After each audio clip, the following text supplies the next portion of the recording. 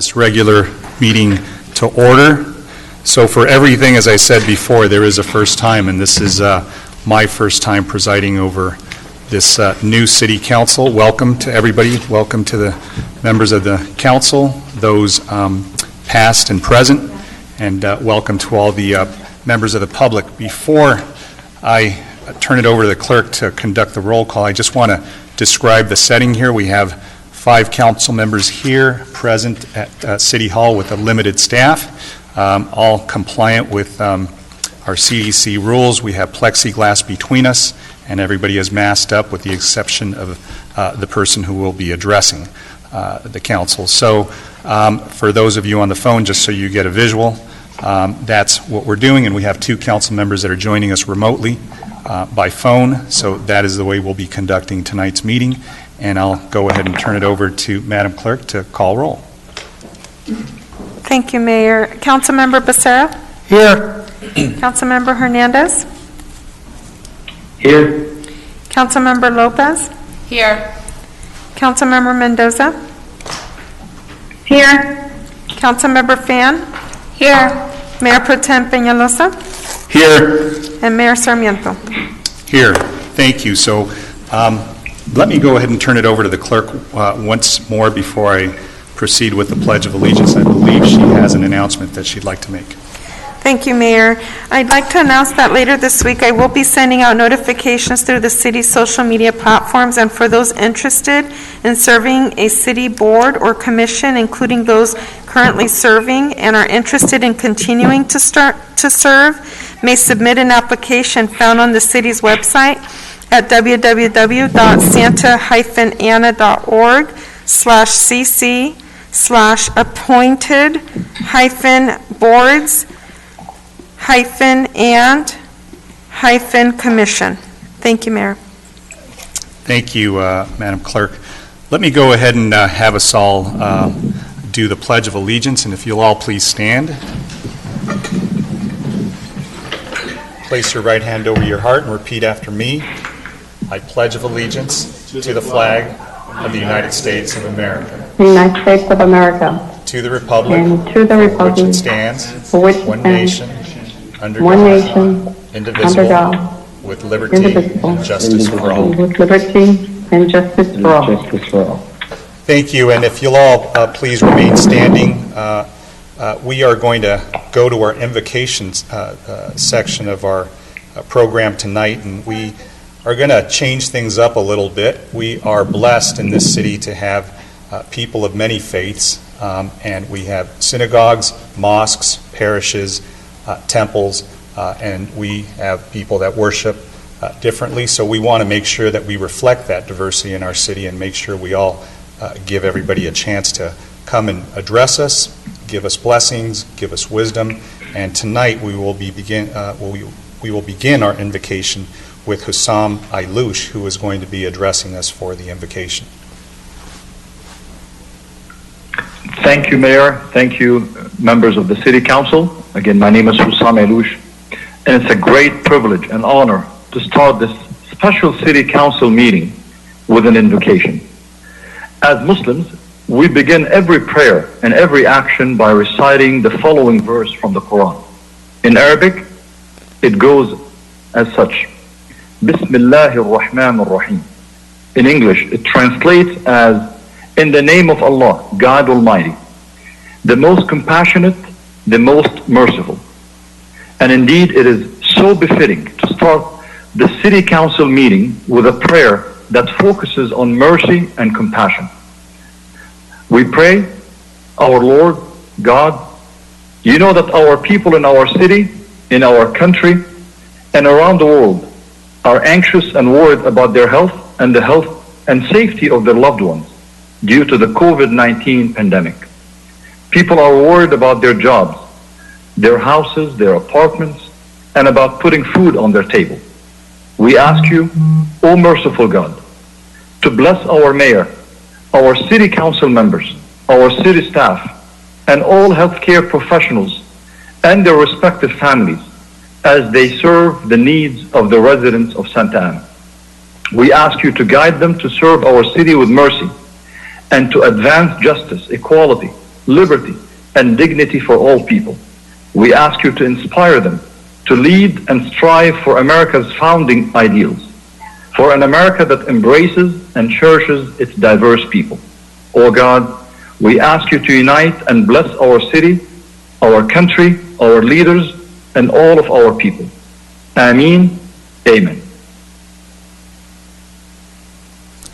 Thank you so much for that. That certainly inspires us to have a very fruitful meeting, so thank you, Mr. Ailouche. Let me go ahead and move along to our ceremonial section of the meeting, and I believe we have a certificate of recognition that Councilmember Mendoza is going to bestow on somebody, so I'll go ahead and yield the floor to Councilmember Mendoza, please.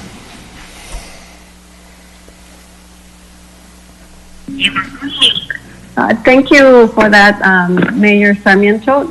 I am going to be presenting a certificate of appreciation for, I am just getting my notes.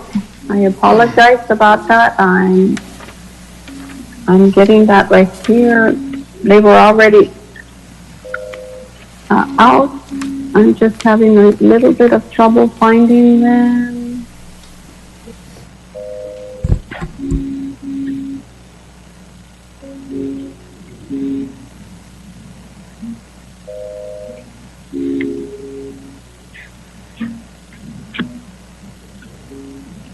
I'll be right with you, okay?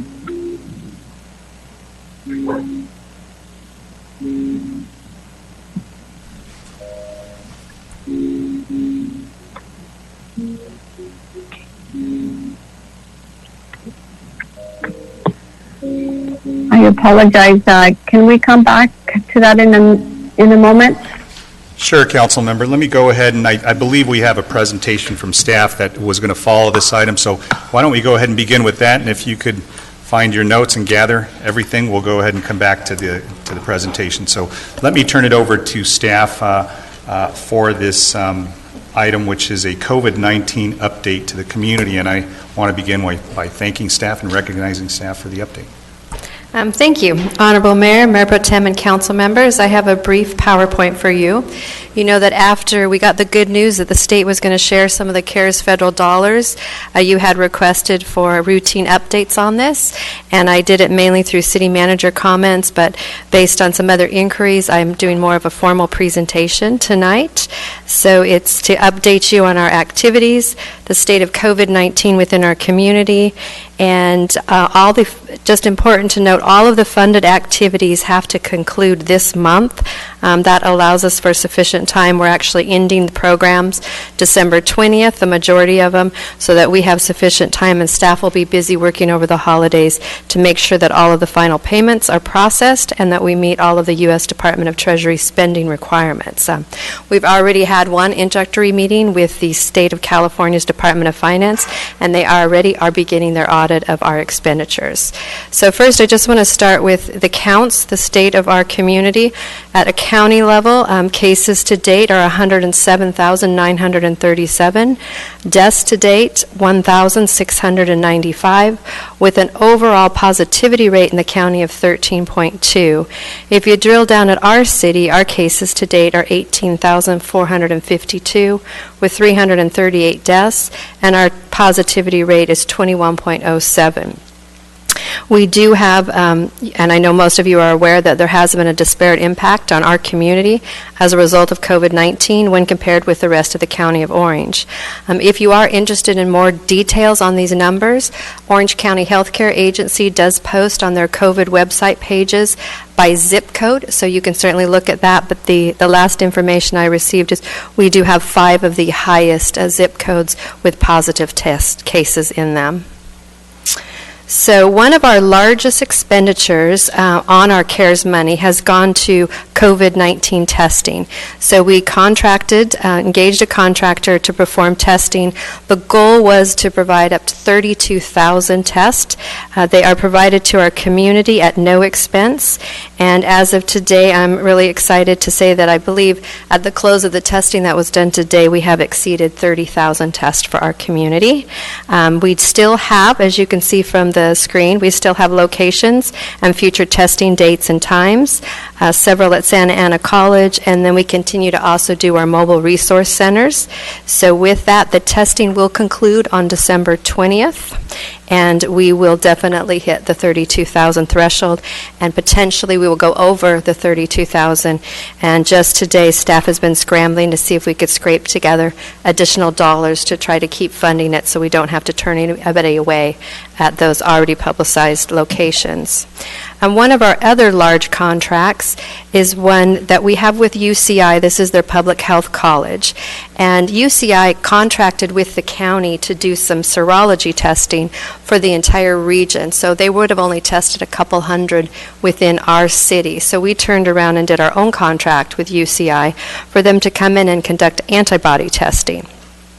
So by doing the antibody testing, they can determine the prevalence of exposure, which will definitely help us in the future and I'm being optimistic that we receive additional resources to continue these efforts. It's a unique test that they will then take and analyze the data and extrapolate, and they can help us determine where potential hotspots could occur in the future.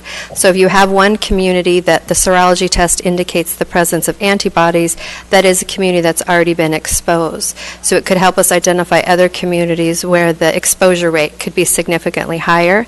And they are starting to believe that there is a presence of antibodies from having it that lasts longer than what they originally thought. So that's good news in that regard.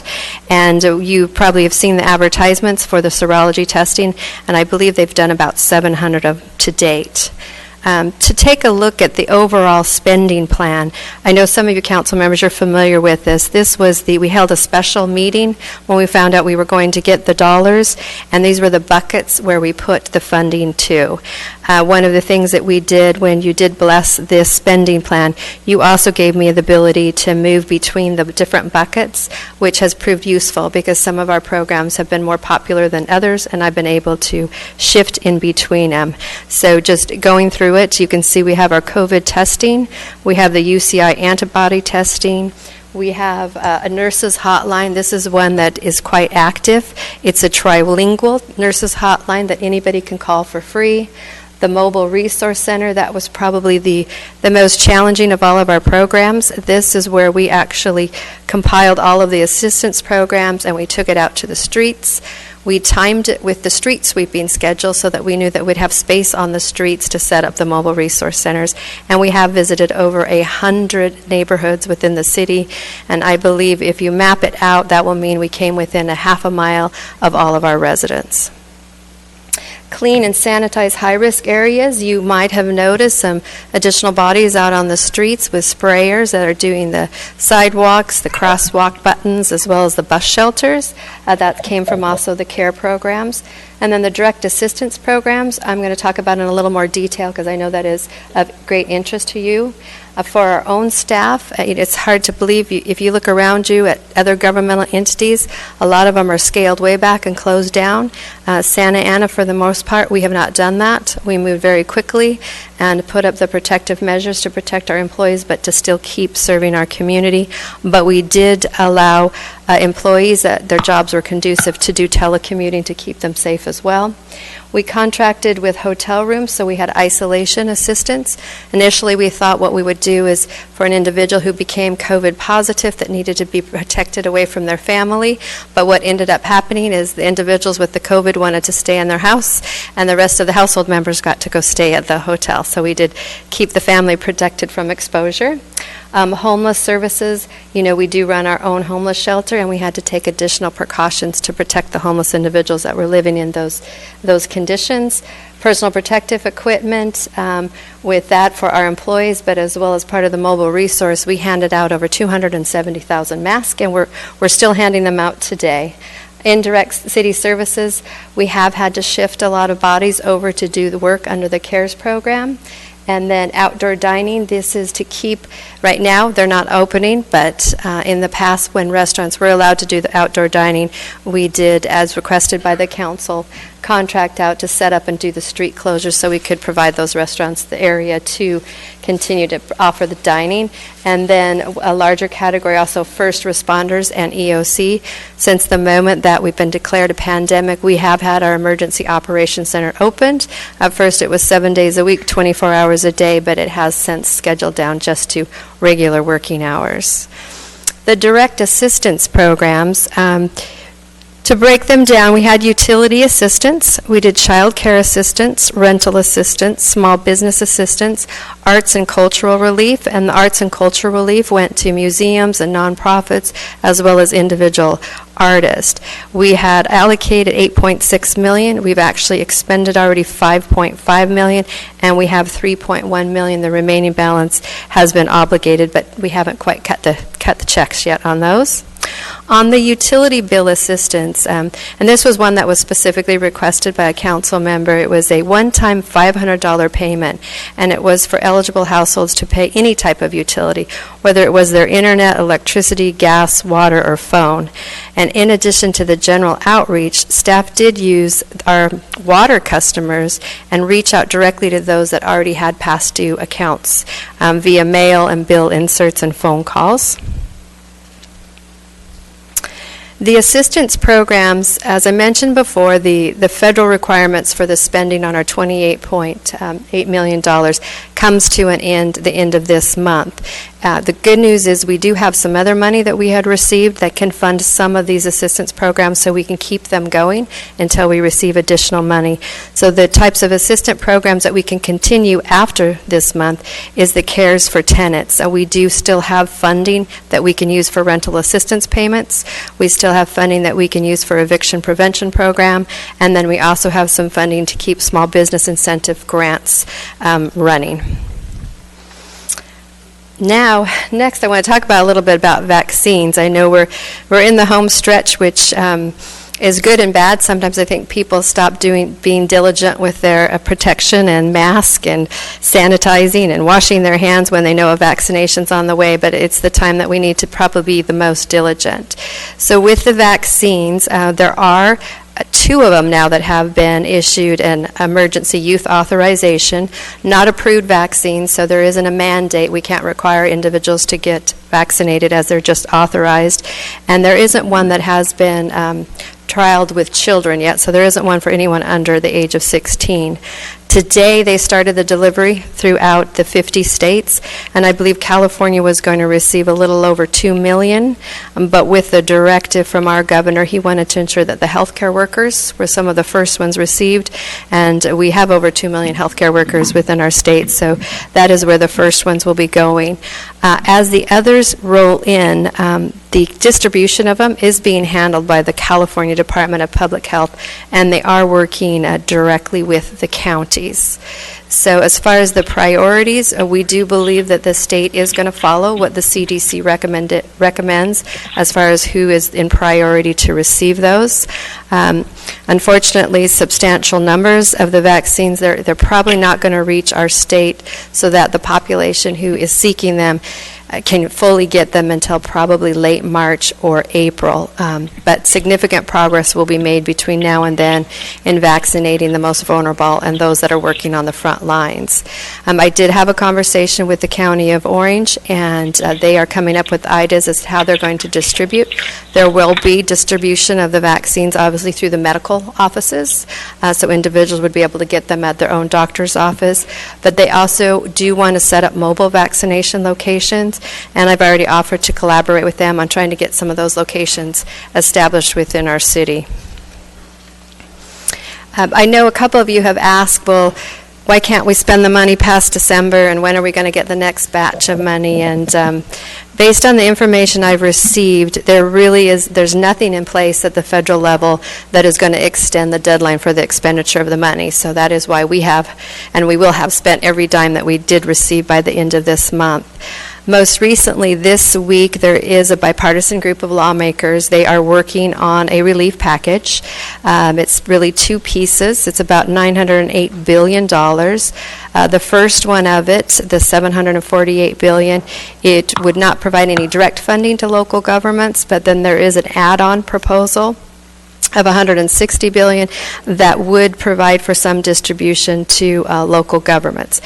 They have only a limited amount of time to see if they're going to take action on this before they do recess for their holiday break. So I will keep you posted as we continue to receive information from our lobbyist.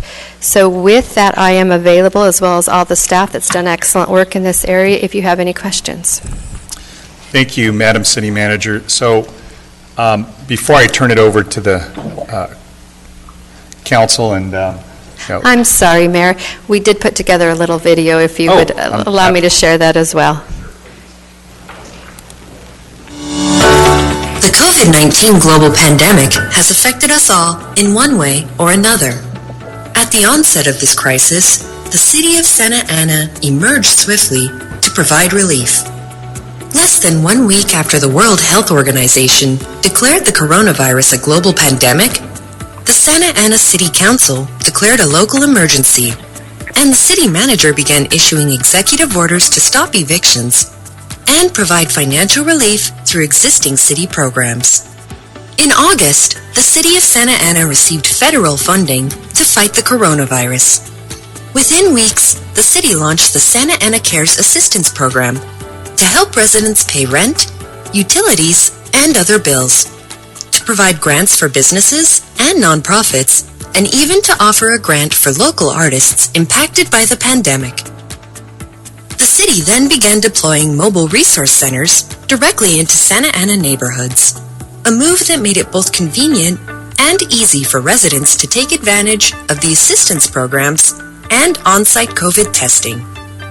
Pues yo lo único que pues, le dije, ¿verdad? Que sí, que cómo haría para aplicar, y ya me dijeron, me ayudaron bastante en que tenía que, paso a paso lo que tenía que hacer. Hubiera, pues si no hubieran ido, no me hubiera informado, porque en hecho yo con esto con lo de la pandemia, yo no salgo mucho, entonces me la paso encerrada, entonces yo no sabía de la ayuda, sino cuando fueron el folleto, que me llevaron los folletos hasta la puerta de mi casa, me di cuenta que sí hay ayuda.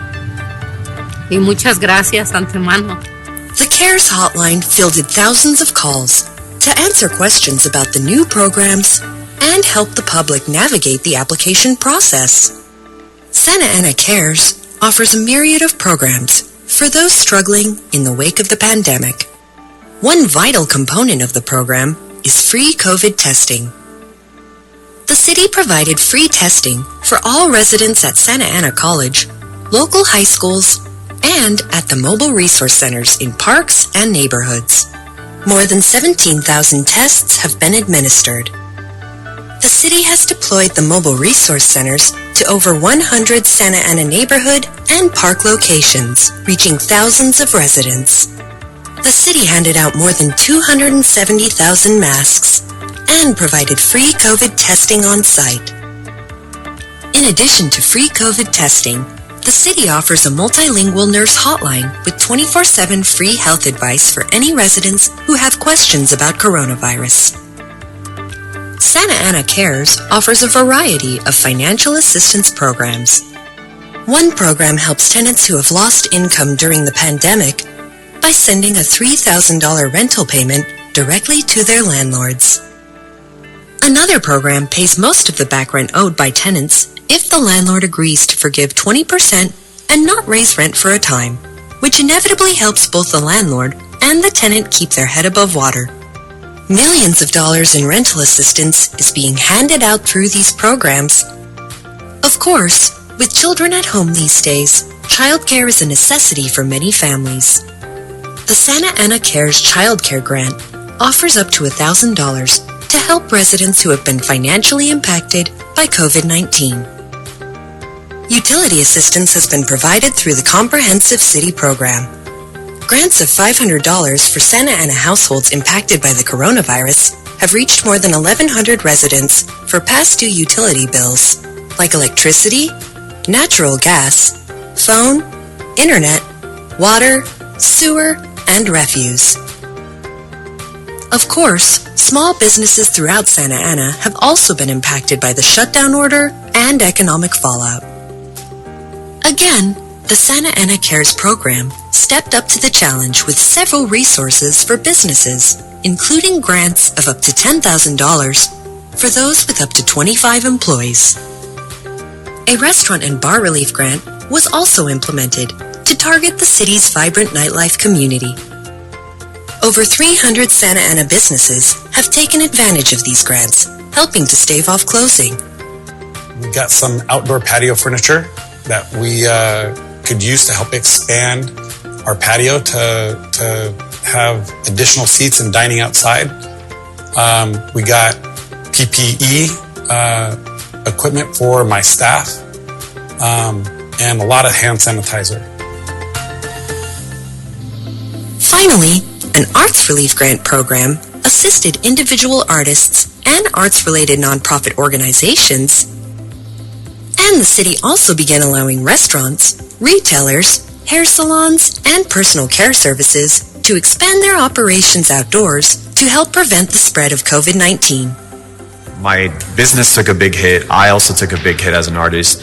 So the grant money has definitely helped to pay rent for the studio and other expenses that, didn't disappear when COVID hit. These are just a few of the programs that have helped Santa Ana weather these trying times. And while we may not know when life will fully return to normal, we do know that our community is stronger when we come together. And that is exactly what Santa Ana Cares aims to do through its programs and services. The application period has closed for some programs, but others are still open, including rental assistance. Time is running out, so apply now. The city remains steadfast in its commitment to provide its residents and businesses with all of the assistance it can. Now, more than ever, it is clear that Santa Ana cares. Thank you, Mayor.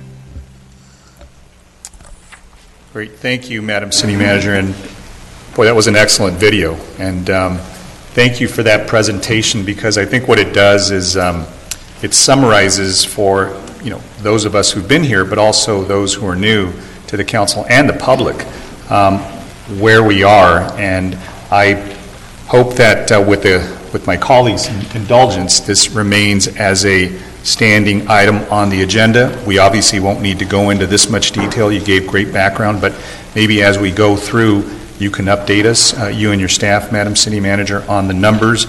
And I believe it's warranted because, as you mentioned, at present, having more than 18,000 cases that are positive in the city and more than 330 deaths, and our positivity rate being close to twice what the county averages, I think it's warranted. But I really thought that was an excellent presentation. So let me go ahead and bring it back to the council. And what I'll do is, for those of you who are new and those of you who are on the phone, those of you who are here, you just get my attention, and I'll go ahead and call on you. For those of you who are on the phone, go ahead and just let me know you'd like to speak, and I'll go ahead and call on you and hopefully put you in the queue. But let me bring it back to the council for comments.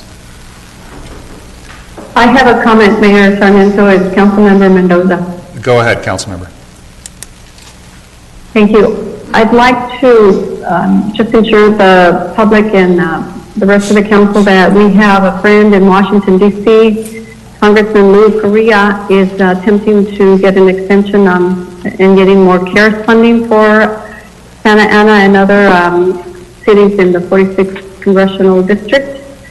And I also would like to have, as part of the report, is how much money has been expended and how much is left, so that we can be sure that we used all of it before the deadline. Great. Madam City Manager. So thank you, Councilmember Mendoza. Daniel, can you put up the slide with the overall funding? So on the one slide, I believe it's slide 5, we're going to put up so that you're going to be able to see it. It lists the categories of the spending. The first is the amount that we allocated, and the second column is the amount that has been expended to date. And then it is footnoted the differential between the two. We have already obligated, so we will be concluding the month with the full expenditure of the 28.8.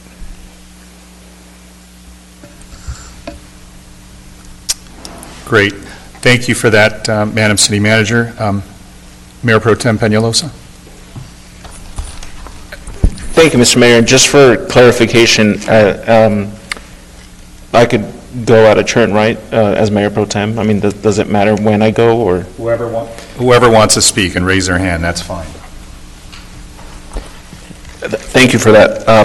Madam City Manager, I just wanted to get clarification on the 6.8 million that have been obligated. Do you have a general idea of what different areas we've obligated that money to? The reason why I was asking is because some of the notes that I wrote pertaining to slide 5 in particular were that 5.5 million still haven't been expended for, I believe it was direct payments to residents. And I know that the holiday season coming up and whatnot, I know that especially with a community like ours, there's a lot of need out there in our community. I know it's out there, and just because they might not be at our CARES events, applying for something, doesn't mean they don't necessarily need it. And I know that there's a lot of residents out there that could use some of this assistance citywide. So if there is any possibility that in the next, I know we only have about 2 months left in the month, but in the next couple of days we do some heavy outreach, door-to-door knocking with our CARES ambassadors in these high-impacted communities, and just really reemphasize that there is resources available for any bill they might need paid or whatnot, or rental assistance. Because I know that even growing up, my mom being a resident, a legal resident, would be terrified of asking the government for any assistance.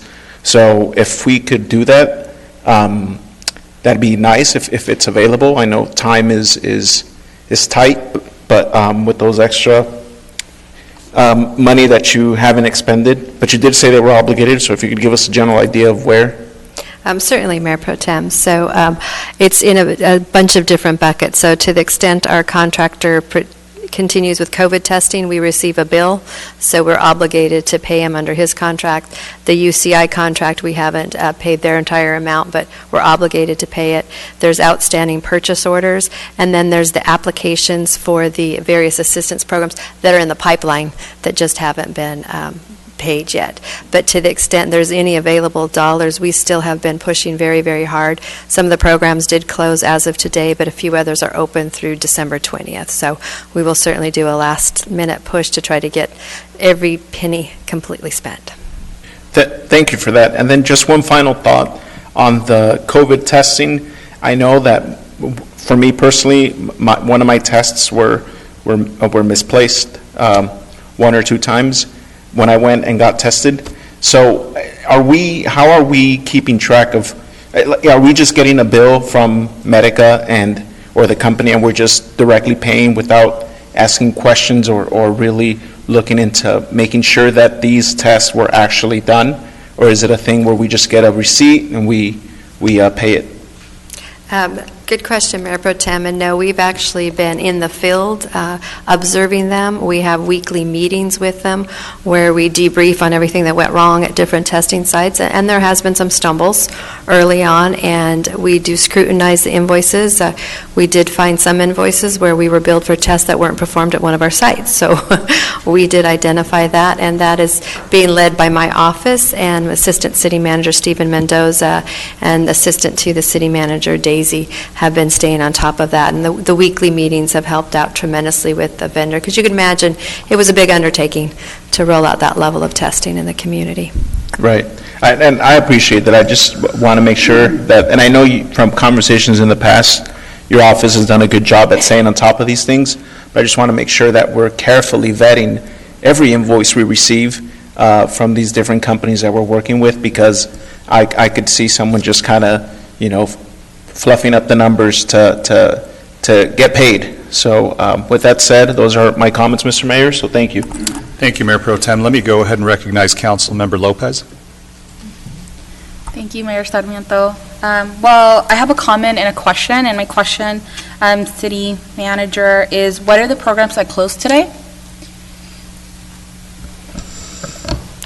I am going to see, I don't see Daisy. Oh, Daisy is here. I will ask Daisy to come up and speak to the programs.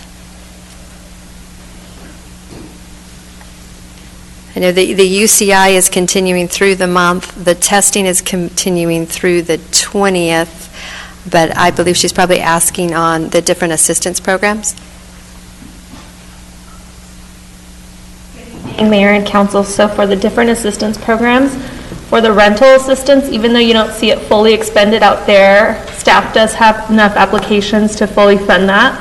I don't believe we're taking any more from the CARES program, but we are taking them from the CDBG program, so that will continue.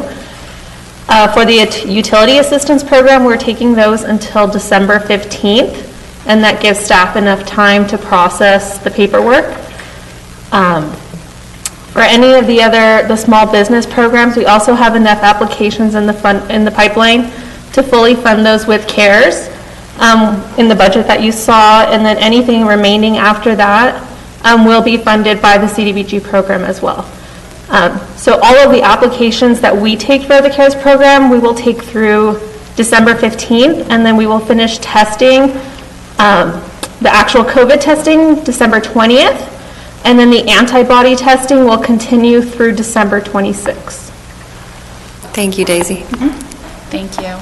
And moving on to my comment, I wanted to thank Mayor Sarmiento for taking charge and making sure that we had this, and Christine for providing us with the important presentation. As we all know, we've been one of the hardest hit cities in the county, and as someone who is in direct contact with people who have been exposed to COVID or have COVID, I really want to ask our community members that are listening to, if they have any plans, any travel plans for the holidays, to rethink them, because we are seeing a high number of cases go up because of the Thanksgiving gatherings that people were having. And so I think it's important to remind folks that there has been a surge because of that.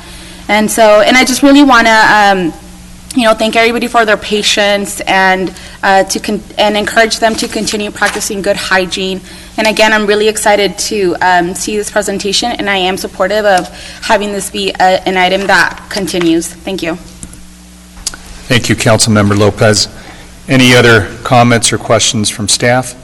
I'm sorry, from the council? Hearing none and seeing none, I'll go ahead and bring it back to myself. I wanted to, again, thank staff for the presentation, thank my colleagues for the questions and comments. I did have a couple of comments, maybe some direction for staff. I understand that there is a vaccine task force that the county has assembled, and so to the extent we may already have somebody on there representing the city, maybe something for us to do. Madam City Manager, it looks like your head is nodding. Or? Yes, Mayor. They did allow one slot for one city manager, and the county selected the city manager of Huntington Beach, so I will get routine updates through the Orange County City Managers Association from that representative. Great, thank you. And I understand that the county was going to be allocated, I think, an initial 25,000 vaccines to begin with. I'm not sure if those arrived today, but I know that they were supposed to arrive yesterday. They might have been delayed. But to the extent that, we want to make sure we're vigilant about vaccines and how we receive our proportionate share, which should be very high, I don't want to lose sight of the fact that we are going through a very dark period, as was mentioned by Councilmember Lopez, and I think, probably the darkest moment in this pandemic, since it began. So, as we see hope on the horizon, we have to realize that this is a very difficult time for many. These numbers really are disturbing. 21% in some of our, 5 zip codes and 18,000 cases. That is very alarming. So, I want you all to know that there is an effort, a campaign that is going to be launched within the next couple of days.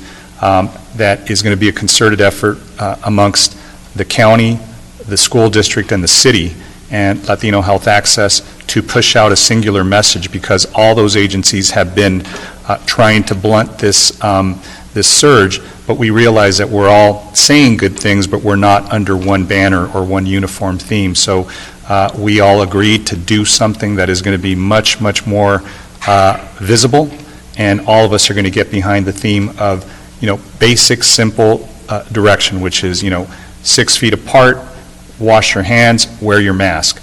but it has to be a uniformed effort. So we know that the county is going to be leading the effort and funding some, so will the district, and so will the city. And I want you all to know, this isn't county-wide, this is specific to just Santa Ana. So I know I see Paul Eakins in the audience, and he'll go ahead and share. I think he's working with the team right now. He'll share when the press conference is scheduled for. I believe it's scheduled for the 17th of this month, which is Thursday. We still have a tentative time and date, but we'll make sure to apprise the council so you can be present virtually. So I will make sure that happens. But that's just one more way to, let the community know this is not over. And before any vaccines reach everybody, it's going to take a while. So in the meantime, that is something that we need to do through this campaigned effort. So those are my comments, and let me go ahead and, I believe, seeing none, we'll go ahead and move along to the next item, which I believe we skipped over, and that was, we gave some time to Councilmember Mendoza. Let's go ahead and go back to her so she can do her recognition. Councilmember Mendoza, are you there, and are you ready? Yes, Mayor Sarmiento, I am here, and I apologize for my oversight. I have found my notes, and today I would like to recognize and give a certificate of appreciation to a business, and this is going to be presented to Miss Alice Cow, and she is a Sender One Climbing, a limited partnership here in Santa Ana. The co-founder and CEO, Alice Cow, K-A-O, discovered climbing while she was living and working in London during a difficult time in her life. She was wanting to share the healing and self-discovery that climbing brought her. Alongside with her business partners, she launched Sender One in 2011 in the United States. Sender One's first location opened in Orange County in June of 2013 with 300 members and 21 employees, and it generated $1.8 million in sales in its first 12 months of operation. Sender One's numbers grew rapidly, and just prior to the pandemic, the business had 2 locations with 157 employees, and this time it was $8.1 million in sales. Teo's belief in community involvement has been intertwined in Sender One's culture. The company's has partnered with the Boys and Girls Club organizations, as well as various drug rehabilitation groups in Orange County. It is for those reasons that Ms. Alice Kao was recognized as the SBA 2020 California Small Business Person of the Year. It is small businesses like Sender One that are the heart of Santa Ana. Thank you, Ms. Alice Kao, for being part of our community, and congratulations on your award.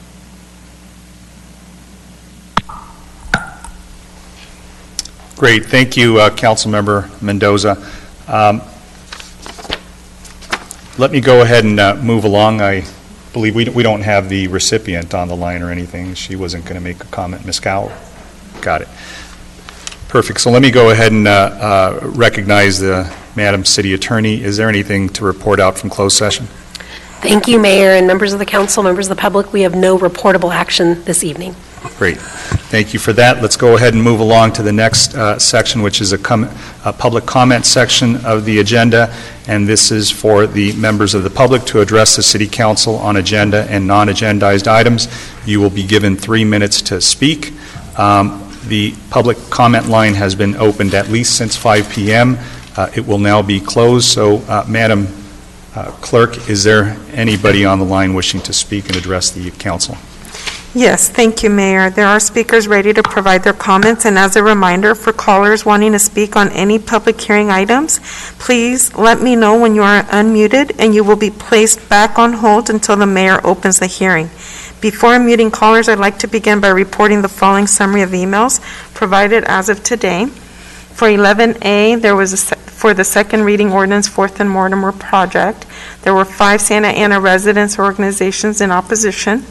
For 20C, the Clean and Safe Downtown Agreement, There were 49 Santa Ana residents or business owners in support, but requested amount to stay at $500,000 to continue security services. One Santa Ana resident was in support as recommended. One Santa Ana resident in opposition, and one did not disclose residency in opposition. For 55A, we had one Santa Ana resident in support. For and that is for all the consent items. And beginning with the first caller with the last three numbers, 174. If you would please dial *6 to unmute your call or select the microphone icon. Persona en el teléfono con los tres últimos números, 174, por favor marque *6 para reactivar su llamada.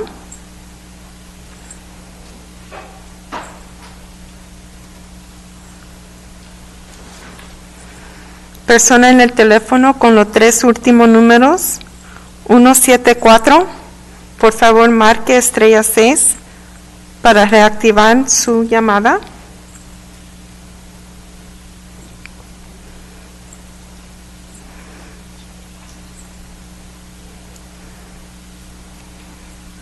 Persona en el teléfono con los tres últimos números, 174.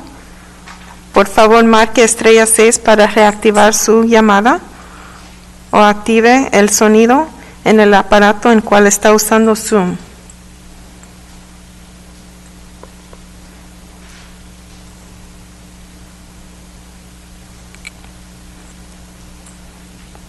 Persona en el teléfono con los tres últimos números, 174. Por favor, marque *6 para reactivar su llamada o active el sonido en el aparato en cual está usando Zoom.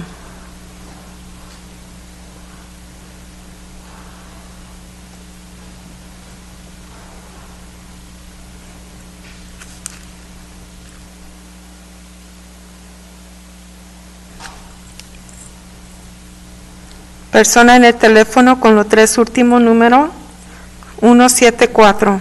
Por favor, marque *6 para reactivar su llamada.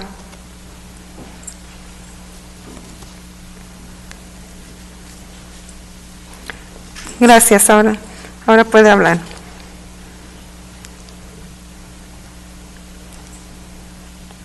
Persona en el teléfono con los tres últimos números, 174.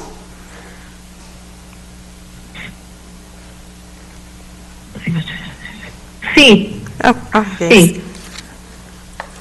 Okay, usted, Sí, soy yo. Okay, sí, usted puede empezar su comentario. Gracias.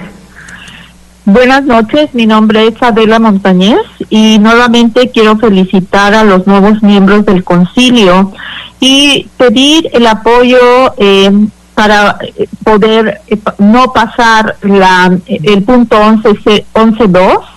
11A, perdón, acerca de un nuevo edificio de lujo que será construido en el área de Lacey. Tristemente, yo conozco personas que están viviendo en su carro y que viven cerca de esas zonas y personas que desafortunadamente por la pandemia que estamos viviendo están en un paso fuera de en la banqueta, en la calle, por esta situación. Entonces, pedimos que por favor vean la posibilidad, ¿verdad?, de crear mayores viviendas de bajo costo para nuestra comunidad y especialmente de extremadamente bajo costo. Y también que consideren que en esa zona hay muchas familias de bajos ingresos que al hacer un edificio de lujo pueden ser desplazados del área donde viven. Y ya lo estamos viendo, muchas de esas familias se están yendo a otras ciudades por falta de poder pagar sus alquileres. Entonces apreciaríamos muchísimo que tomen esto en cuenta y que recuerden que la comunidad espera mucho de ustedes. Muchas gracias y buenas noches. Gracias. And now we will hear from our interpreter. Good evening. My My name is Adela Montañez. Number one, I'd like to congratulate our new council members. And I'm asking for your support on no on 11A, on the new building that is being built in Lazy. There's a lot of people that are living in their cars due to this pandemic, and they're one step away from living in the streets. Please, let's try to create new low-cost living for people from low budgets. Please consider families of low incomes. They can be evicted from their residences due to not being able to pay their rent. Please take this into consideration. Thank you.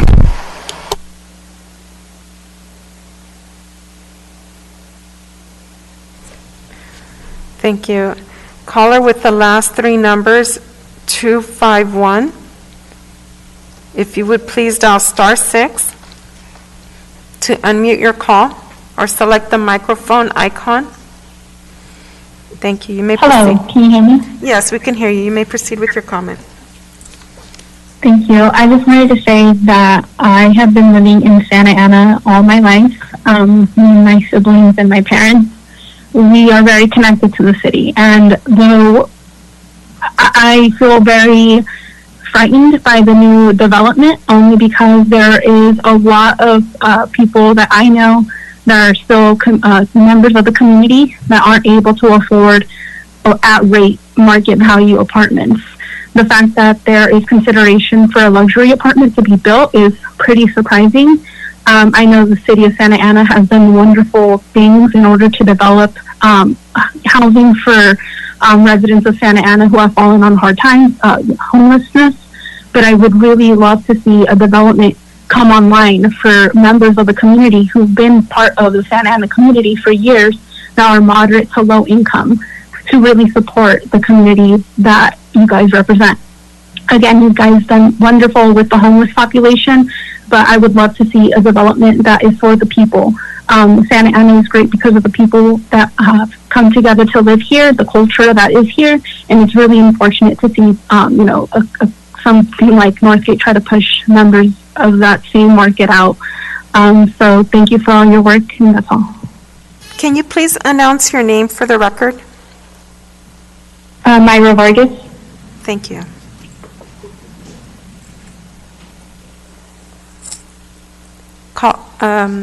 Okay.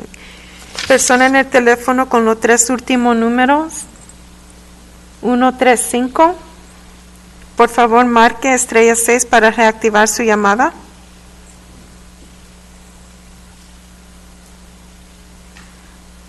Gracias. Hola, buenas tardes. Mi nombre es Rachel Pozos. Soy voluntaria en la organización Alianza Translatinex, y el motivo de mi llamada esta tarde es porque me gustaría que los nuevos congresistas nos apoyaran más, ya que hasta el momento no hemos recibido ningún apoyo de la ciudad de Santa Ana, ya que contamos aproximadamente abiertas con 6 o 7 meses atrás, y no hemos recibido ningún apoyo de la parte de la ciudad. También hemos sabido que a otras organizaciones nosotros nos enfocamos en mujeres trans y han recibido ayuda de parte de la ciudad, lo cual creo ellas o ellos no cuentan con una oficina. Nosotros afortunadamente contamos con una oficina donde estamos ayudando a nuestra comunidad trans aquí en el condado de Orange, que eso vale decir que somos la primera organización que estamos trabajando a beneficio de nuestra comunidad trans aquí en el condado de Orange, y espero se nos ayude a nuestra organización para seguir manteniendo nuestras puertas abiertas, ya que hasta el momento en el condado de Orange, en lo que llevamos 6-7 meses abiertas, hemos hecho más de 40 cambios de nombre. Lo tenemos los miércoles, damos comida a las mujeres trans, y contamos con el primer ballet folclórico conformado con mujeres trans.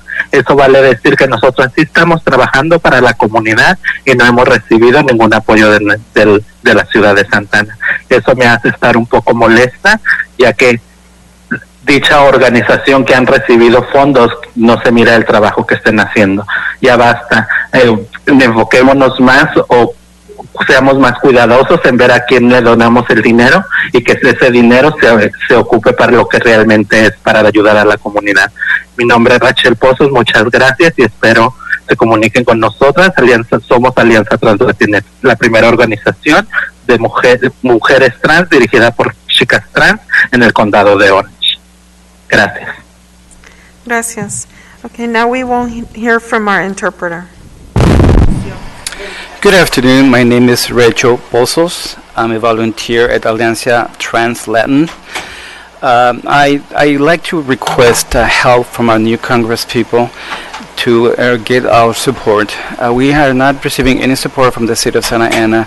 We have not received any other support. There's other organizations. We are concentrated in trans women. We are the first organization that supports trans women for our community. We need your help so we can continue with our work, with our labor. We've been working for 6 to 7 months so far, so we would like to continue with our doors open. We are on Wednesdays. We are feeding our women. We are helping, and we are working, and we're working hard in our community, and we're not receiving any support from our city. We don't see any work for us. So we're seeing all this money that is coming to the city from all these organizations. So we like to see where this money it's being spent.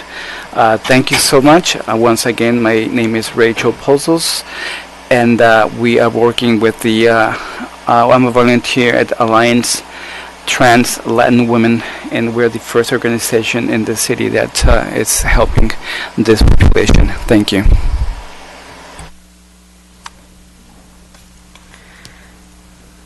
Okay, thank you. Persona en el teléfono con los 3 últimos números, 054. Por favor, marque *6 para reactivar su llamada. Gracias.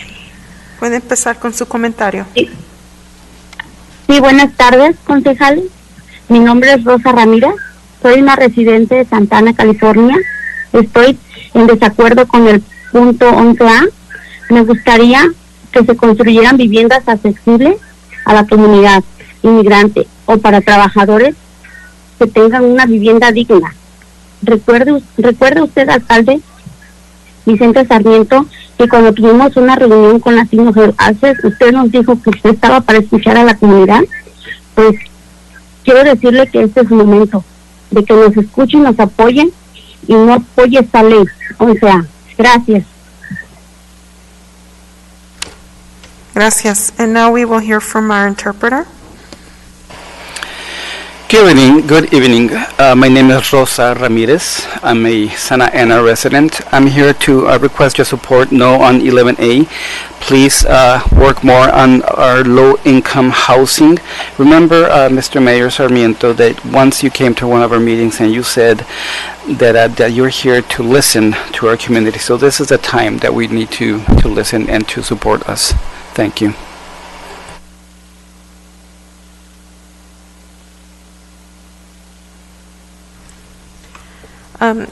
Caller with the last 3 numbers, 052. If you would please dial *6 or select the microphone unmute feature on your device, and you may proceed with your comment.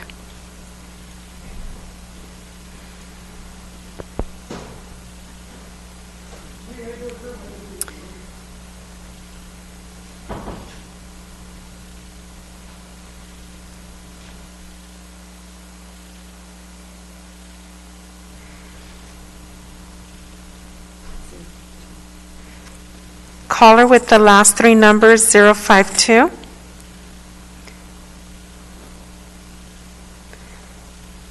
If you would please dial *6 or select the microphone unmute feature on your device and proceed with your comment.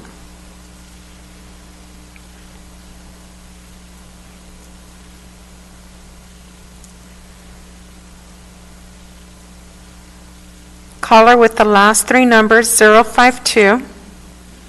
If you would please dial *6 or select the microphone unmute feature on your device.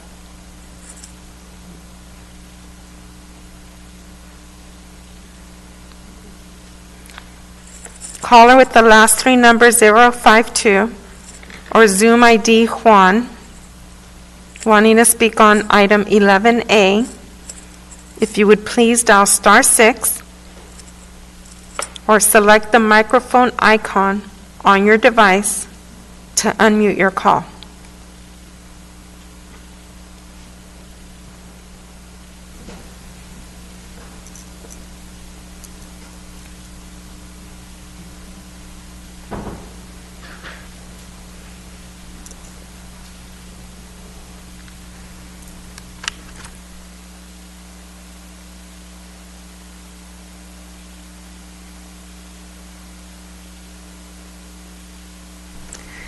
Persona en el teléfono con los tres últimos números, 160.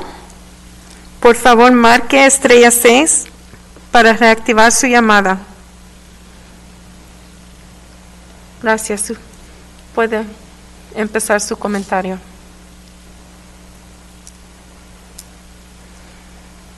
Persona en el teléfono con los tres últimos números, 160.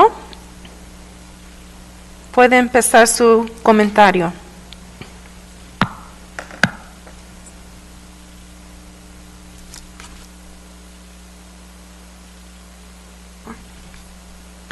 Caller with the last three numbers, 924. Please dial *6 to unmute your call or select. Oh, okay. Usted puede empezar su comentario. Ok. Sí, mi nombre es Fausto Ramírez. Yo vivo aquí en Santana. Ya tengo aproximadamente 20 años viviendo. Y estamos ahorita pidiéndole a los congresistas que se opongan al número de agenda 11A, que esto, como habían mencionado mis compañeros anteriormente, en la construcción de la vivienda de lujo. Nosotros estamos viendo que hay más necesidad aquí en la ciudad, y no se nos hace justo el lujo, porque lo que se está viendo es que este año han subido más las rentas más que anteriormente, y todo eso más aparte lo que estamos viendo ahorita de la enfermedad del COVID, eso nos está perjudicando tal vez más y más. Entonces le estamos pidiendo que nos apoyen en que se pongan a que no se construyan estos edificios de lujo, ya que la familia González, yo pienso que también ellos anteriormente fueron también personas que nos apoyaban, que personas que veían la necesidad de la comunidad. Gracias. Gracias. Now we will hear from our interpreter. Hello, good evening. My name is Fausto Ramirez. I'm a Santa Ana resident for over 20 years. I'd like to say one message to our council members. Please help us know on 11A with this housing. There's more need for low-income housing rather than luxurious housing.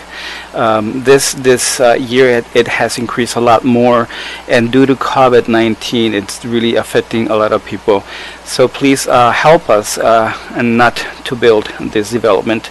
There's a family, Gonzalez, that they were also in support with us. So thank you for your time.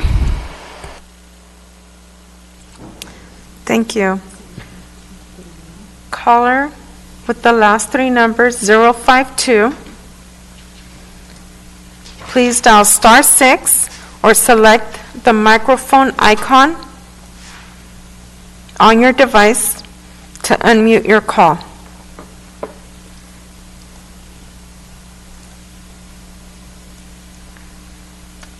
Caller with the last three numbers, 052. Zoom ID, Juan. If you would please dial *6 to unmute your call or select the microphone icon on your device to unmute your call.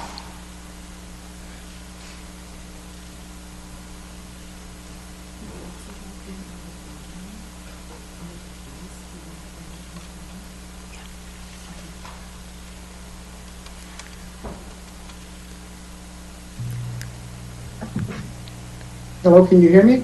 Yes, he can hear you. Go ahead. You may proceed with your comment. I'm sorry, I was trying to get in using my telephone, and so I'm going to go ahead and do it right now via the Zoom. Okay, thank you. You may proceed with your comment. You have 3 minutes. So, good evening, Honorable Mayor Sarmiento, Mayor Pro Tem Peñalosa, and members of the City Council. My name is Juan Garcia, and I am the Community Engagement Liaison for Northgate Real Estate. I'm here to comment on Agenda Item 11A, the Fourth and Mortimer Mixed-Use Development Project. I mainly want to address and clarify a few points that have been made by some project opponents. First, it's important to understand that Northgate has philosophically always provided quality products at fair prices to its customers. The same philosophy is going to be carried over to the current proposed housing component of the development, which we believe is a quality urban project. The goal is to offer housing for single individuals on up to multifamilies. While this project does not have an affordable housing component, our team is currently in discussions with CNC Development and the city for a 100% affordable housing development. We are also in discussions for development of another affordable housing opportunity, as well as exploring a student housing development for college students. We truly care about Santa Ana, as has been historically evident with all of our involvement with nonprofits and all of the giving programs that we've had throughout the community over the last 23 years. Lastly, please know that our team has conducted a number of local outreach meetings, and I can give you a little summary of some of the ones that we've done since 2018. We did go ahead and conduct the Sunshine Ordinance meeting in 2018. We've met with neighboring condominium and apartment buildings, the Spectrum condominiums, the Garden Court apartments, and Parks apartments. We presented at a city-organized joint meeting of neighborhood associations in July 2020, which was the French Park, French Court, Logan, Lacey Downtown, and French Park Plaza. We've made presentations to business organizations and individual leaders, including Santa Ana Business Council, the Chamber of Commerce, and Downtown Inc. We met with Historic Preservation Representative, and our partner in this project right here, Andrew Nelson, has knocked on nearly every door that's adjacent to our current store right there, and he's spoken with a number of neighboring residents. We've always had an open door policy since the start of the project, and we've held meetings both in person, via Zoom, and met privately with any person or organization who wanted to meet with us. And we've always 15 seconds left. Information as to how they can go ahead and get a hold of us. If this item does get pulled for public hearing, we're going to ask that we be invited to address any questions or concerns that the City Council may have. At that point in time, we will end up having myself, Carl Middleton, who is president of Northgate Real Estate, Andrew Nelson, who is a principal at Red Oak Development, and then also Jennifer Lynch, who's our land use counsel. We truly appreciate the City Council's action at the December 1st meeting and humbly ask that you please approve the second reading tonight. Thank you. Thank you. Caller with the last three numbers, 214. If you would please dial *6 to unmute your call or select the microphone icon. Thank you. You may proceed with your comment. Hi, can you hear me? Yes, we can hear you. You may proceed with your comment. Yeah, hi, good night, Council. My name is Alexis Teodoro, and I'm calling as a Santa Ana resident. And I encourage and urge the current council to postpone this vote and not approve it. I think I don't need to add to the reasons the community has already chimed in. I echo every single comment against this proposal, but also want to make it clear to the North Cape real estate, the North Cape family, that the best way to create participatory community development is to sign a community benefits agreement with the community that lives in the area, surrounding the area, and the organizations who have historically done a lot of work in the community, particularly those organizations that do land use work. Because there are a couple of, there is one community organization, I believe it's called Thrive, if I'm not mistaken, and in the past, they have repeatedly come to the city with different ideas on how to develop the land along with community interest, not capital interest of a specific family. So the best way, and I encourage you to consider this, is to actually meet with the people and sign what is called a community benefits agreement out in the open. And you'll be the best example of what sometimes is called participatory development, meaning it's bottom up and not the other way around. Historically, us residents in Santa Ana have been primarily ignored, even when we come make public comment. And I think it's about time we take our ideas very seriously, because we're experts in this as well. Thank you for hearing me, and I hope that you make the right decision, Council, and do not approve this vote and allow more time for more community input, especially because we're in a pandemic and we cannot properly discuss this out in the open because of the precautions that we have to take. So that's another reason why this should not be approved. But if the Norgay family wants to develop housing for us, the residents who don't have it and can't afford it right now at the market rate, then sign a benefit agreement, or the community benefits agreement. So thank you, and I hope that the council listens to us residents. Thank you, and have a good night. Thank you. Caller with the last three numbers, 073. Please dial *6 or select the microphone unmute feature on your device. Thank you. You may proceed with your comment. Hello, welcome council and new council members. Can you hear me okay? Yes, we can hear you. I think so.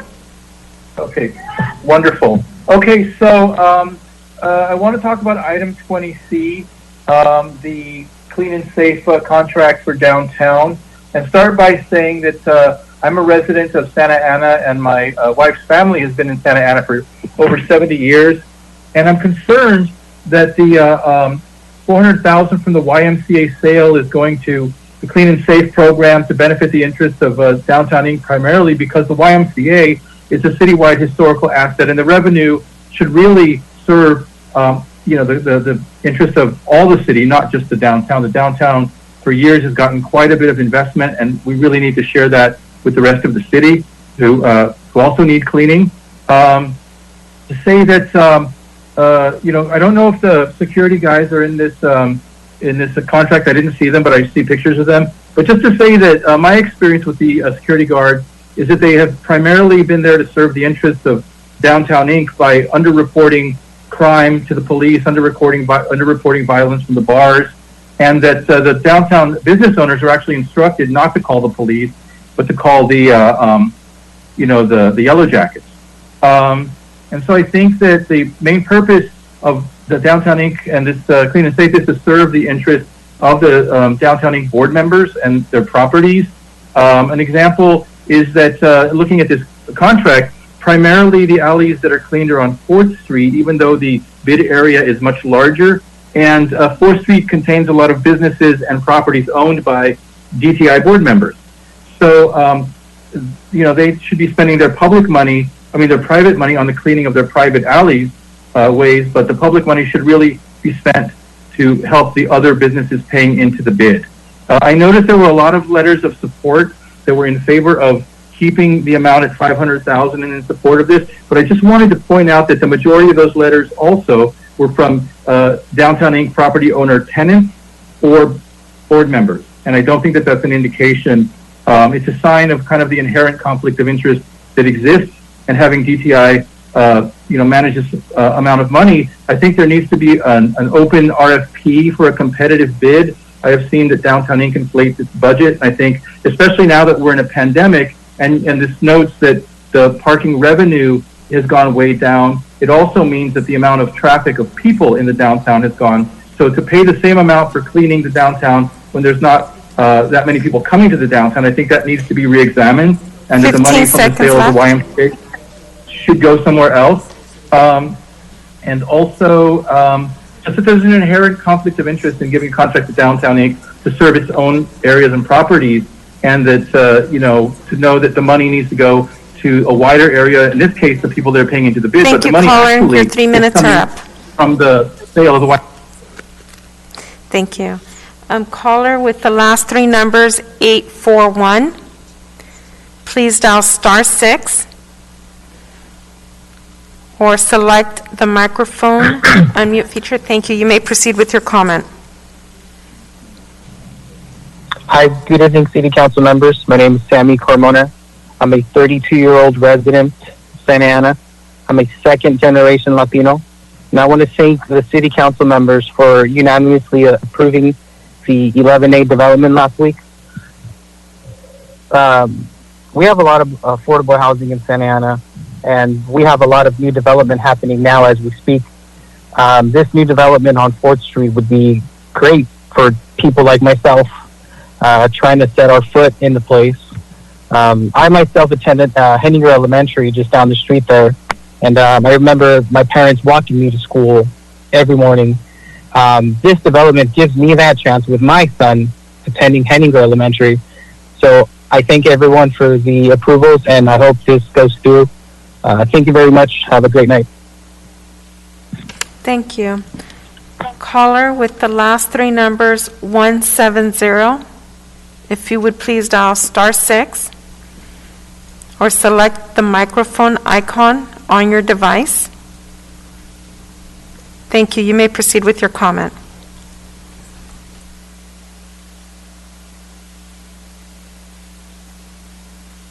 Caller with the last 3 numbers, 170, you successfully unmuted your call. Please proceed with your comment. Can you hear me? Yes, we can hear you. You may proceed with your comment. Thank you. Hi, my name is Penelope Lopez, and I'm organizing director of Chief Staff of Reorganizing Political Home for Young Latinx Identifying People. I'm calling in opposition of agenda item 11A. The proposed Northgate Gonzalez real estate project fails to help address the housing needs for lower income families that live in the surrounding Lacey neighborhood community, one of the neighborhoods with a high population of lower income families. This development project needs to provide affordable housing to help address existing housing needs and mitigate the gentrification and displacement that its project will create. The Northgate Gonzalez real estate team cannot claim that this development will serve the Santa Ana residents without including housing that will be affordable to families with extremely low and very low incomes. We urge you to reject this project until on-site affordable housing is included. The proposed project needs to articulate how the developer and its partners will help address the critical affordable housing needs of residents in the Lacey neighborhood and in the city of Santa Ana. Thank you. Thank you. Caller with the last 3 numbers, 136. Please dial *6 or select the microphone icon on your device to unmute your call.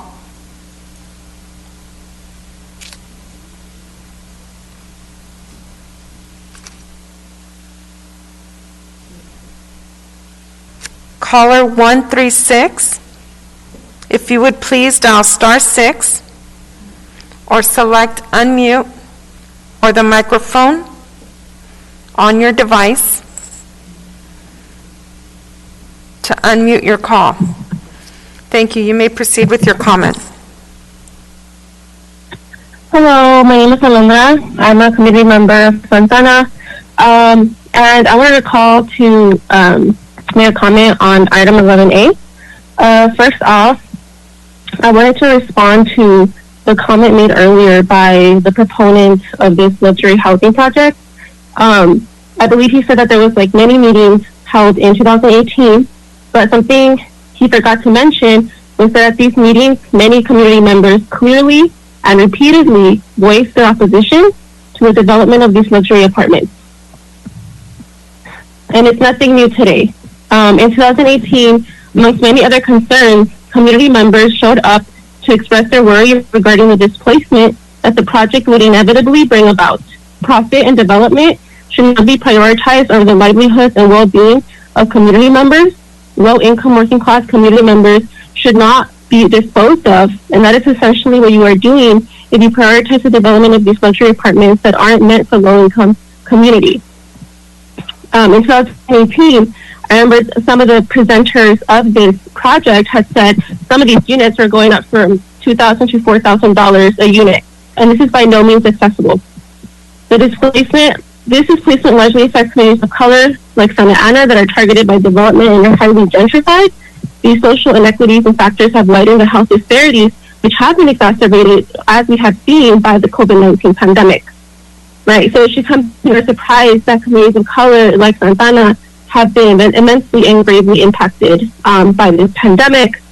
And having housing represents a means of security and safety for many reasons, and not having housing can have a dire effect on people's mental and physical health.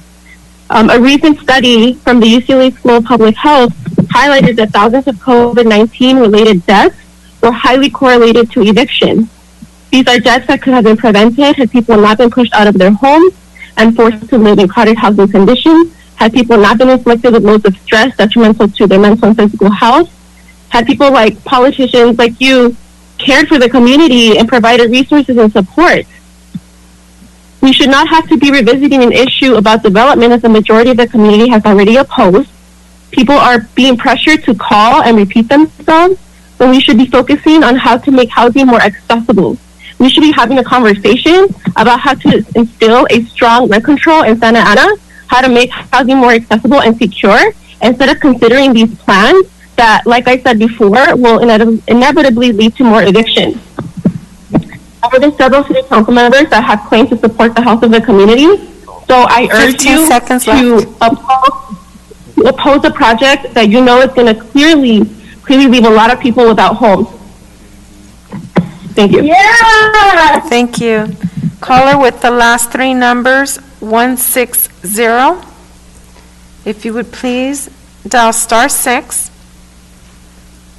or select the microphone unmute feature on your device. Caller with the last three numbers, Hello? Hi, thank you. You may proceed with your comment. Thank you. I am Jackie Cordova, a mother of Santa Ana for the last 25 years. We're at City Council steps. They will not let us in. The police will not let us into this meeting. I question the validity of this meeting if no quorum can be attained on 11A. In 2017, we recalled Pulido and Solorio. We can do the same today in a heartbeat. I do not approve of amendment application number 2020-04-11A based on conflict of interest. Pulido and Sarmiento abstained. Reminder, the City of Santa Ana and all her servants are not allowed any type of kickbacks in redevelopment projects or funds associated with said projects. Item 13A and 13B. A conflict of interest is hereby filed for the appointment of Mark McLaughlin to the Planning Commission as the Ward 4 representative, along with Janelle McLaughlin for an appointment to the Environmental and Transportation Advisory Commission based on nepotism. The public further admonishes Phil Becerra in his corrupt tactics as never having his constituents' best interest in mind when basing his decisions. We said no to the McLaughlins. They have too many hands in our pot. Item 20C, abolish Downtown Inc. Downtown Inc. does not fulfill their duty of a safe and cleanliness, nor have they ever been successful at maintaining a vibrant shopping destination for all. The business owners and residents of Santa Ana do not agree on the exorbitant fees this corrupt organization has imposed on us, nor do we agree to have been charged for parking while paying our water bill or visiting our favorite places.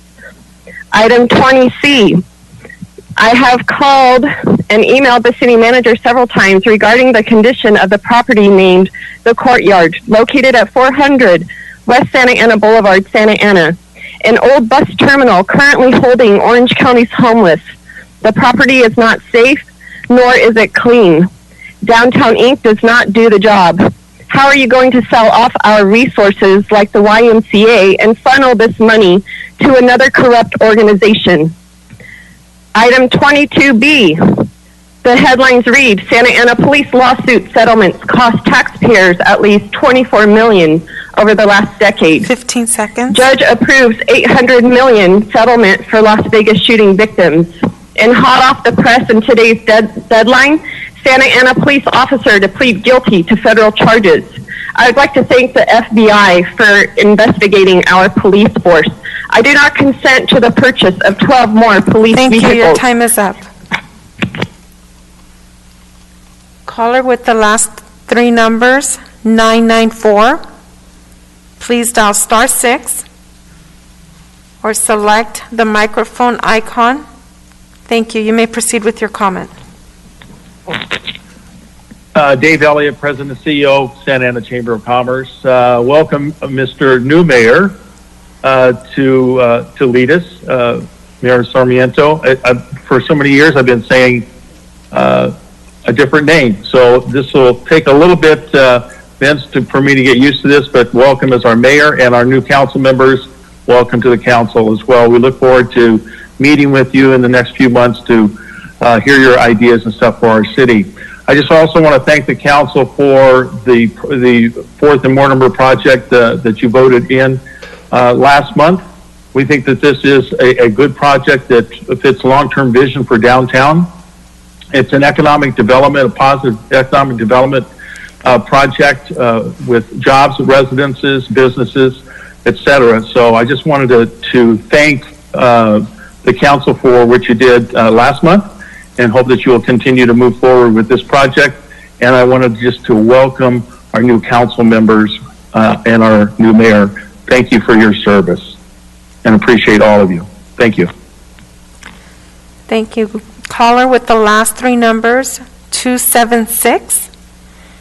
You may dial *6 or select the microphone icon to unmute your call.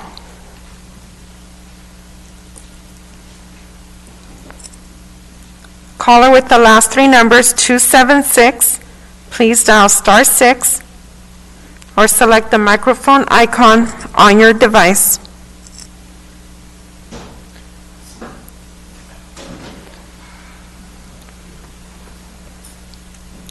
Caller with the last three numbers, 276. You may dial *6 or the microphone icon to unmute your call. Persona en el teléfono con los tres últimos números, 276, por favor marque *6 para reactivar su llamada o active el sonido en el aparato en cual está usando Zoom.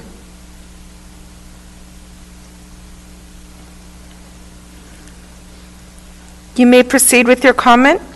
Puede empezar con su comentario.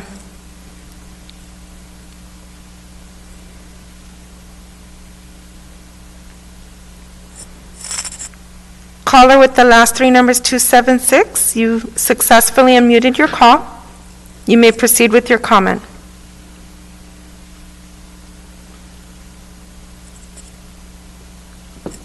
Persona en el teléfono con los tres últimos números, 276.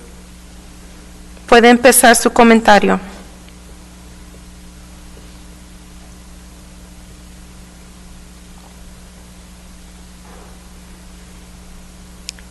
Caller with the last three numbers 335, please dial *6 to unmute your call or select the microphone icon to proceed with your comment.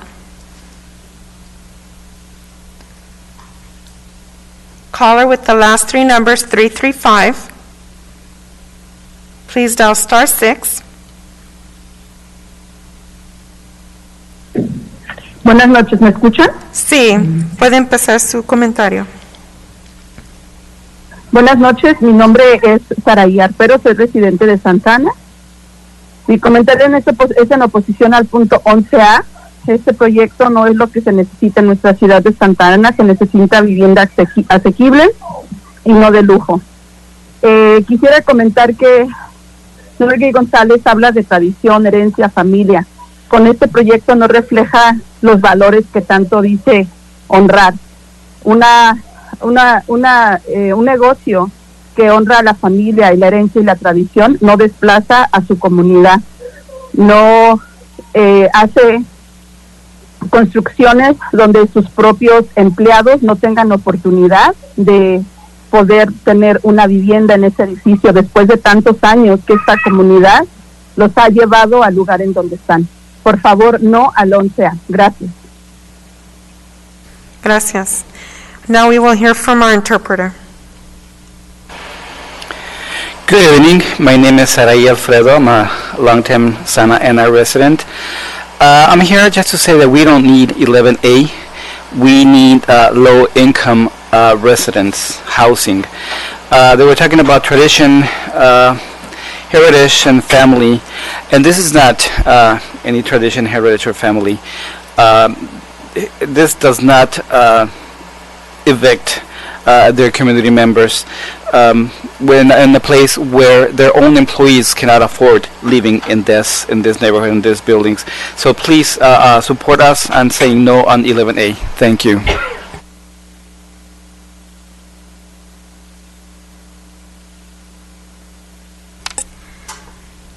Caller with the last three numbers 451, please dial *6 to unmute your call or select the microphone icon on your device. Hi, can you hear me? Yes, you can hear you. You may proceed with your comment.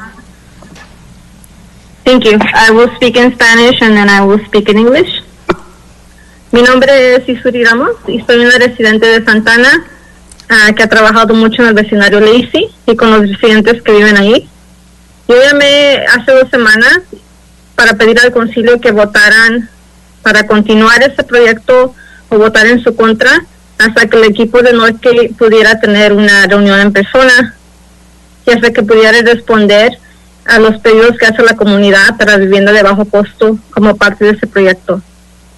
Hoy llamo otra vez con más esperanza que este nuevo concilio que tuvo sus campañas diciendo que iban a responder a la comunidad, hoy llamo con esperanza que nos van a escuchar.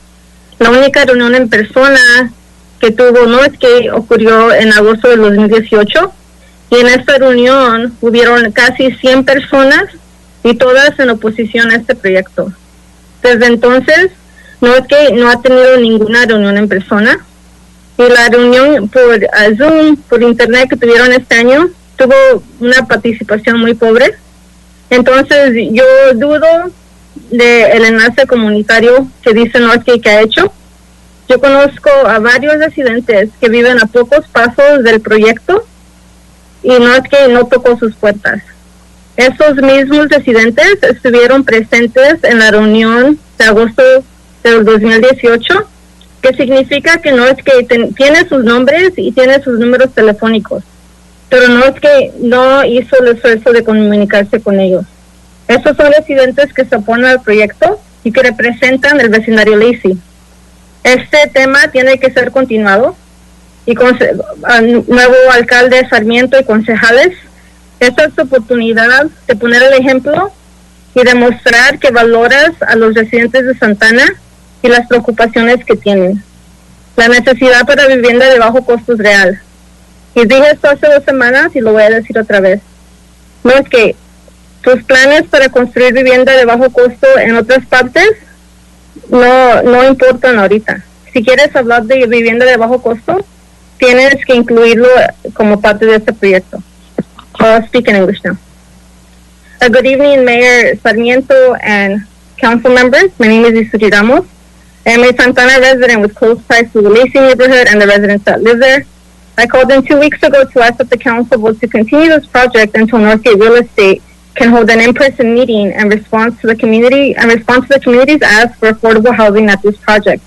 I call again today more hopeful that this new council that campaigned on their community responsiveness will listen. The only in-person meeting on this development occurred in August of 2018. At this meeting, there were nearly 100 people present, all those in opposition. Since then, the Northgate Real Estate team has not had any in-person meetings. Their online meeting this year had poor participation. I questioned the Northgate Real Estate team's community outreach. I know several residents that live steps away from the project site, and the Northgate team did not knock on their door. These same residents attended the Sunshine Ordinance meeting, meaning that Northgate had their names and phone numbers, but Northgate did not reach out to them. These are residents that oppose this project, and they represent the Lacey neighborhood. This item must be continued. This is your opportunity to set an example and to demonstrate that you value Santana residents and their concerns. The need for affordable housing is real. I said this 2 weeks ago, and I will say it again. Northgate Real Estate team, your affordable housing plans elsewhere sound nice, but they are irrelevant to this item. If you want to bring affordable housing to the discussion, then you must include affordable housing in this development. Thank you. Thank you. Caller with the last 3 numbers, 288. Please dial *6 or select the microphone icon on your device. Caller with the last 3 numbers, 288. Please dial *6 or select the microphone icon on your device, and you may proceed with your comment. Hello, my name is Abraham Sandoval. I would like to congratulate the new council members for taking a part of being in the huge and important decisions that are made in our beautiful city of Santa Ana. I would like to speak on item 11A, specifically gearing toward the council members. That is important that as the new council members, you guys set the tone for the future of Santa Ana and the people of Santa Ana. As somebody whose family was displaced and had to move out of Santa Ana due to the lack of affordable housing, I understand that there's many developments, but that does not take away the amount of need of the people of Santa Ana, and how when we apply for that affordable housing, just as my family did, it takes a very long time to get approval to move in, as much as 6 to 9 months. And that time does not give us enough time to act in a way that allows us to find comfortable housing and forces us to leave the city and search for cheaper housing. So with that being said, the people of Santa Ana have spoken tonight, and it is obvious what the people of Santa Ana want and what the people of Santa Ana need. So that, with that being said, just as we had your backs with voting you into these positions, we hope that you have our backs and continue to protect the people of Santa Ana. It is known that the Northgate Corporation has big plans for their pockets, and that plan does not include the people of Santa Ana. So with that being said, I hope you guys can really take this into thought, and I urge you to vote no on 11A. Thank you. Thank you. Caller with the last 3 numbers, 602. Please dial *6 to unmute your call or select the microphone icon on your device. Caller with the last 3 numbers, 602. Please dial *6 to to unmute your device or select the microphone icon on your device.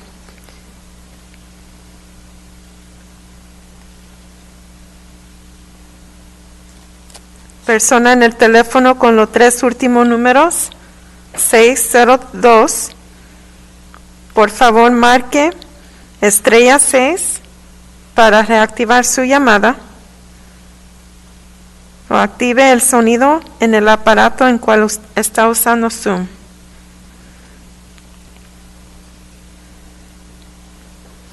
Persona en el teléfono con los 3 últimos números, 602. Por favor, marque *6 para reactivar su llamada.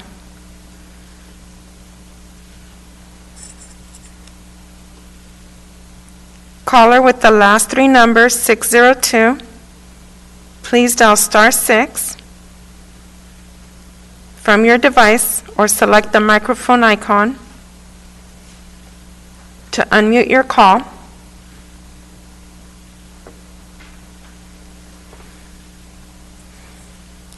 Caller with the last 3 numbers, 589. Please dial *6 to unmute your call or select the microphone icon on your device.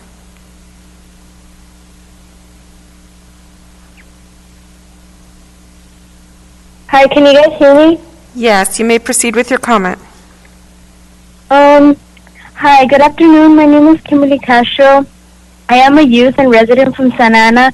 I ask that this project 11A is not held or approved. Why? Because we want an affordable housing in our community, not luxury. I want to speak on behalf of low-income families and residents like myself and others that cannot afford to pay their rent because they are too high. Please be aware that our community voice should be heard and that we matter. Vamos a seguir en Spanish. Hola, buenas tardes todos. Mi nombre es Kimberly Castro. Soy una joven y residente en Santa Ana. Yo pido que este proyecto 11A no se apruebe. ¿Por qué? Porque queremos una vivienda accesible y no lujosa.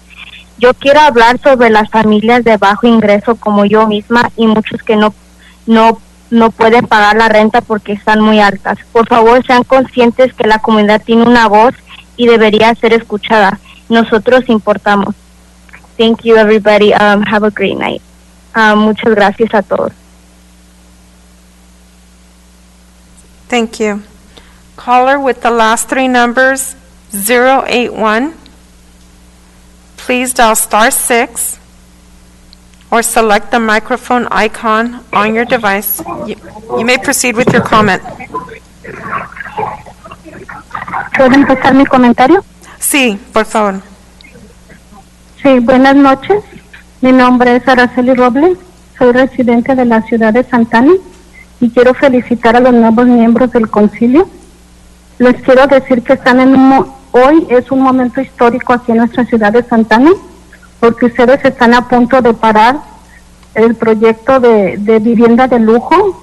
Me opongo totalmente al punto 11A y les repito, están en un momento histórico para no aprobar este proyecto y no dejar que el concilio pasado siga arrastrando a la comunidad hacia lo que ellos quieren. Les pido, por favor, no apoyen este proyecto. Nosotros confiamos plenamente en ustedes, que no vamos a seguir teniendo esa dictadura que tuvimos con el concilio pasado, que simplemente veían su beneficio personal y la comunidad nunca les importó para nada. Por favor, ahorita pueden hacer historia y van a hacer que nuestra comunidad crea que tomamos la mejor decisión al votar por ustedes y que pensamos que van a estar apoyando a nuestra comunidad. Gracias, buenas noches y los felicito porque yo sé que van a escuchar a la comunidad, porque en el 2018 lamentablemente teníamos un dictador en la ciudad de Santa Ana que no escuchaba a su comunidad junto con los concejales que salieron. Gracias y buenas noches. Gracias. And now we will hear from our... Good evening. My name is Araceli Robles. I'm a Santa Ana resident. Number one, I'd like to congratulate our new council members. This is an historic moment because you're just about to stop this development. I'm against 11A. I don't want you to be like the previous council that dragged their community. So don't be like the previous council. Now it's this time to make history. You need to support your community. I congratulate you because you are going to stop this development. You're gonna support the community. Don't be like the previous council that they were like a dictatorship. Thank you and have a good night. Thank you. Caller with the last three numbers, 362. Please dial *6 or select the microphone icon on your device to unmute your call.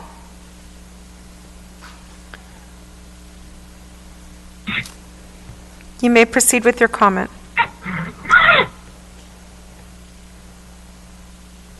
Hola, buenas tardes. Buenas tardes.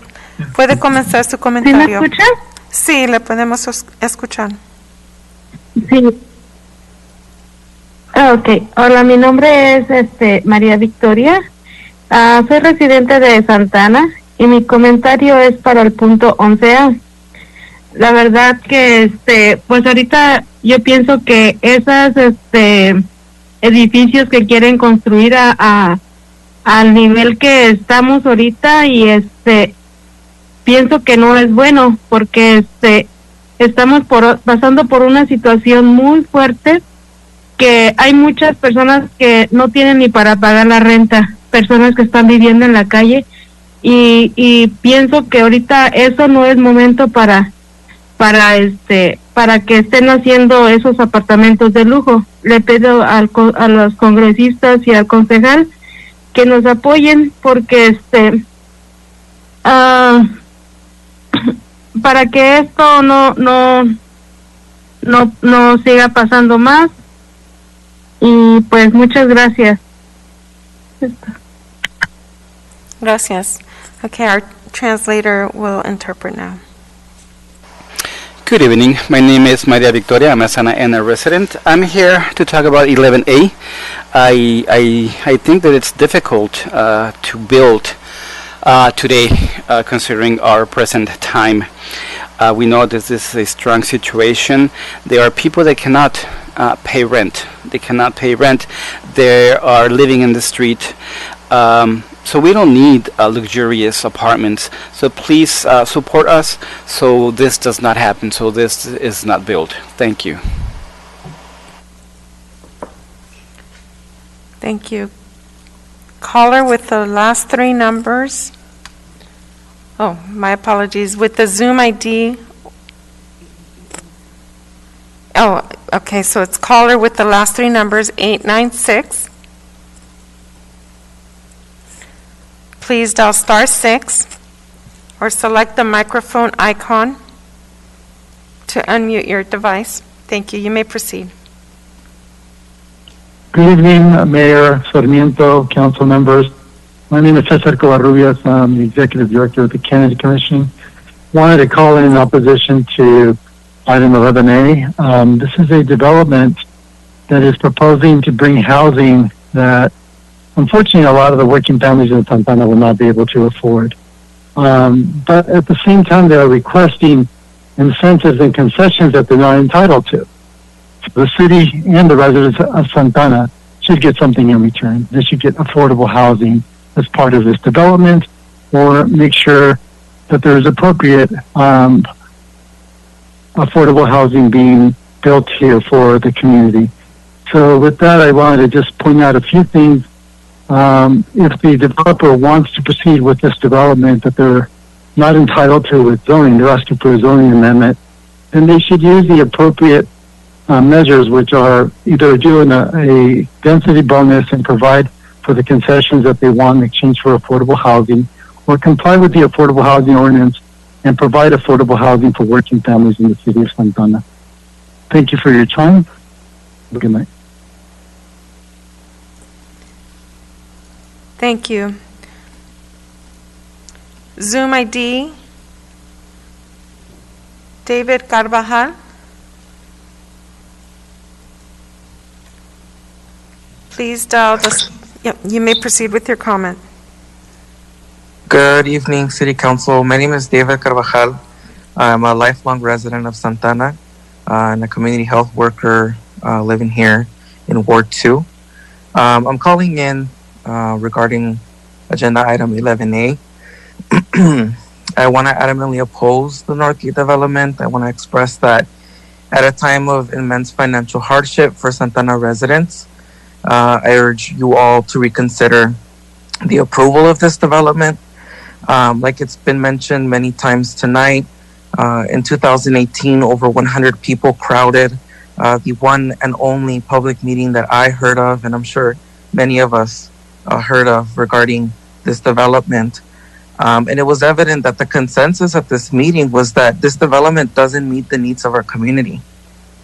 And I think it's crazy that in the midst of a pandemic, we're sitting here talking about approving luxury development. If there's anything that this national catastrophe has taught us, it's that housing is important for our health. And furthermore, that housing is healthcare. Do not continue burdening Santana residents with developments that the people of Santana cannot afford to live in. Only one community meeting was held regarding this development. We need more community input. Do not move forward with this development until the appropriate community input has been considered. And if that means that we have to wait for Northgate and for all of us to be able to gather safely in person, then that's what that means. And we hope that you all can take our thoughts into consideration. Thank you. Thank you. Caller with the last three numbers, 271. Please dial *6 or select the microphone icon on your device.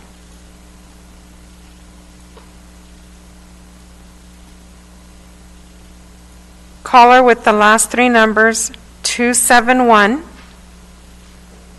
Please dial *6 or the microphone icon on your device. You may proceed with your comment. Hi, my name is Bumalo Vicente. I'm calling on item 65D on the police oversight survey. I'm a lifelong resident of Santa Ana, and I'm also currently a Soros Fellow with Chispa. I just want to highlight the response from the community on the police oversight survey. I think these responses only serve as a reminder that the community strongly agrees that we need police oversight, and oversight with teeth, ideally with subpoena and investigatory powers. Our residents are listening and they want to be involved. I hope this survey can serve as a first step towards a more engaged community process with residents in the city in determining the type of commission we want to see. Residents of Santa Ana pay a premium for this public safety service and should be a part of this conversation. This item comes at a very interesting time when our residents are learning the city pays $24 million in payouts for the last decade on police-related settlements.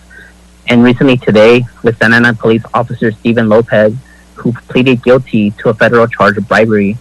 This is just yet another issue exposed by federal authorities on Santa Ana police and city officials.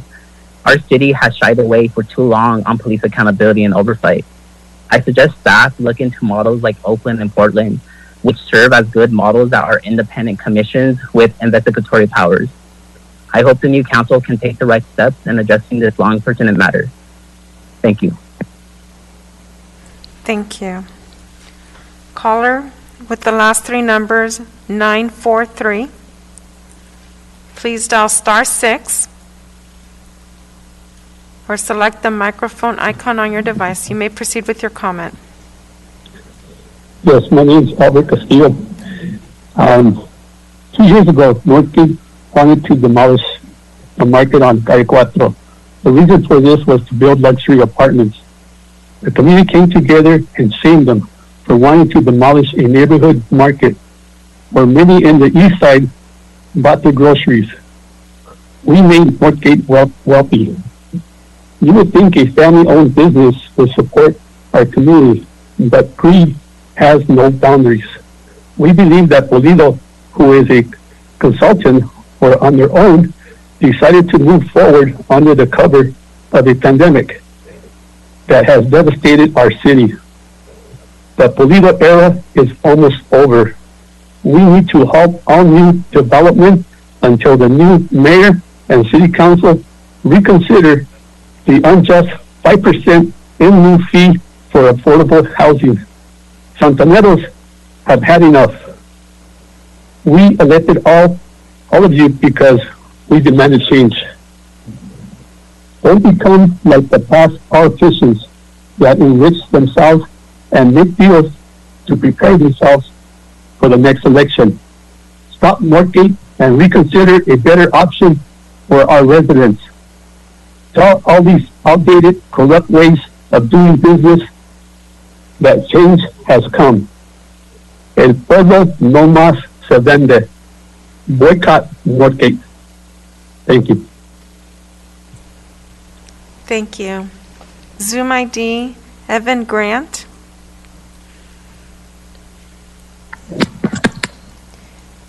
Good evening, Mayor and members of the council. Again, this is Evan Grant on behalf of Kara Grant Law. We represent the petitioners in the Santa Ana Needs Equity versus City of Santa Ana matter that has been before you earlier tonight and will probably come up a number of times again at future sessions. So again, we invite you, if you have any questions for us or want to see any of the documentation we're referring to, please let us know. We'll be happy to do that. I want to now commend the new mayor for his difficult decision that he made in this matter, where notwithstanding the fact that he thought that he could be impartial dealing with the matters related to the Russell Fisher project, that he recused himself because he acknowledged that there was at least an argument, at least a possibility of an appearance of impropriety. And I also want to commend the Mayor Pro Tem and Councilmember Becerra for also speaking up when clearly there was something going amiss, and things being done for Pulido's benefit and for the benefit of people that he has affinity for, whether they're his friends or family members or whatever, all for Pulido's interest. What I would suggest to you is that how many of you know that Jill Wallace was reading Pulido's emails, official emails from the city? How many of you know? Just ask the city attorney. How many of you know that Jill Wallace was writing emails for Pulido at the same time that she was being hired by consultants for the express purpose of using her influence with Pulido and Pulido using his influence at the city to expedite permits? They called her a permit expediter, and she only does it at one place, the city of Santa Ana, and I suspect that's all but over now that Mayor Pulido's gone. We don't have any problem with Mayor Pulido. He seemed like a wonderful guy for the first number of years, but somehow he became the very people that he opposed and that gave rise to his mayorship 30 years ago. The same people that tried to take advantage of his family business, he has become. How the mighty have turned. The petitioners simply want justice. They simply want what is right for the community. That's all they've ever asked for. And why the city council? You know, Christine Ridge recommended, and she reiterated last session, that she recommended that the city council approve a settlement agreement with Russell Fisher. 15 seconds left. That would put the city on the hook for all of the fees when Russell Fisher owed the indemnity. Why did she do that? Does anyone know that it was Miss Ridge and her staff that were well aware of Jill Wallace's involvement at the same time she was acting as a consultant? Enough's enough. I encourage all of you to take a new step forward on the new council. Your time is up. Thank you all for... Caller with the last three numbers, 415. Please dial *6 or select the microphone icon on your device to unmute your call. Hi, can you hear me? Yes, we can hear you. You may proceed with your comment. Thank you. My name is Irlanda Martinez. I live in Ward 3. I would like to express my opposition to item 11A and would like urge the council to continue this item until an in-person community meeting can happen. The proposed project fails to help address the housing needs of the surrounding community and instead increases gentrification and displacement in an area that's already deeply affected by it.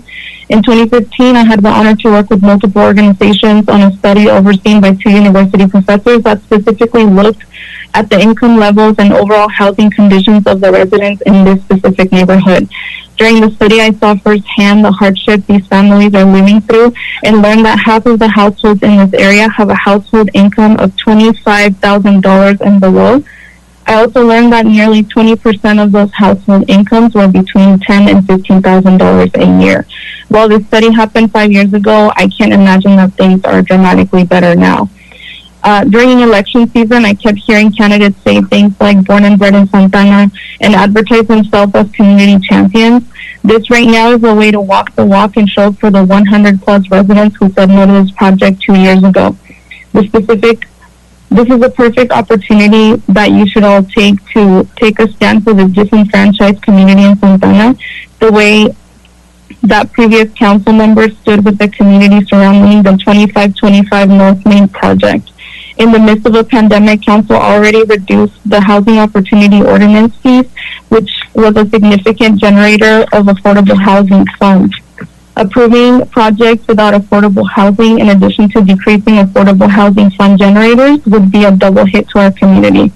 Thank you all for your time. Have a good night. Thank you. Caller with the last 3 numbers, 193.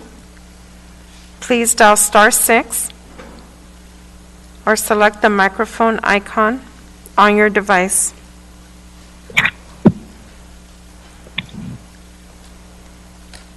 Thank you. You may proceed with your comment. Yes, hi. Hi, my name is Erica Gonzalez. I'm a 34-year Santana resident of the Delhi neighborhood, a parent, Chicanx Unidex member, community organizer, and small business owner. Before I give the items that I'm in opposition to, I'd like to give you all the definition of gentrification. It's the process whereby the character of a poor urban area is changed by wealthier people moving in, improving housing, and attracting new businesses, typically displacing current inhabitants in the process. This is what we've seen constantly in downtown, and this is what we're seeing again. 3.3 million Americans are now in default for their mortgage payments, and even more are in default or in danger of being evicted from their homes, and those numbers are only expected to rise. I am in opposition of the following agenda items. Agenda items 11A and 11B, the development of the luxury apartments. You need to stop all of this development until the existing 5% fees, the in-lieu fees, are removed and reinstated above the previous 15%, because that needs to be in accordance with the income threshold of the Santana residents. That's what we need. We need clarification on the environmental impact report. That EIR that's in that staff report is 10 years old, and it does not include the second block in the Lacey neighborhood that was recently added. In addition, the updated EIRs are not required to include the study of effects on parking, and we all know what a huge issue this is in the city already. We're one of the densest cities. I tell you guys this every single time I'm on this call. I know you've heard this numerous times. You guys should know this by now, like the back of your hand. I've told you we are the 4th densest city. We don't need more luxury apartments. We need to take care of our existing communities. We also need clarification on whether these buildings are going to exceed the 5 stories that were previously agreed upon for all new developments. I encourage this new city council to take this opportunity to support real affordable housing and an eviction moratorium, especially during the pandemic. UCLA released a study, and I would also like to cite it like my colleague Alondra did. Those evictions between the beginning of the pandemic and the CDC's national eviction moratorium in September have led to 433,000 excess COVID cases and 10,700 additional deaths.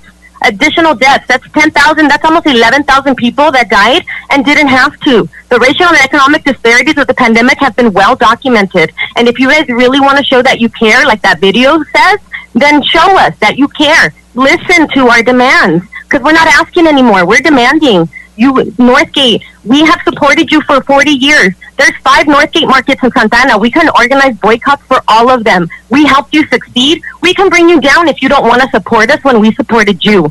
You need to also, I'm in opposition of 20C, the appropriation of those funds to Downtown Inc. Again, with the gentrification in Santana for over a decade. This consulting company does nothing for our community, and it does everything for their own members. Okay, so you guys need to 15 just seconds. cancel that contract. Give those money to the people, to that organization for the transgender women that called earlier. She's called multiple times, and I've heard her call. Give money to the people that need it, to the community. Listen to us. We are asking you, and we are not going to ask. We're demanding. Thank you. Thank you. Caller with the last three numbers, 941. Please dial *6 to unmute your call or select the microphone. You may proceed with your comment.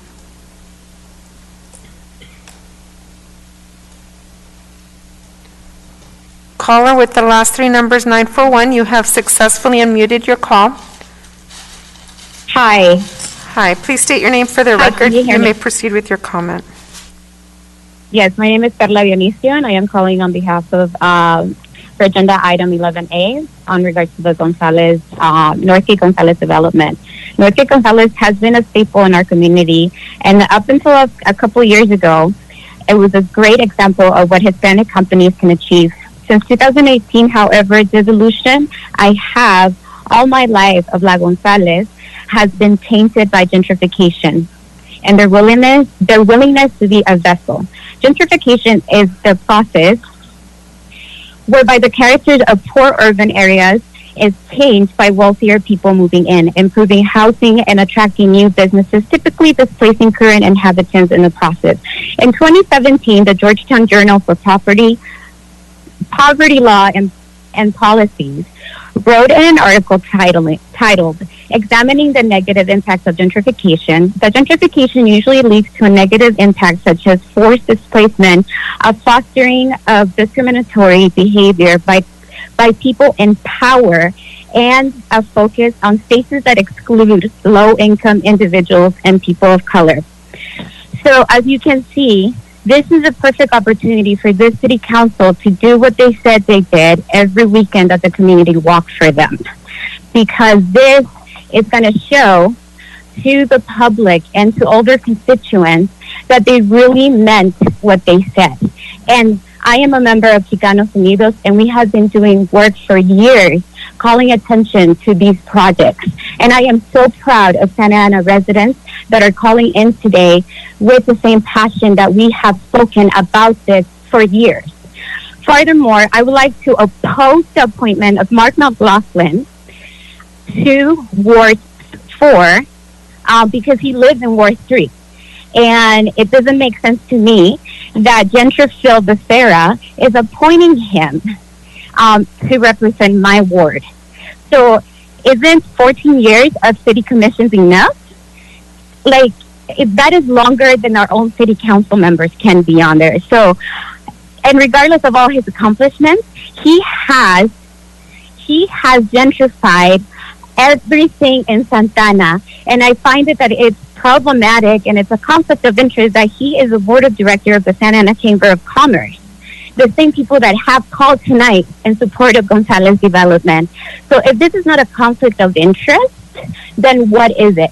And if the reason why Phil is appointing him is because no one has volunteered, well, I'm a Ward 4 resident, and I volunteer. And I volunteer for that commission because I will make sure that gentrification stops now. And this is a good opportunity for a new city council member to show what they're made of. Thank you. Caller with the last three numbers, 010. If you would please dial *6. Can you hear me? Yes, you may proceed with your comment. Don't time me yet, just a real quick blurb.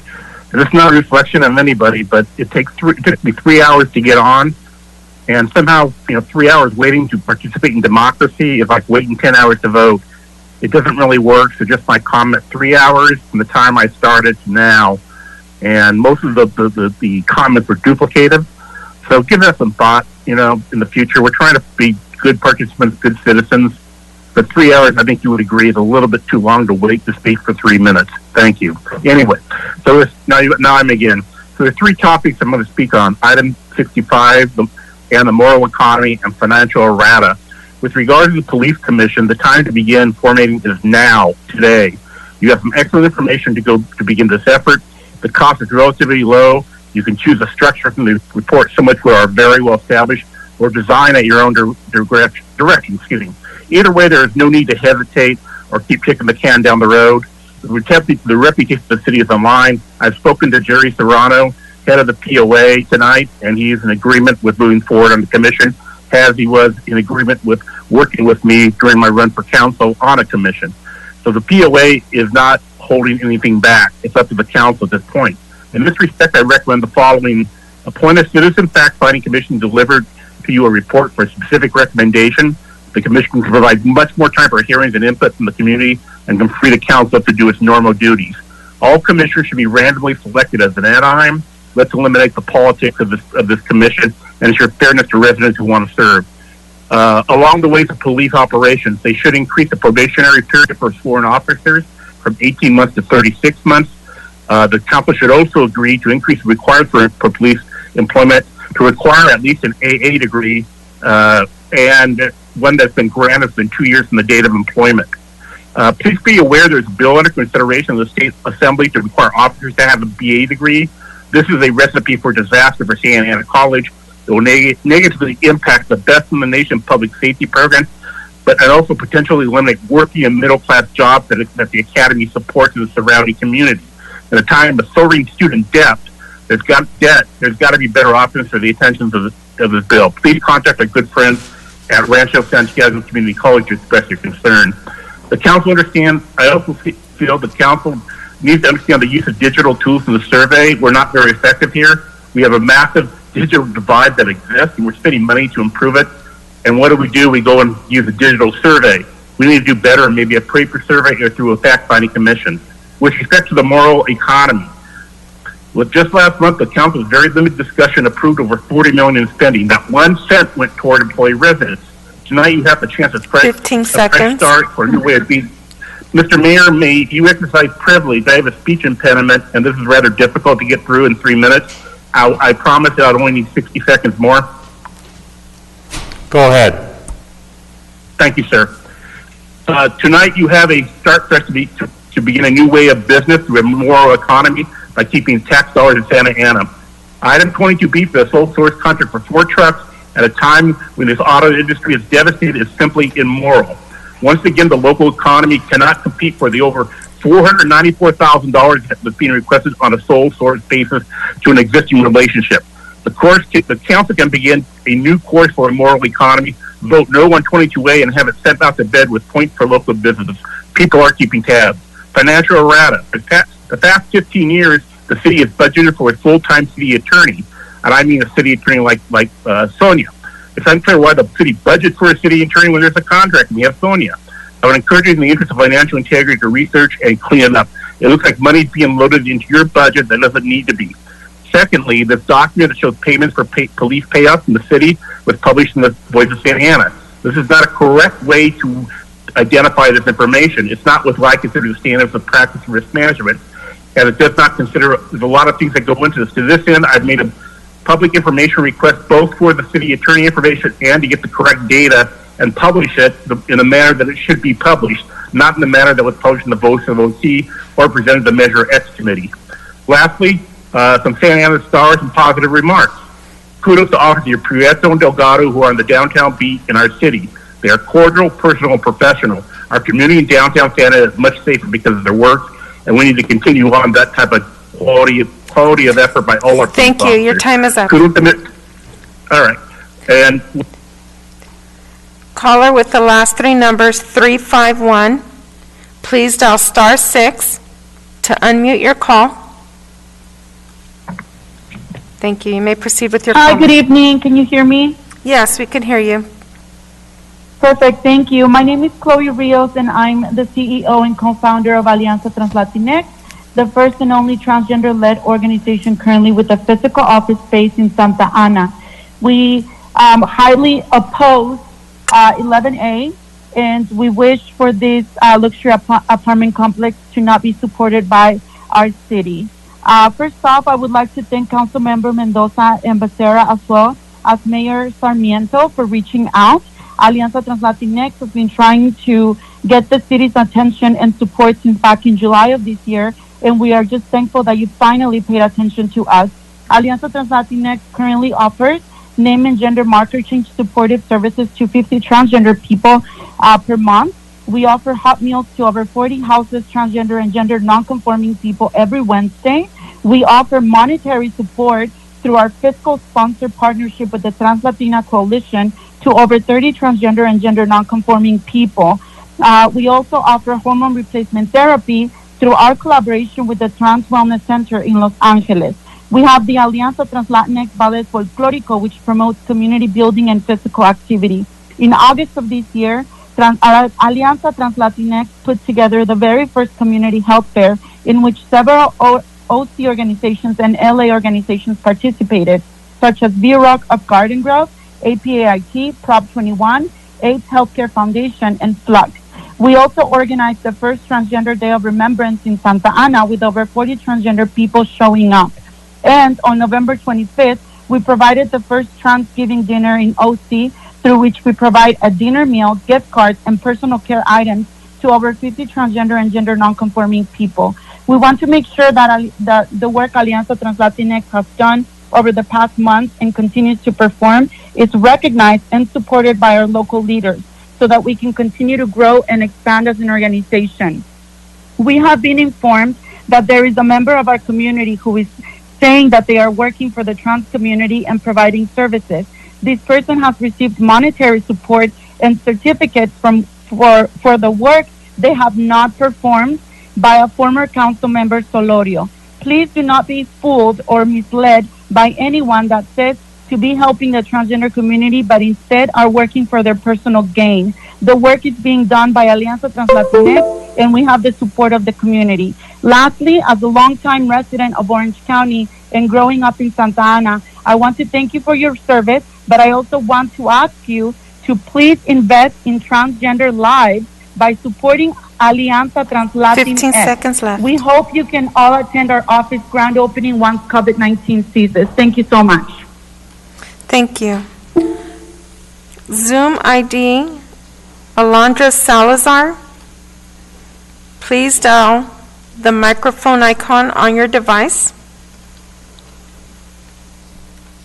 or select *6 to unmute your call. Zoom ID, Alondra Salazar. Please select the microphone icon on your device.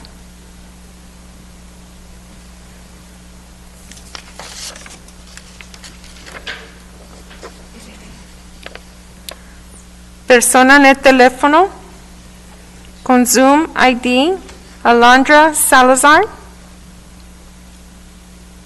Por favor, active el sonido en el aparato en cual está usando Zoom.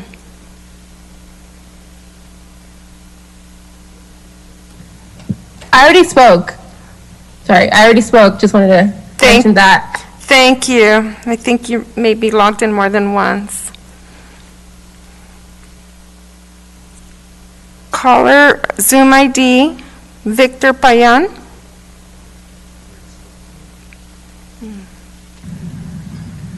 Hello, can you hear me? Did you already speak? I did, but I have a second comment for 11A this time. Okay, you've already provided your comment.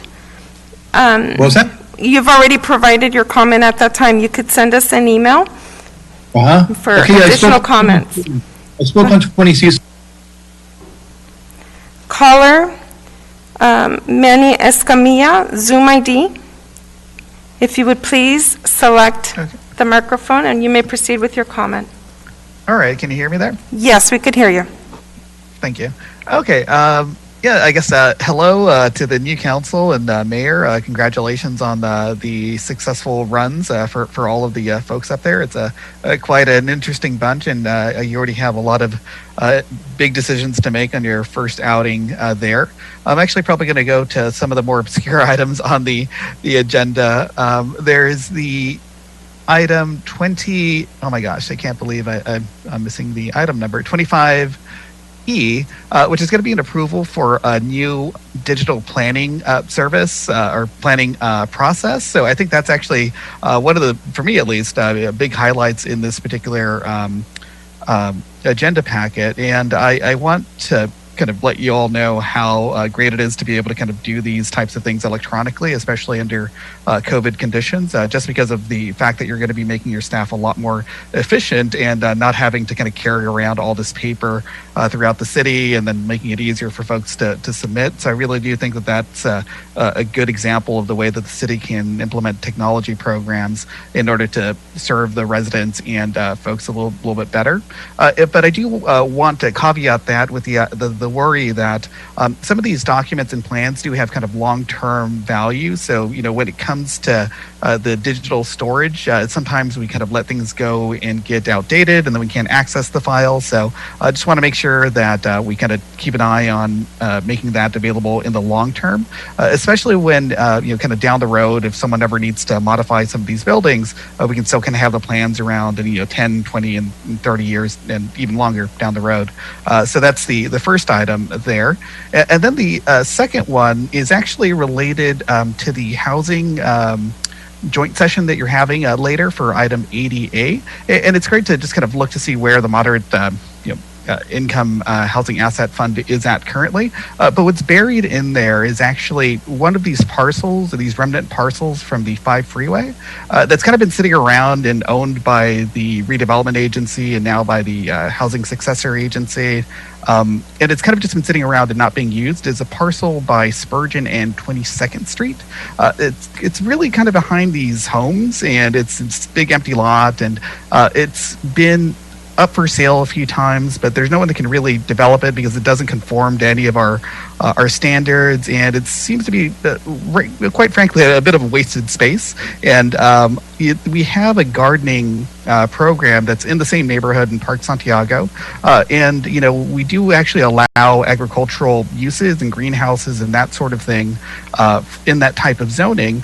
Yeah, and definitely we'd want to do this maybe in conjunction with some of the residents there, but it just seems like such a waste that, in this time of COVID, when folks are kind of wanting to have gardens and a little kind of more outdoor activity and trying to find creative ways to add outdoor recreational spaces, it seems like a really good opportunity to kind of finally take this parcel from one agency, the housing agency, and maybe over into Parks and Rec or some other maybe nonprofit that would be able to use that as a gardening space outdoors. So just wanted to put that on your radar and wish you all the best with this tough decision that you have on 11A. I understand both sides of the debate here, and leave it all to you up there to see what that decision is going to be. But I really do admire the passion of the residents that have called in and are basically fighting for their Thank you, Manny. Your time is up.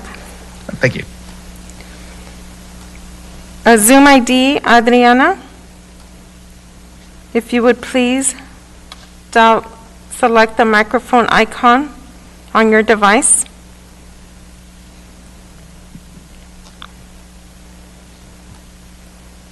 Or select *6 to unmute your call.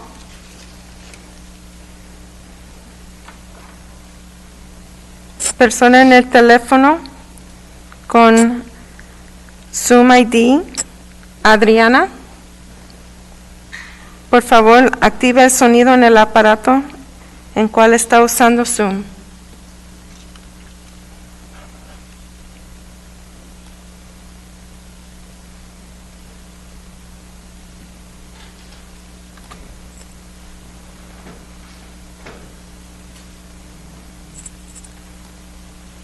Zoom ID Adriana, please dial the microphone icon on your device to unmute your call.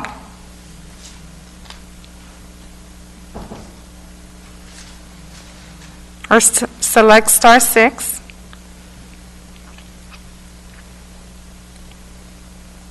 Persona en el teléfono o Zoom, Adriana, por favor active el sonido en el aparato en cual está usando Zoom. Okay. Carla Juarez. Zoom ID Carla Juarez.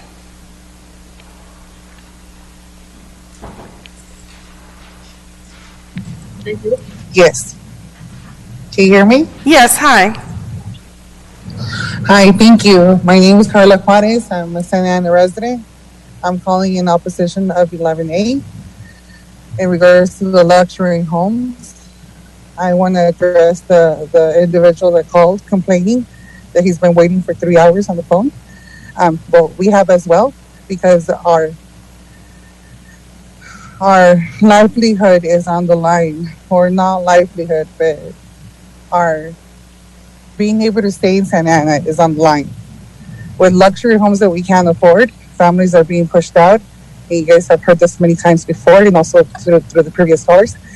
But please, I urge the council and everyone else that's listening in, think about who do these homes, who do they benefit? And if those that are being benefited out of this, do they live with the consequences of these luxury homes? If they want these luxury homes, they should build them in their neighborhoods and not in ours. Luxury homes only benefit the very few, those that could afford it and those that are building it, but not our communities. And it is very sad to see many families that have lived in Santa Ana for many, many years being priced out of their businesses, priced out of their homes, and priced out of Santa Ana.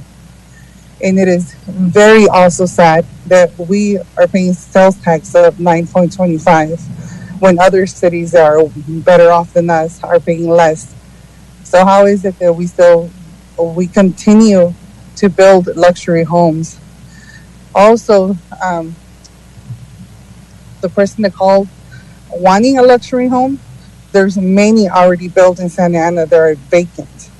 Also, please think about that. The fact that there's luxury homes vacant when we have a lot of homeless people without a home, and many people living in their cars, and many on the verge of losing their home because of this pandemic.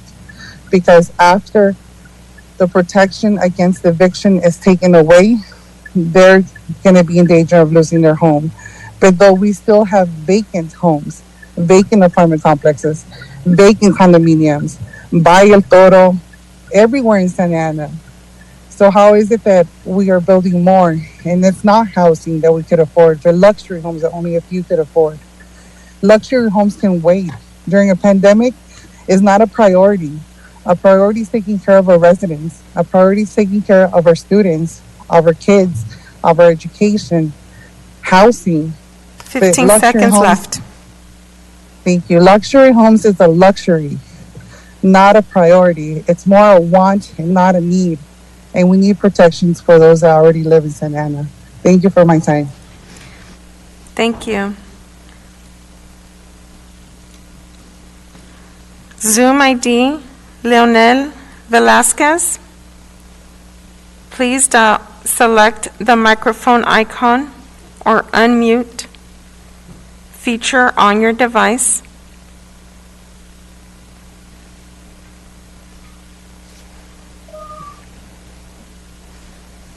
Hello? Hello, you may proceed with your comment. Yes, well, my name is Leonel Velasquez. I'm a resident for more than 20 years in Santana City. So, needs for more affordable housing is very, very important for our city, but we need more taxes from business to invest in youth.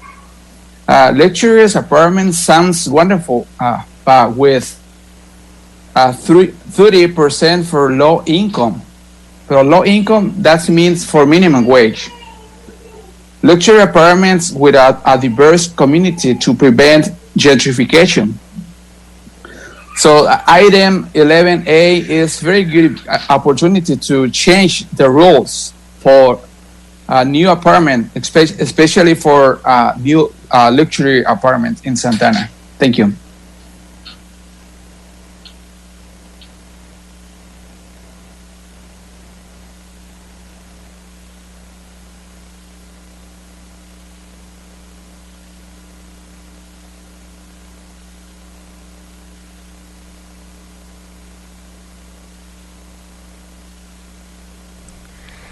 Zoom ID, Eric Carvajal.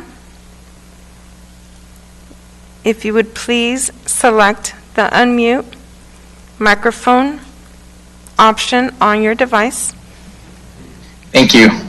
Thank you. So my name is Eric Carbajal. I'm a resident of Ward 5. This is regarding item 11A and really directed towards the newer city council member and mayor because we already know where Phil Basura, David Penaluzer, and Nelida stand on this issue. The people of Santa Ana voted for all of you in hopes of change and pushing the Northgate project back until they can provide affordable housing units is something we are expecting you to do.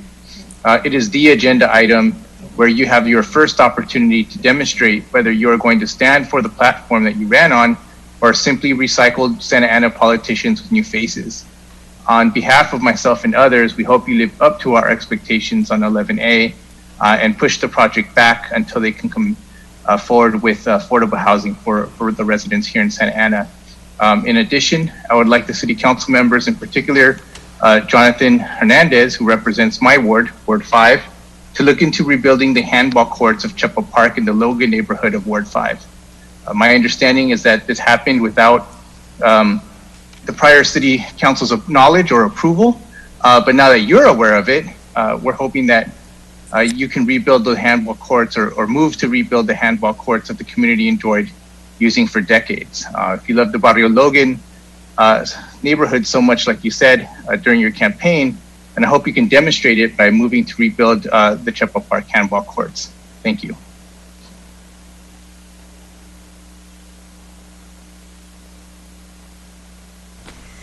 Thank you. Caller with the last three numbers, 929.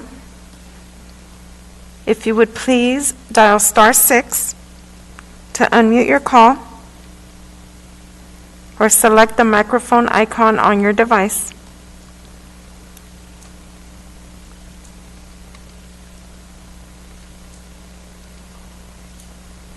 Caller with the last three numbers, 929.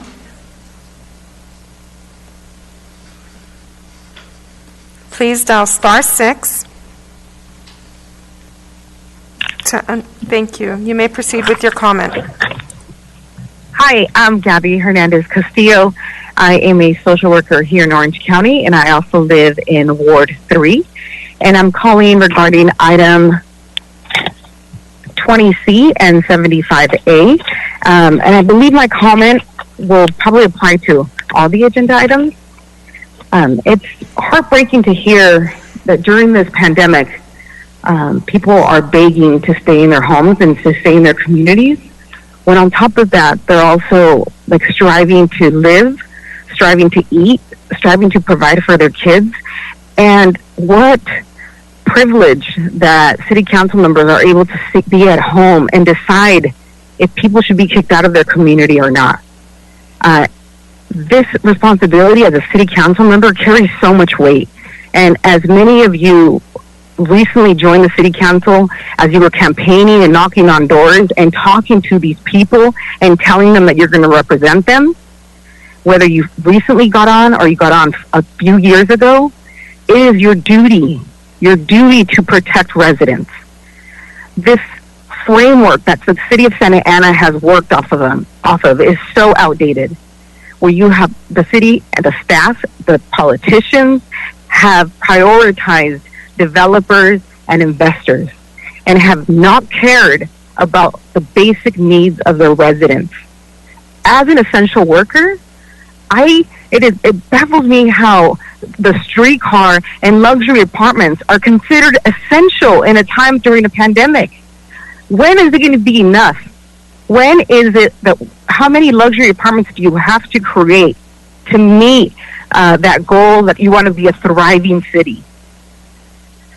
I ask that the city council members, all of you, before making a decision on the bid or on giving money to Downtown Inc., that you look into the Orange County Grand Jury report from 2011 and how it found that Downtown Inc. had structural, unlawful, racist, and intolerable actions. Ask yourselves, why did they even come in to the city? What is their agenda? How have they helped? Because it seems like they have harmed businesses more than they have helped. There is a business that recently went out in downtown Santa Ana. They had been there for decades. And when they went out of business, they still had to pay over $70,000 in bid fees. So even though they lost their business, they lost their livelihood, they still owed this money.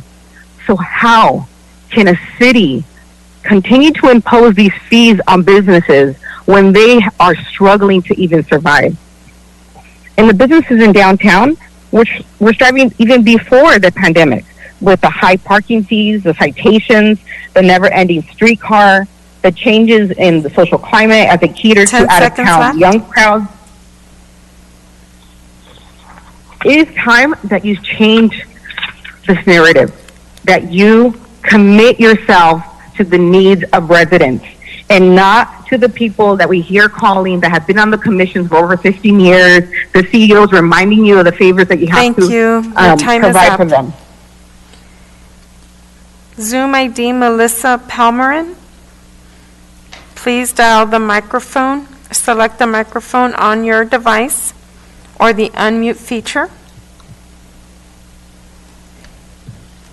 Hello, everyone.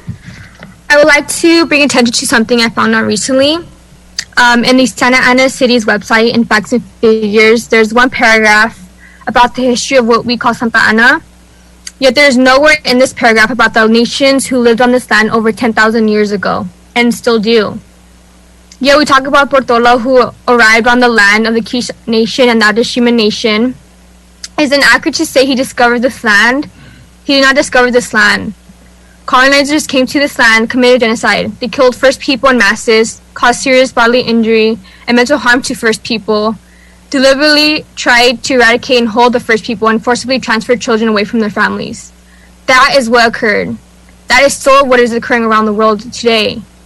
We need to have an extensive understanding of the land we are on, the history before colonizers, because we have a colonial and capitalistic mindset.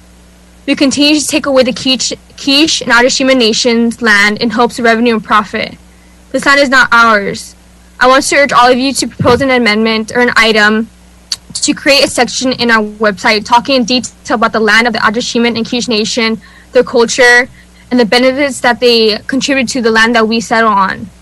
And I would like you guys to collaborate with these nations as well. I urge you all to acknowledge that this land that we that was once filled with greenery has reduced to 4%. The amount of first people who live on this land, Santa Ana, has decreased drastically. First people represent only 0.63% of the population, which equates to around 2,106. Yet before colonizers came, the first people who lived on this land were more than 300,000.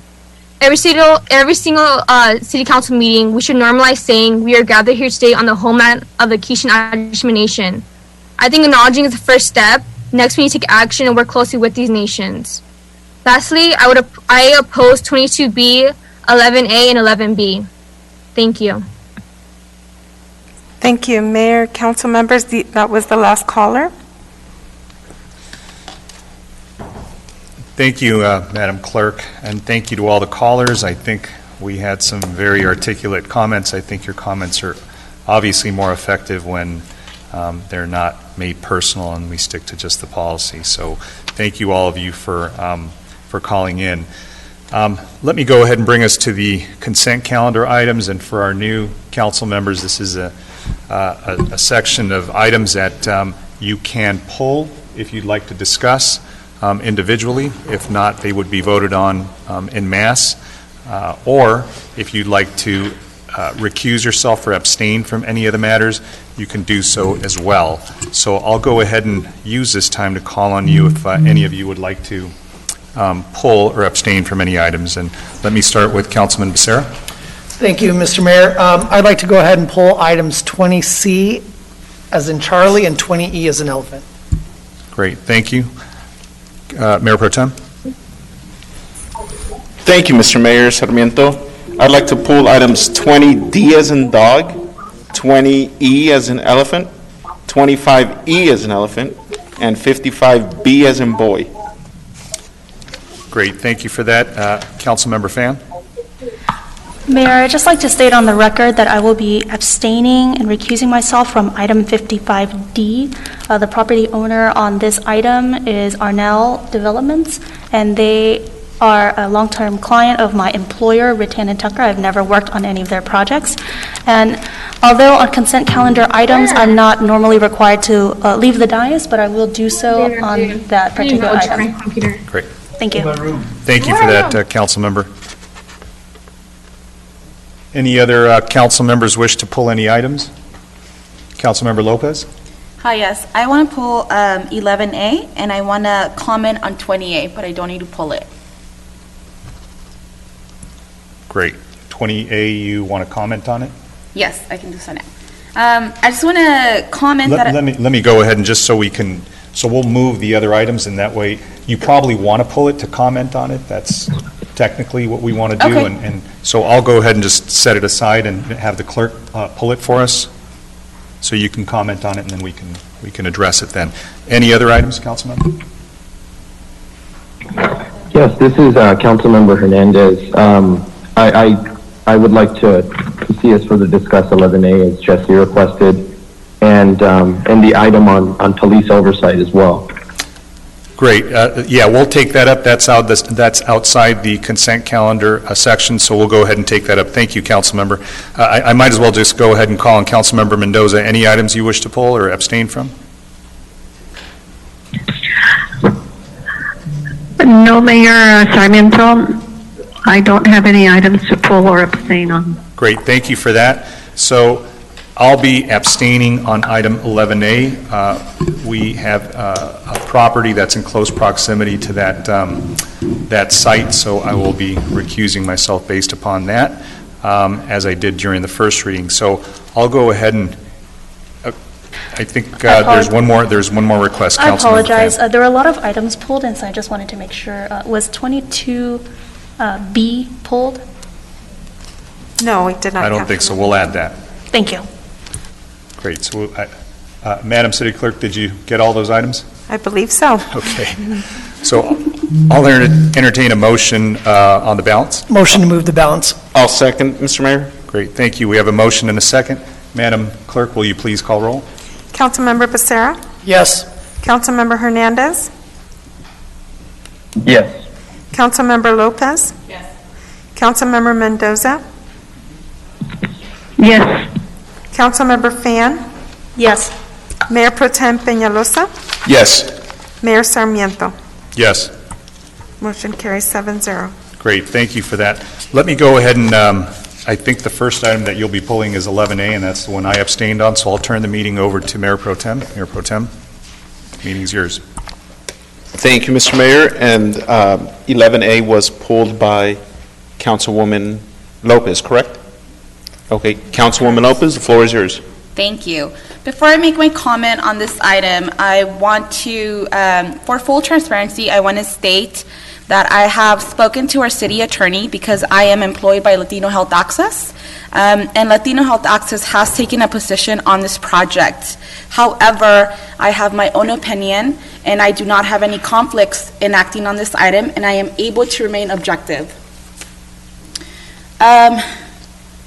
I have a question for the Northgate team. I don't know if we are able to get them back online. Is the applicant on the phone, Madam City Clerk? Yes, the applicants are online, and we can unmute their call. For all the applicants for 11A, if you would please select your microphone and unmute your device, or select *6 if you're on a telephone. Okay, they are unmuted now. Thank you. Can you please clarify how many community meetings were hosted from the point of application until now? I would like to know how many meetings you hosted in 2018, 2019, and 2020. Andrew Nelson, I can speak to that. We had our Sunshine Ordinance meeting per city direction in 2018. We have met, we participated in the city-organized joint meeting of neighborhood associations in July of 2020 that included French Park, French Court, Logan, Lacey, downtown, and French Park Plaza. We have on our own organized meetings with all of our adjacent property owners and with a number of other business and city organizations, historic preservation, and neighborhood property interests. So that it's a long list. I can go into further detail, but that's captures it. Thank you. So there was one in-person meeting in 2018, no meetings in 2019, and from what I'm understanding, one meeting in 2020 with 2 meetings in 2020 with adjacent property owners and a virtual meeting in the summer of 2020. So in 2018, residents from the immediate neighborhood, like the Lacey neighborhood, showed up to express their real concerns about this market rate development. And just to clarify, I have no more questions for the applicant. Some of the concerns that they expressed were that there would be no affordable housing. They felt betrayed by the Gonzalez family, and that really speaks to how invested our community was with them. And they are concerned about the food desert that this market leaving their neighborhood is going to create. We've heard today about displacement. We've also heard about the transportation problem that this is going to create, because for those of you that live in the surrounding neighborhood, or as I drive by this store on a weekly basis, you will know that this is always a busy store. And so people that don't have cars access the store by foot. And so that was another issue that they brought up. And so listening to the concerns of all of the callers that called in today, I think that it is more than appropriate to ask that if this is something that wants to be built in our community, that more than 2 meetings are given to the Lacey neighborhood, because I do believe in fairness, and I do believe that, and if this was happening in any other neighborhood, more than 2 meetings would be given to them, and I just think that it's the right thing to do. And so, going back to 2018, there was a very large opposition, and moving forward now to 2020, we have all heard that those concerns haven't gone away, and if anything, we know that they have worsened because people are unemployed. They are on unemployment. They don't know if the federal government is going to give them more unemployment. They are expected to receive their last check this month.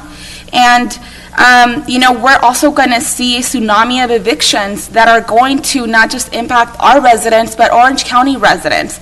And what is that going to mean for us in terms of people not being able to afford a home or their rent?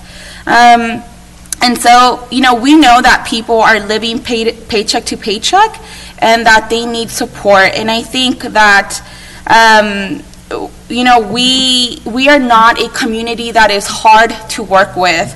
We know what we need and why we need it. And if the community members, not in particularly, but Ward 3 members are coming out in support of the Lacey neighborhood and saying we should have more open discussions, then I think that this is our obligation to fulfill, to answer the calls of our community, and to really extend them that wish. Those were my comments. Thank you. Thank you for that, Councilwoman Lopez. Are there any other council members that would like to speak on the item?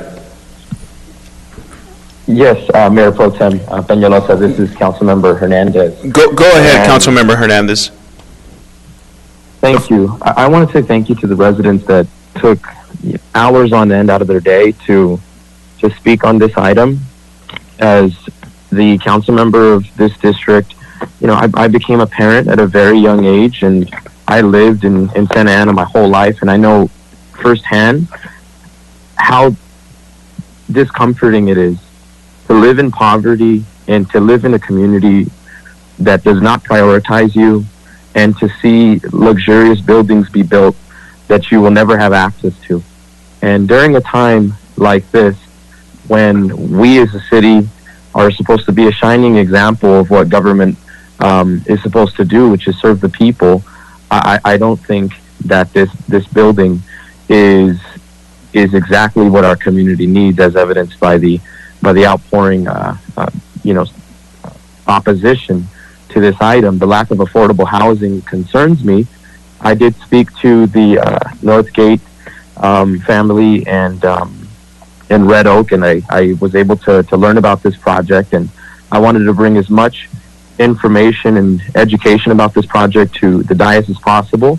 And after doing that, I in good conscience cannot support this project. The lack of affordable housing concerns me.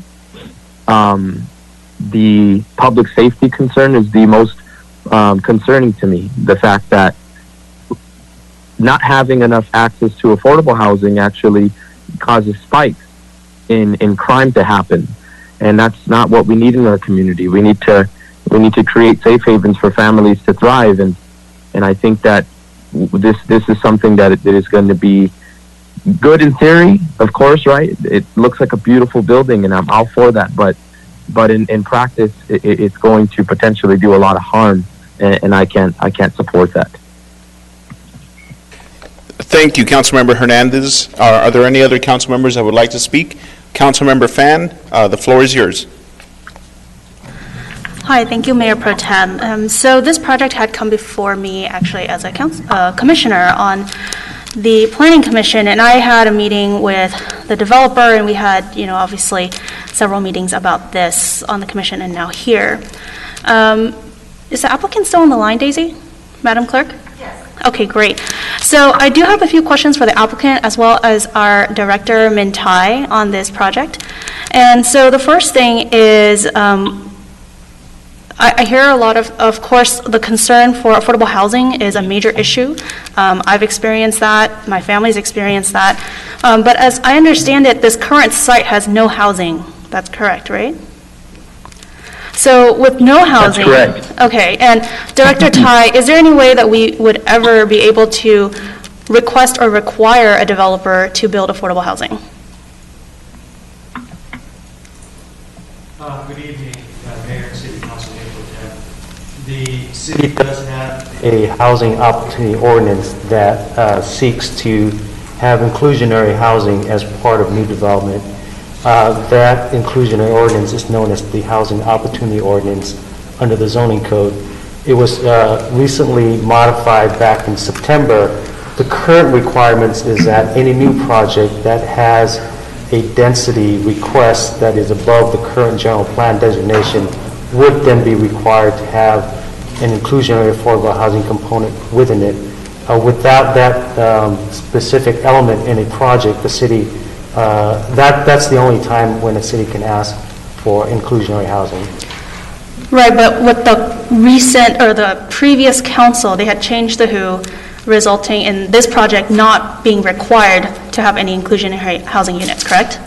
With the change, this project does not have an inclusionary housing requirement in it. Okay, and I did hear several public comments regarding delaying this project in order for the City Council to bring back the WHO and to reconsider the WHO fees. Madam City Attorney, if the WHO were brought back at the next meeting, at the earliest time possible in 2021, how would that affect this project and the inclusionary requirements?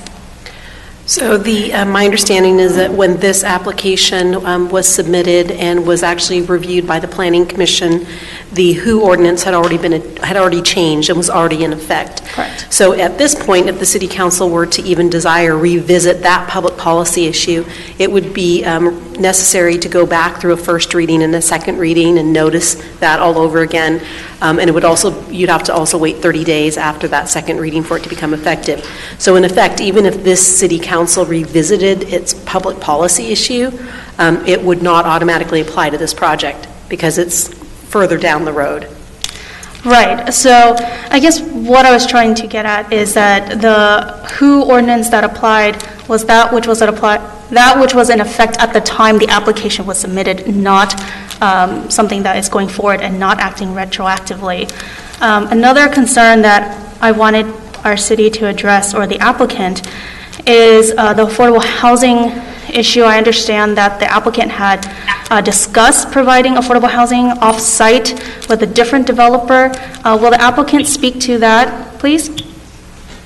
Yes, this is Carl Middleton, and I'm president of Northgate Gonzalez Real Estate Company.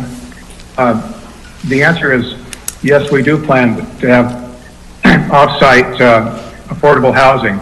And, you know, I think it's important that the listeners know that the Gonzalez family shares their passion. We believe in affordable housing, and we are working with Coddle and Coddle Development on a project that would deliver that 100% affordable housing. We just don't think this is the right location for it. And I just want to correct a talking point that's been shared consistently. And this is not luxury housing. It's meant to be quality urban housing, and we expect that the residents will be people that live in Santa Ana and people that work in Santa Ana. So we do share their passion. The Gonzalez family believes in community support, and has had many programs that they've been involved with. And, you know, indeed, we are committed to affordable housing. Great, thank you. And on top of that, relating to this current project, I understand that the current Northgate Market will be closed, but that you are opening another location that is larger, correct? That's correct. This market is busy but not sustainable.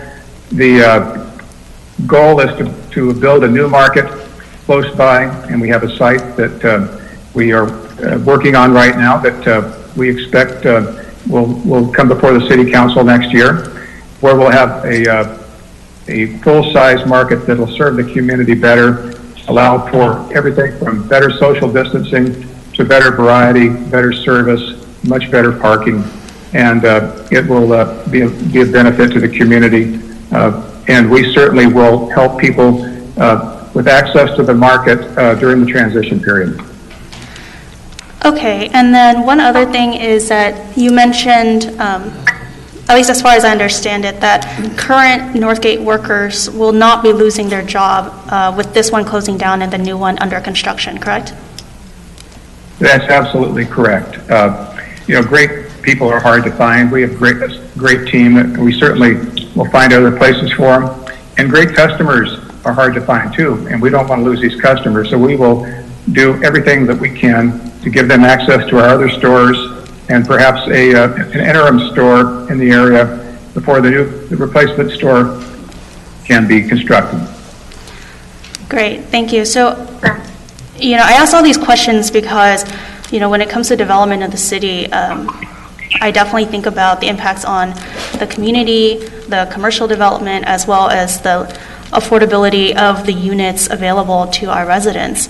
And when I think about Northgate Market, I remember walking to Northgate Market, living on the west side. There are two of them near me.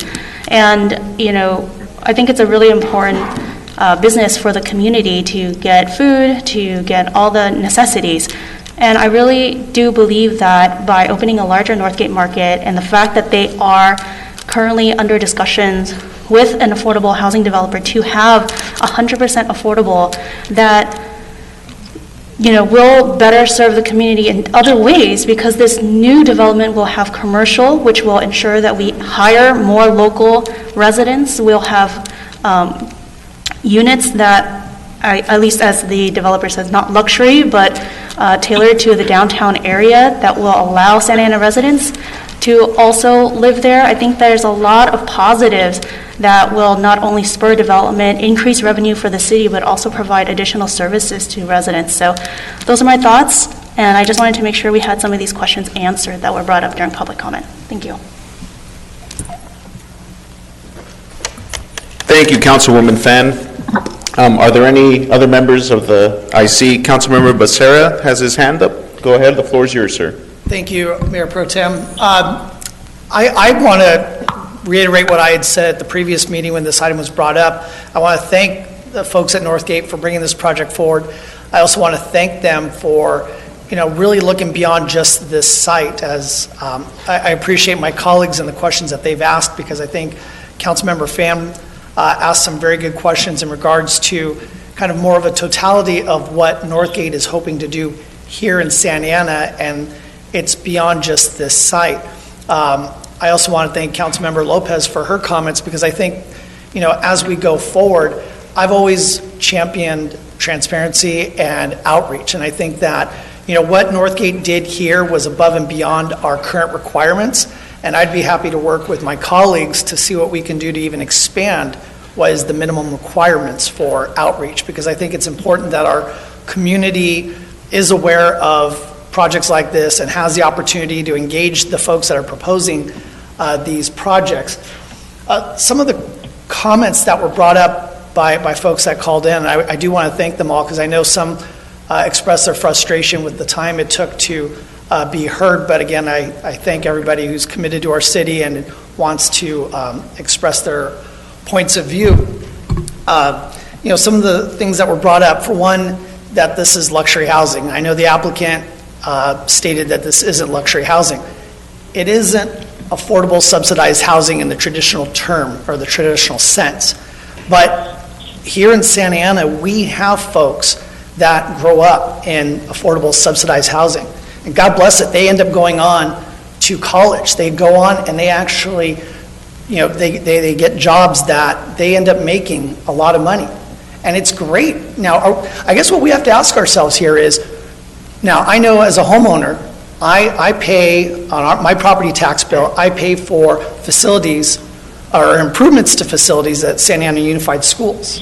And as we improve those facilities, we're doing that in the hopes that our youth will have the opportunity to learn and to gain these opportunities to improve their betterment in life. And so what are we hoping that they're going to do? Are we hoping that they will have that opportunity, they'll go on to a university, get this job, and then move to Irvine or Tustin?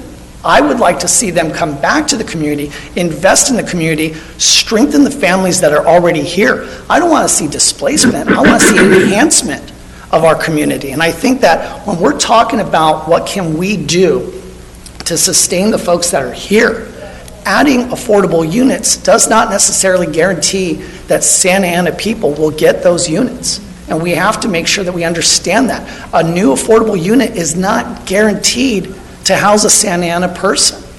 So what I'm hoping today is that we approve this project, we move it forward, because I think it's something that adds to the housing diversity of the city. We are the county seat. We are the county seat. We are the capital of Orange County. We should have housing diversity. We need to take care of the folks that are the most vulnerable, but we also need to enhance our tax base. I don't want to be on this dais in a couple of years and try to look at ways to sustain our budget and have to look at increasing what is already the highest sales tax in Orange County. So with that, Mr. Mayor Pro Tem, I'd like to go ahead and move this item. Thank you, Councilmember Becerra. Is there a second to that motion? I second it, and I have comments. Go ahead, Councilwoman Mendoza. Yes, like my colleagues, I am in support of this project because this is a great development for the citizens of Santa Ana.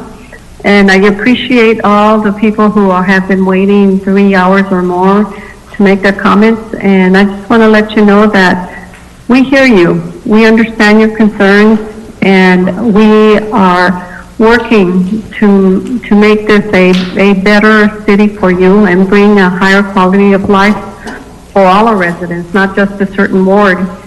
And I want you to see, and hopefully you will look at the benefits that this project will bring, because this project is not just going to make this area look nicer, make it more attractive, and bring in more business to Santa Ana, but it's also going to benefit our residents. This development will have local hire, so it's creating jobs.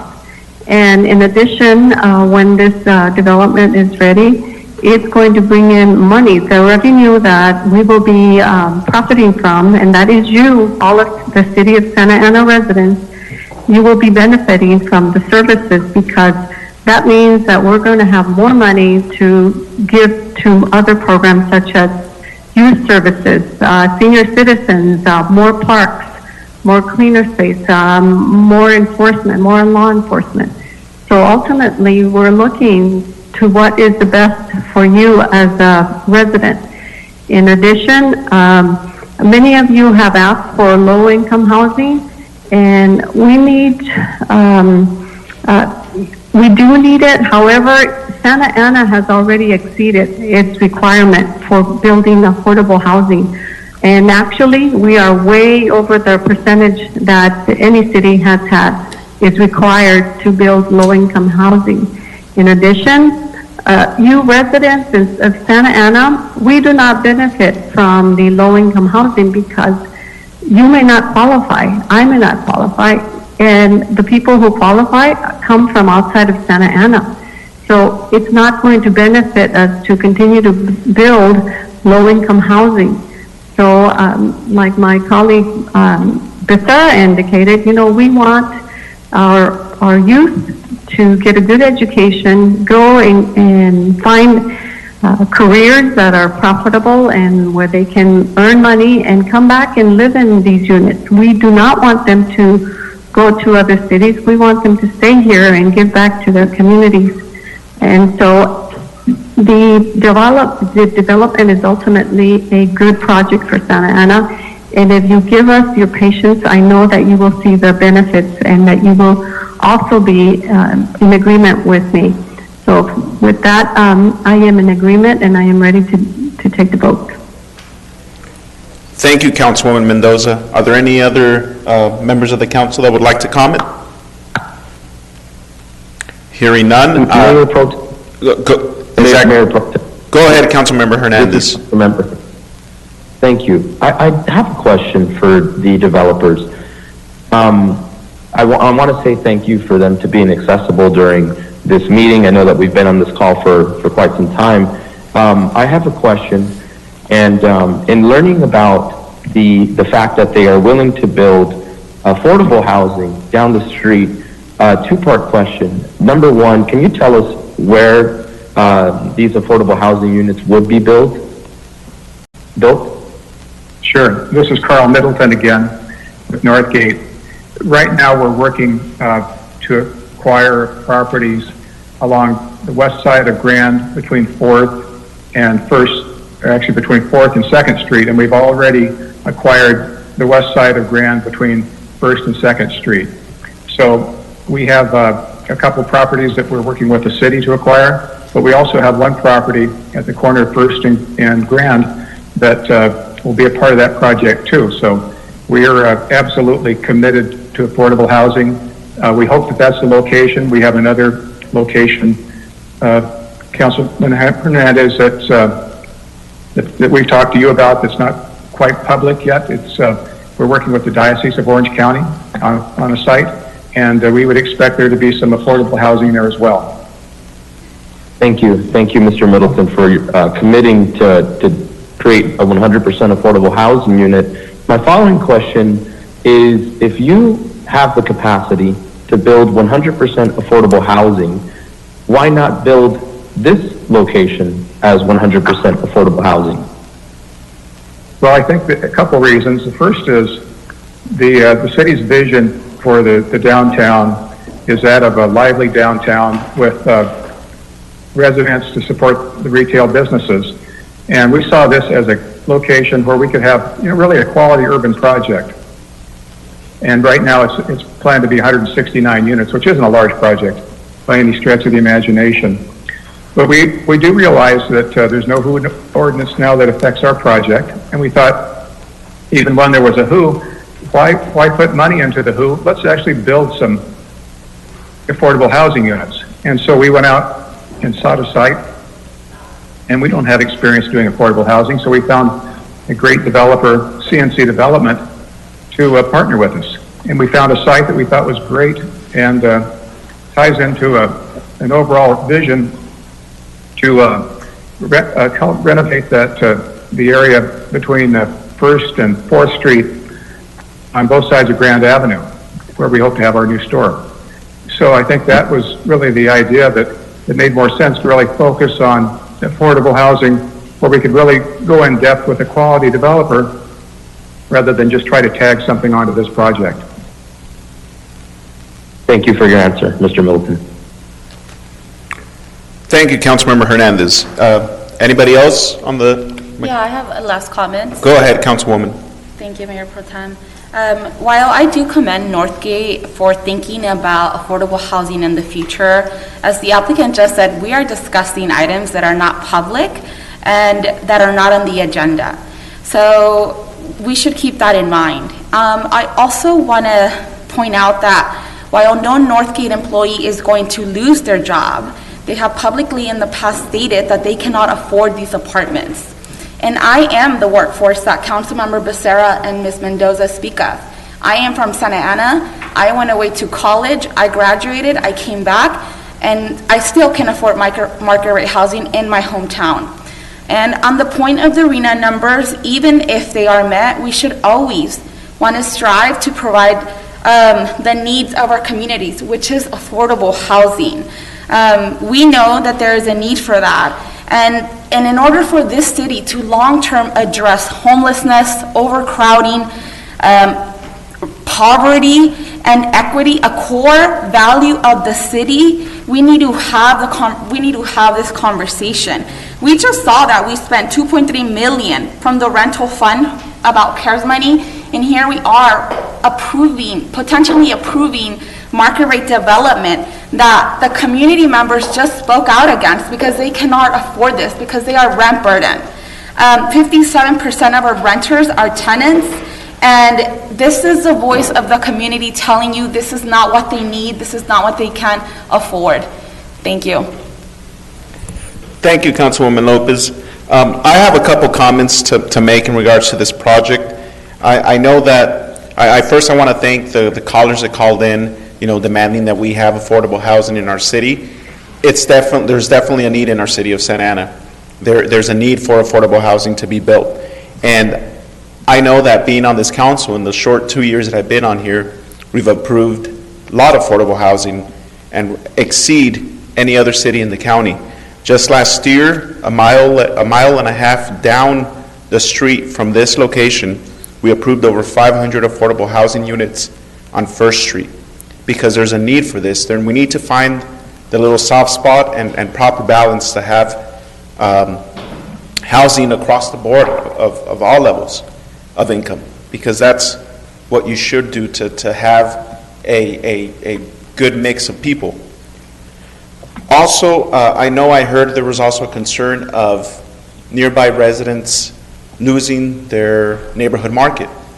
I also want to remind the public that just 0.2 miles away from the current Northgate location, there's a Food for Less that sells all the groceries and household things that people will need at, in my opinion, a lot cheaper than Northgate Market. No offense to Northgate Market, but that's just doing my neighborhood shopping. I've realized that. But with that said, I know that when the applicant, when the applicant reached out to me early last year, I said, make sure you get the support of the neighbors that butt up to this development site. The single-family homes immediately north of the site, the businesses east, west, and south, the residences right about the north side of the project, and they did. They provided as part of their presentation at the last meeting with the areas that they surveyed. And they all then letters of support from all those residents that share the street with this project site. So I think we need to have a balance of very low affordable housing and market rate. I mean, that's the reality. And we have built both of them, and we should continue to build both of them. I think this is a great project, and I know there's a motion on the floor by Councilmember Becerra, seconded by Councilwoman Mendoza. So if there's no further motion, Madam City Clerk, can you please conduct the roll call? Councilmember Becerra? Yes. Councilmember Hernandez? No. Councilmember Lopez? No. Councilmember Mendoza? Yes. Councilmember Fan? Yes. Mayor Pro Tem Peñalosa? Yes. Motion carries 4-2 abstaining, Councilmember Hernandez and Councilmember Lopez, and an abstention from Mayor Sarmiento. Thank you for that, Madam City Clerk. Please tell us the next agenda item that has been pulled by one of the council members. Councilmember Lopez pulled 20A to provide a comment. Thank you for that, and Mayor Sarmiento is back, so I will hand the floor over to him.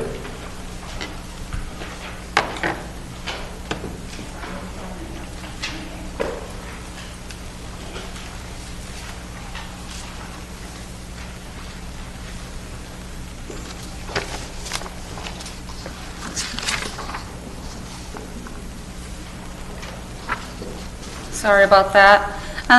My comment on 28 is that I am supportive of recognizing the monies from the state of California. I just want us to be very watchful about any potential liability down the road, because this money is being given to one of the organizations accused of substandard practices by the ACLU. So city manager, Madam City Attorney, I want us to ensure that our city won't be sued for poor operations, and because I know that we don't tolerate any sexual abuse. Thank you. Great. Why don't we, since we didn't take a vote on this, is there a motion to approve? Mr. Mayor, this is Mayor Pro Tem Peñalosa, and I'll make a motion to approve item 20A. Is there a I second? second it, Councilman Mendoza. Great. We have a motion and a second, Madam Clerk. Unless there's any other comment or questions, why don't we go ahead and call roll? Councilmember Becerra? Yes. Councilmember Hernandez? Yes. Councilmember Lopez? Yes. Councilmember Mendoza? Yes. Councilmember Fan? Yes. Mayor Pro Tem Peñalosa? Yes. Mayor Sarmiento? Yes. Motion carries 7-0. Great. Thank you. What's next, Madam Clerk? Councilmember Becerra pulled item 20C.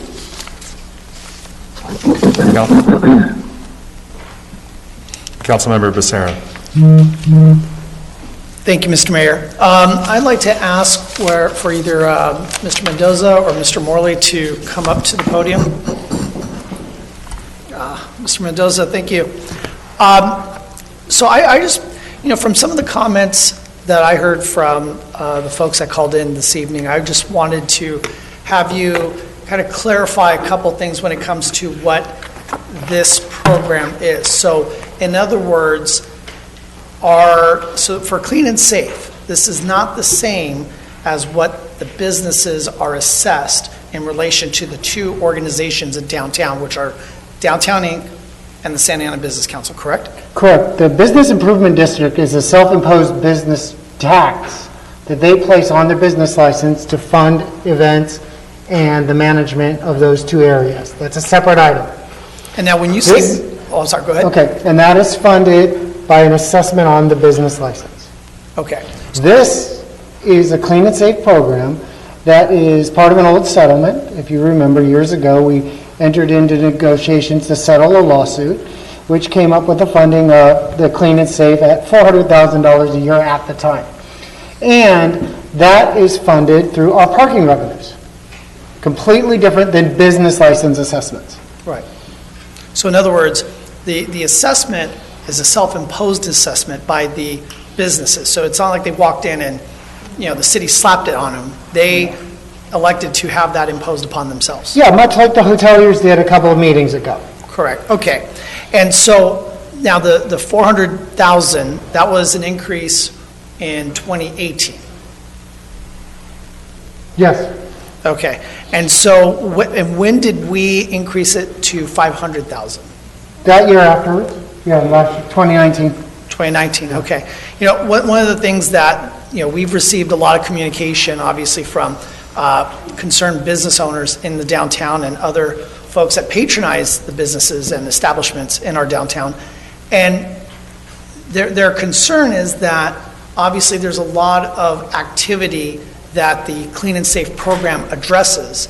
And if anything, what I've been shared was activity has increased. I mean, we're seeing more trash hauled away. In fact, one set of stats I've seen here is that about twice as many trash bags, I guess for a way to measure what they're dealing with. So double the trash that they're hauling off, twice as many calls for service for security. And so I guess for me, what I'm really concerned with is, I understand that right now with our current climate, there aren't as many folks going into the downtown, but with the news of the vaccine coming, the hope that we will see increased patronage into our downtown fairly soon, I think it would just be a much more expensive and more difficult climb for us to try to scale back the amount that we put into this program today and then turn around and try to somehow claw our way back in the future. So I would just like to say to my colleagues, I won't be supporting this measure as is. I would prefer that we fund it at the level that they're at. And in fact, I would say a lot of the folks downtown probably would not be happy, because I'm sure based on the increases in services that they experience, they would love to see more. But I think given everything that's going on, I would hate to see us downgrade those services given the increase in demand. I would like to see us in some way try to sustain it at the current level.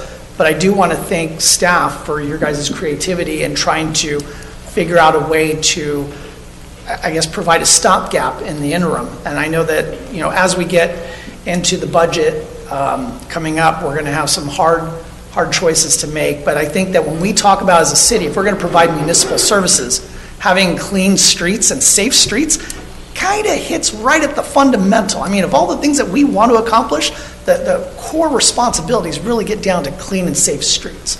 So I think to defund this in any sort of way, it just goes against the grain. So I just want to express that I won't be supporting this item. Great, thank you for those comments. Anybody else have any questions or comments on this item?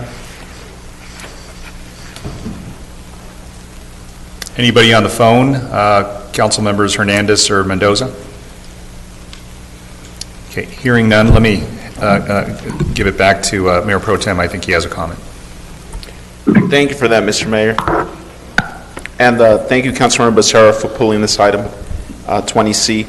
The only question that I have for staff, and I mean, this is an unfortunate situation that we're in. Parking revenue is basically non-existent right now, which is where this is usually funded from, and it's been operating in the red even before COVID. So I want to ask, currently it's proposed to be funded with the money that was used that we received from the sale of the YMCA property.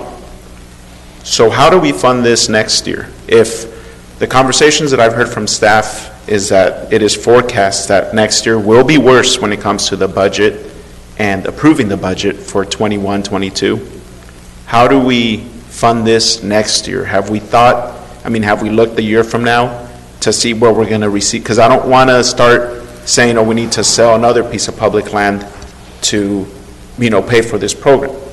Does Madam City Manager, do you want to answer this or?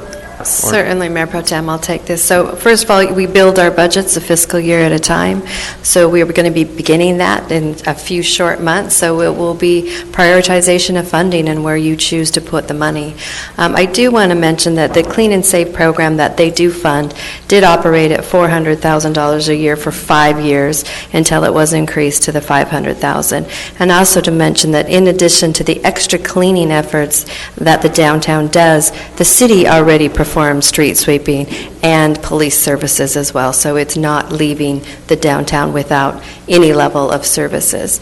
But as you mentioned, the parking revenue is a concern for us, and we haven't received any funding to offset our lost revenue for that. But COVID-19 did decimate the people that used to go down and use those parking structures and where we recouped our revenue from. So we'll have to evaluate it as we build the next year's budget, and I think we're going to have some tough decisions. Thank you for that. There's a lot of concern with me for this, particular. I do think that it should be, stay at the recommended amount of 400,000, just because it is a ghost town when you're driving around downtown. And even the sidewalks that are there now, which is a whole separate issue with that never-ending streetcar project that I constantly talk about, those sidewalks are terrible. I mean, I don't know what they're power washing, and this isn't I'm not talking about the Clean and Safe program. This is a streetcar construction that is a whole different animal. But those sidewalks, the way that they've been patched up for months now, without laying down that brick again, or just having this crazy, ugly black tar and not tar. Asphalt. Asphalt. There you go. Can't think of the word. It just looks terrible, and every time I'm there, it's extremely filthy, and I know a lot has to do with the construction from the streetcar. So I also want to make sure what different approaches they've taken over the last couple of months, working together with the OCTA to try to help reduce the filth that has come from this construction. Do you guys know? What OCTA has done, is that the Well, I mean, question? is there any effort amongst the two groups to work together to help? Because, I mean, when you talk about the dirtiness that has come from the streetcar, there is a lot of wear and tear on just the sidewalks that are not part of the construction, the dust, the dirt. We should be asking for some contribution to maintain our sidewalks and keeping them clean. So I'm not aware if OCTA has had any conversations with the downtown groups. I will let you know that our Public Works Agency works very closely with OCTA in monitoring the construction activity, so it's certainly an issue we can raise with them. I think that's just my opinion. I think it's an important area to approach, because I think that over the last year and a half, the streetcar construction has contributed a lot to just the overall dirtiness of downtown. I know it's temporary, but we shouldn't have to live with the amount of nuisance that it's caused in regards to that. So that's just my 2 cents in regards to this item. And that's it, Mr. Mayor. Great, thank you, Councilmember Pham. Thank you, Mayor. Thank you, City Manager, for clarifying that they did, Downtown Inc. the SAFE program operated for $400,000 for several years, and I definitely understand the need for clean streets, for safe streets. We need that throughout the entire city. The sale of the YMCA is public funds to help the entire city. Now, there is definitely really important there's an important economic engine in downtown Santa Ana, and I think the fact that we are considering this is us recognizing that. But, the other $100,000, what have we decided to do with that? Do you know yet? The remainder of the funds from the YMCA sale? We have not earmarked that at this point. Right, so that extra $100,000 can go to the west side, to other neighborhoods, to South Grand, to Bristol, all of these other neighborhoods that might need additional services. So in recognizing the need for clean and safe areas, I think the $400,000 is an appropriate amount, given that staff has considered that need, but that other areas of the city need that too. So I would be in support of this project, or this item. Thank you. Great, anybody else want to address the council on this, or address the staff on this? Councilmember Becerra? I just have one quick question. So with the sale of the YMCA, the proceeds, if we didn't have this item before us tonight, where would those funds go towards? Like, where would they fall into? Would they fall into They would go into the general fund. the general fund, which under any circumstance, we would, as a council, decide where that money goes. So whether it's downtown, the west side, I guess just what I want to clarify is that as we are concluding with the sale, this money is something that this council can appropriate in any way it chooses. What would normally happen, council member, is that we would come back to you, which we're planning on doing, I believe, in February.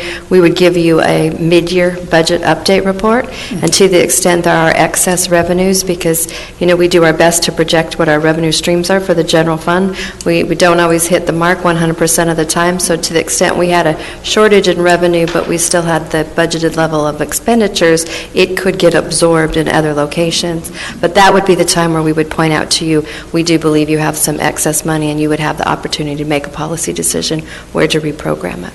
Well, and I appreciate that our staff keeps us a little more organized than just simply, ooh, we sold something, where do we appropriate it? So, yes, I'm very appreciative of the process and that we just don't, jump at everything that we acquire. But I just wanted to clarify, though, that money would go into the general fund. Okay, thank you. Great. Thank you for those comments. Hearing no other comments, I'll just actually had a quick couple of questions. So to the extent that these monies are fungible, in other words, they're not restricted to either clean or safe, they could be used in any way that we need be, because it looks like it's a little I guess, counterintuitive when I read number 2 on the recommended action. It looks like it specifically noted that the security guard services will be reduced, but really it could be adjusted to maintain those at a certain level and maybe decrease the maintenance, right? It's within that 400,000. Right. So that was one thing that I wanted to make sure that we were clear on, that it wasn't that we were strictly reducing the security services or staffing. The other one was, so to the extent that we could approve this 400,000, which is below what was, what we've done before, we could, as you said, during a mid-year review, look at the budget and see if there's any excess or there's any surplus to augment what we approved today, right? Correct, sir. Okay, great. So I know that, we have businesses that are struggling, and they're not new businesses. Some of them are legacy businesses that have been there for years, quinceañera shops that are barely making it. And a lot of times they need a safe environment to be able to do business in and operate in. And we know that they've been, hurt very, very badly. And we know that normally these monies are generated through parking revenue, and we know that that is relatively non-existent and been dormant. So I think to the extent that we could move forward with this and take a look at it at mid-year review when we're looking at the budget and seeing if we could augment, if possible, I think that would be, a way to address this. My only other question was on the Clean and Safe team. Is that an outsourced vendor that provides those services, or yes, it is. Firm? Have we ever thought about maybe using some of our employees that may be furloughed or may not be working? What's your thought on something like that? We haven't thought about that. We have thought about maybe rebidding it. It's time to take a look at that aspect of it, but we haven't thought about augmenting with laid-off city employees, no. Maybe there's a win-win here where we could try to look at that as another possibility. If we go out to bid on some of these, we might be able to look inside as well. But to the extent that we can provide some, continued support to the downtown and all their businesses, because I know we have, businesses of all types that are struggling. We want to make sure that we support them because of all the good programs that we want to do. A lot of them are generated from the, sales revenue that are generated by those businesses downtown. So I don't think there are any other comments or questions on this item. Is there a motion to move the recommended item? Mayor Sarmiento, this is Councilmember Hernandez. Yes, go ahead, Councilmember. And I'm in agreement with you. I think that that's a fantastic idea to augment the employees that we've had laid off. I think that would be a great solution, and I think it'd be a win-win for everybody for us to look into that. Great. So would you like to move the recommended item maybe with staff to consider looking at that for the clean and safe team? I'm sorry, I had my microphone off. I meant to say, or I'll repeat what I said, would you like to move the item with that comment about having staff maybe look at, looking at the clean and safe team, some of the part-time employees maybe being considered for that? Mr. Mayor, yes, I would. Okay, so we have a motion to move the recommended item. Is there a second? Second, Councilmember Mendoza. Great. Thank you for that. Seeing no other comments or questions, Madam Clerk, if you'll please call roll. Councilmember Becerra? No. Councilmember Hernandez? No. Councilmember, I think that was your motion, so... Oh, yes, that's a yes. My apologies. Councilmember, yes, Councilmember Lopez? Yes. Councilmember Mendoza? Yes. Councilmember Fan? Yes. Mayor Pro Tem Peñalosa? Yes. Mayor Sarmiento? Yes. Thank you. Moving along to the next item, I believe it's 20D as in David. That's correct. Mayor Pro Tem Peñalosa? Mayor Pro Tem, go ahead. Thank you, Madam City Clerk and Mr. Mayor. 20D is approve an appropriation adjustment and approve a First Amendment to the agreement with InfoSend Inc. for a total for the 2021 fiscal year amount not to exceed $750,000. 20D, Madam City Manager, you know that anytime we have software and technology upgrades that will allow us to provide services to our residents in a more efficient manner, I am happy. I also know that upgrades like these will also make staff time more efficient, so good all around. I just had a couple questions, Madam City Manager, and you might want to take the lead on this. Are residents able to opt out from receiving any billing correspondence via postal mail? The reason I ask is because I know that I personally at home would rather not receive any bills. I don't look at them, I don't open them, I just toss them in the shredder because I get everything via email, online, text message reminders to pay my stuff. So I know that if there are residents that want to choose not to receive correspondence or not to receive their water bill, I know there will be a lot of them because the less mail we receive, the better. And I hate to do that now, especially to our postal service, as they need all the work they can get. But we also need to look into if there's a cost savings in having that feature available with these programs that we're purchasing. Madam City Manager? Thank you, Mayor Pro Tem. That's an excellent question. And the most common bill that we do send out, as you mentioned, is water bills, and there is a paperless option for that. But we certainly can explore some of the other things that we do send out, maybe not as regular, to see if there's a way to go paperless with those as well.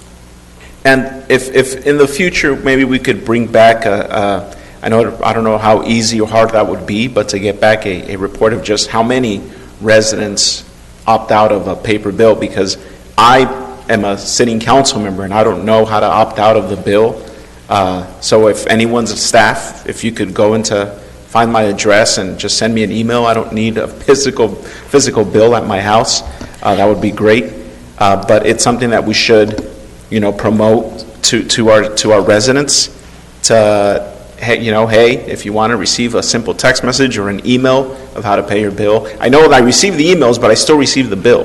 That's so I'm receiving the emails, but the bills. But it would be nice if we advertise that and let our residents, because I'm sure there'll be a lot that would opt out of receiving a paper bill and therefore saving, even if it's a couple $100 a month in cost savings. I mean, it's still something. So just a thought. Which was basically it. But with that said, I would move 20D for approval. I'll second. Great, we have a motion and a second. Madam Clerk, if you'll please call roll. Councilmember Becerra? Yes. Councilmember Hernandez? Yes. Councilmember Lopez? Yes. Councilmember Mendoza? Yes. Councilmember Fan? Yes. Mayor Pro Tem Peñalosa? Yes. Mayor Sarmiento? Yes. Thank you. Moving along to the next item, I believe it's 20E as in Edward. Correct. Mayor Pro Tem and Councilmember Becerra both pulled this item. Mr. Mayor, I along with Mayor Pro Tem, pulled this item. My reason for pulling it, and I wanted to speak to our Director of Public Works, Nabil Saba. So I'm definitely one to support protected bike lanes in town. To me, seeing, just striped lanes is just, I think they're dangerous. I think the more that we can do to protect those that not only enjoy biking, but really rely on bicycling as their mode of transportation, the more we can do, the better.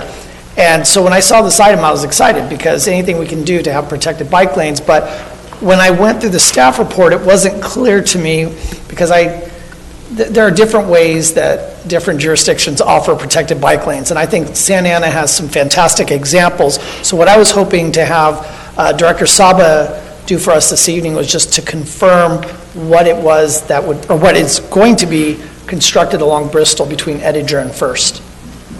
Sure. Good evening, Mayor, Mayor Pro Tem, member of the council. Happy to be here. Item 20E is a Bristol Street protected bike lane from Edinger to First Street. It was a federal grant of $2 million to construct a bike lane along that stretch of Bristol. It will connect the newly constructed Edinger bike lane with Willett's bike lane. So it will be like a C-shaped type bike lanes connectivity there. This is just a sample of the design project, but the existing Bristol Street right now has a bike lane, but it's unprotected as you see in the picture. So we're hoping that with this project, it will look like this. This is a sample of a bike lane project that has just been completed north of Bristol next to the college.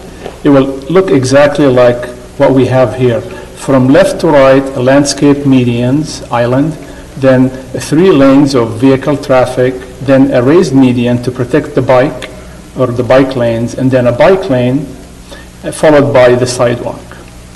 That's what we will achieve with this project. And thank you for that. That's what I wanted to see and what I wanted to know, just to make sure that that's the type of protection we're going to give our city's cyclists. So Yes, thank you for that. Sure. Would you like to move the item or just so for purposes of discussion? I'd be happy to move the item.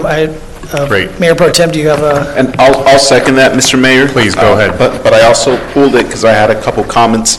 Madam City Manager, I pulled this item because I want to take a moment to make a comment for the public record about the parking issues that came out of the Edinger protected bike lanes, the trash, the debris, the parking confusion, and very narrow lanes that came with the Edinger protected park lane, bicycle lane. Like my colleague mentioned, I'm also very supportive of having protected bike lanes in our city because more than 50% of our residents don't have access to a car. And a lot of them do use their bicycle to get from point A to point B and so on. However, I know that the recently completed protected bike lanes on Edinger, compared to the ones on Bristol and 17th, I feel we went a little cheap. Bristol and 17th, you have a lot of green landscaping, plants, grass, it looks beautiful. And on Edinger, I mean, it's just straight concrete and maybe a couple pinkish brick pavers here and there, but they're not as nice as the ones, coming out of Santa Ana College. And there's also, the lanes were narrowed. I mean, they're extremely narrow now. I know that when I'm driving east on Edinger, coming from Fairview, I mean, you immediately feel it when you're driving past Car Intermediate of how narrow these lanes become and how close the cars are now, because there's a protected bike lane now. Now the cars are parked closer to the traffic, and I mean, it's, and I know that we had an incident. Of course, people were drag racing, which is also a problem, and they sideswept a couple of the cars that were parked along Car Intermediate. I almost sideswept some of the cars because of how close now those cars are parked. So I want to make sure that as we move into completing these phases of protected bike lanes, we're not just building them because we got the grant and without no really creative vision. I know that, Nabil, you're leading a great shop at the Public Works, and I know that there's a lot to address, but it's important that as we look at other areas in central Santa Ana, we think of how the aesthetics of these bike lanes compared to the ones on Bristol and 17th Street. I want to see the greenery. I want to see the landscape. I want to see them, pleasing to the eye of the people that we drive past them or want to use them. I know that there was also, I constantly see a lot of trash buildup in the protected bike lanes because now the street sweepers don't have access to drive in there, which is a whole other topic that we should start addressing and educating the public on, using your nearest trash receptacle, not littering. That's a whole other campaign that we should address, but there's a lot of things that come with these protected bike lanes that I want to make sure that we address. I'm not sure who wants to comment to that, Nabil or Madam City Manager? I would just thank you for the feedback, and we'll look into those concerns. Okay, and is there a way where we could include, I know that this Bristol bike lane, is there going to be any green landscaping as part of the protected bike lanes, or are they just going to be straight concrete? Yes, there will be a landscaping area in between, in the protected bike lane, in the protection of the bike lane and on the sidewalk. Okay. So just before the sidewalk or the parkway. So I know we were working with limited space on Edinger, right. But is there a reason why the ones on Edinger from the Santa Ana River all the way down to Flower Street, I believe, are not, they don't have any landscape in them? I think the reason for that was how wide the street is and how much parking we needed to save, along with the bike lane and the number of lanes that we needed to keep. So that was a challenge. But we'll keep those in mind for future projects and make sure that we include as much as protected bike lanes in the city as possible. Okay, because the other issue that comes with this is just uniformity of how our city looks. You drive down Bristol and turn left on MacArthur, it looks like you're in a complete different city. You drive south on Main, you're in a whole different, every street you turn on looks different, it's built different, which I love because it does give character to many of our neighborhoods. But when you're traveling on these main corridors, like Bristol and Edinger and Harbor and MacArthur, should be some kind of similarity. I always heard people say that you knew when you entered Santa Ana when you were driving down MacArthur Street and the medians went from green grass and trees to complete dirt, that's when you were in Santa Ana. Now we've addressed that. We're bringing back our landscaping in our center medians, so I'm forever thankful for that. I know that's also a huge effort, but I'll stop talking, but just different thoughts that I've had regarding these protected bike lanes. Let's pay attention to how they look and figure out a way that we could really make them look nice and work for everyone, even the people that need that parking space. With that said, those are my comments, Mr. Mayor. Yes, thank you for that. Any other comments from the council? Hearing none, we do have a motion and a second. The only comment I would make is just to thank staff and congratulate them for, a very nice project. Again, aesthetics are important, as the Mayor Pro Tem mentioned. For me, I've been reading a lot of, unfortunate accidents that have happened recently with pedestrians, being struck, and unfortunately there have been some fatal incidents recently, and to the extent these protected bike lanes do a lot to prevent those types of fatalities is really important. So thank you for following through with this. I know this is, we've had discussions about the whole Safe Streets effort. And here in the city, a lot of people ride their bikes, a lot of people are pedestrians, so it's really important that we do everything we can just to keep them safe. So with that said, Madam Clerk, if you'll please go ahead and call roll. Councilmember Becerra? Yes. Councilmember Hernandez? Yes. Councilmember Lopez? Yes. Councilmember Mendoza? Yes. Councilmember Fan? Yes. Mayor Pro Tem Peñalosa? Yes. Mayor Sarmiento? Yes, thank you. Moving along to the next item, I believe it's 22B. Correct. Councilmember Fan pulled the item. Go ahead, Councilmember. Thank you, Mayor. I pulled this item because obviously there's been a lot of discussion all year and since before then, of course, about how we're spending our money and the city's budget on police items, whether it's raises or vehicles or anything else, right? And so I just wanted to ask some questions about these 12 police vehicles. Madam City Manager, I understand that these vehicles were needed due to the increase in staffing for our department. Is that correct? Partly. There are 3 vehicles that are replacing vehicles that have reached the end of their useful life, and then the remainders would be for new staffing. Right. So we're replacing some that, because they're at the end of their life, if we don't replace them, we would be losing services to residents, essentially. Correct. So a past priority of the council had been to increase the number of sworn so that we could reduce our response time. And so as part of that effort, we were able to do some hiring that we've never seen before in past years, and they need the vehicles when they're hired, and there's a lead time to get those vehicles up and running to deploy them onto the streets. Thank you. And if we didn't have these 12 vehicles, what would happen to the additional officers that have been hired? I would defer to the police chief, but more than likely without a patrol vehicle, they'd need to be doubled up with other existing vehicles. Okay. So when you say double up, you mean, partner up 2-3 people in a car or something like that? I believe I better let the chief answer the Thank question. you, Chief. Most are alone in the vehicle, so it would be more than likely 2. Mr. Mayor, Council, City Manager, thank you for the question.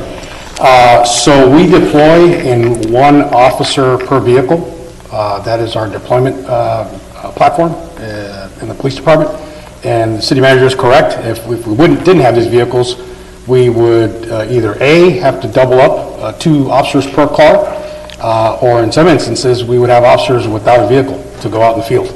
So the 3 vehicles are total or at end of life, and then the others are to support all the officers that we hired over the last year and a half or so.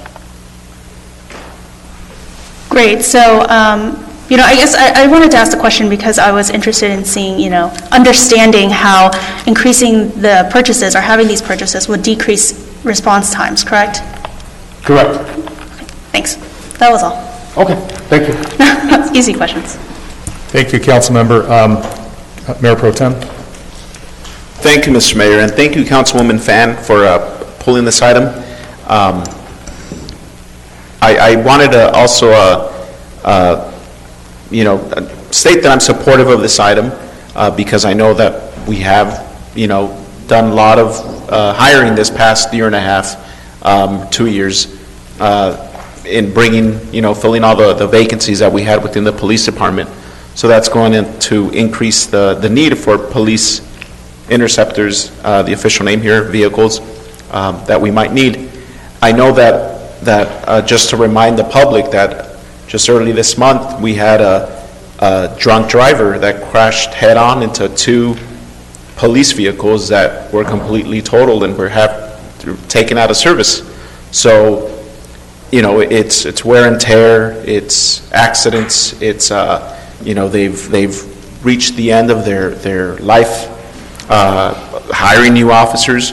So I think it's it's a good item, and I'm supportive of it. And just wanted to remind the public that just early last month, we unfortunately had that accident where a couple of our officers were injured and the vehicles were totaled and taken out of service. So with that, I would like to move the item 22B. Great. Thank you. There's a motion. Is there a second? I have a comment before we move. Yes. Go ahead, Councilmember Lopez. Thank you for pulling the item, Councilmember Fan. Chief, I'm sorry that you have to come back up to the podium. I have a question for you. Can you please let us know what the what does end of use life mean? There was really no metric given. So it's, we like to, about 75,000 miles, but sometimes we're pushing 100, 120,000 miles on these cars. And it's not like, our own personal vehicles. 50,000 on a police vehicle are hard-driven miles. The car stays on pretty much 24/7. a lot of stop and go, so the wear and tear is exacerbated. So that 75,000 miles on our average vehicle is, well over 100, 150. Okay. And are these hybrid models that we're getting? No, they're not. Okay. Is there a reason for that? So, we've done some research, and the industry as a whole has done some research on primary patrol vehicles and hybrid, and there just isn't the response necessary. All these vehicles are police rated for, speeds required, and so that's kind of where things are in terms of the technology evolving for primary vehicles and a hybrid capacity. We do have hybrid vehicles in other parts of the police department, but not the primary patrol vehicle. Okay. And just for me to understand, if we don't get these vehicles, that means that our response times are gonna slow down even more than what they're already Well, all response times in all categories have been lowered because of the additional hiring of police officers and our focus on lowering response times. And we need essentially all the assets that go along with supporting that effort.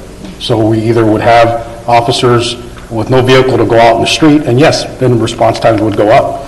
I also have a very large academy class that's graduating in February, 13 police officers. And so, it's just supporting the hiring effort that's been going on for, as was stated, for the last couple of, 2-3 years. Okay. And can you let me know, is there, again, a metric to how many police vehicles are dispatched to a call? Well, it really depends on the type of call.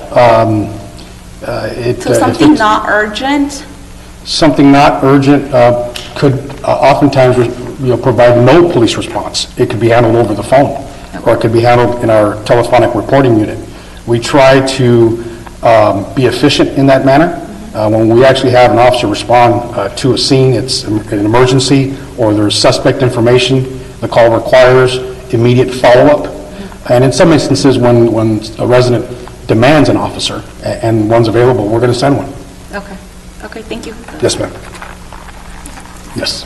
Thank you, Councilwoman. Excellent questions. Let me ask those on the phone that haven't had a chance to speak to see if they have any comments. Councilmember Mendoza, any questions for the chief now that we have him at the podium here?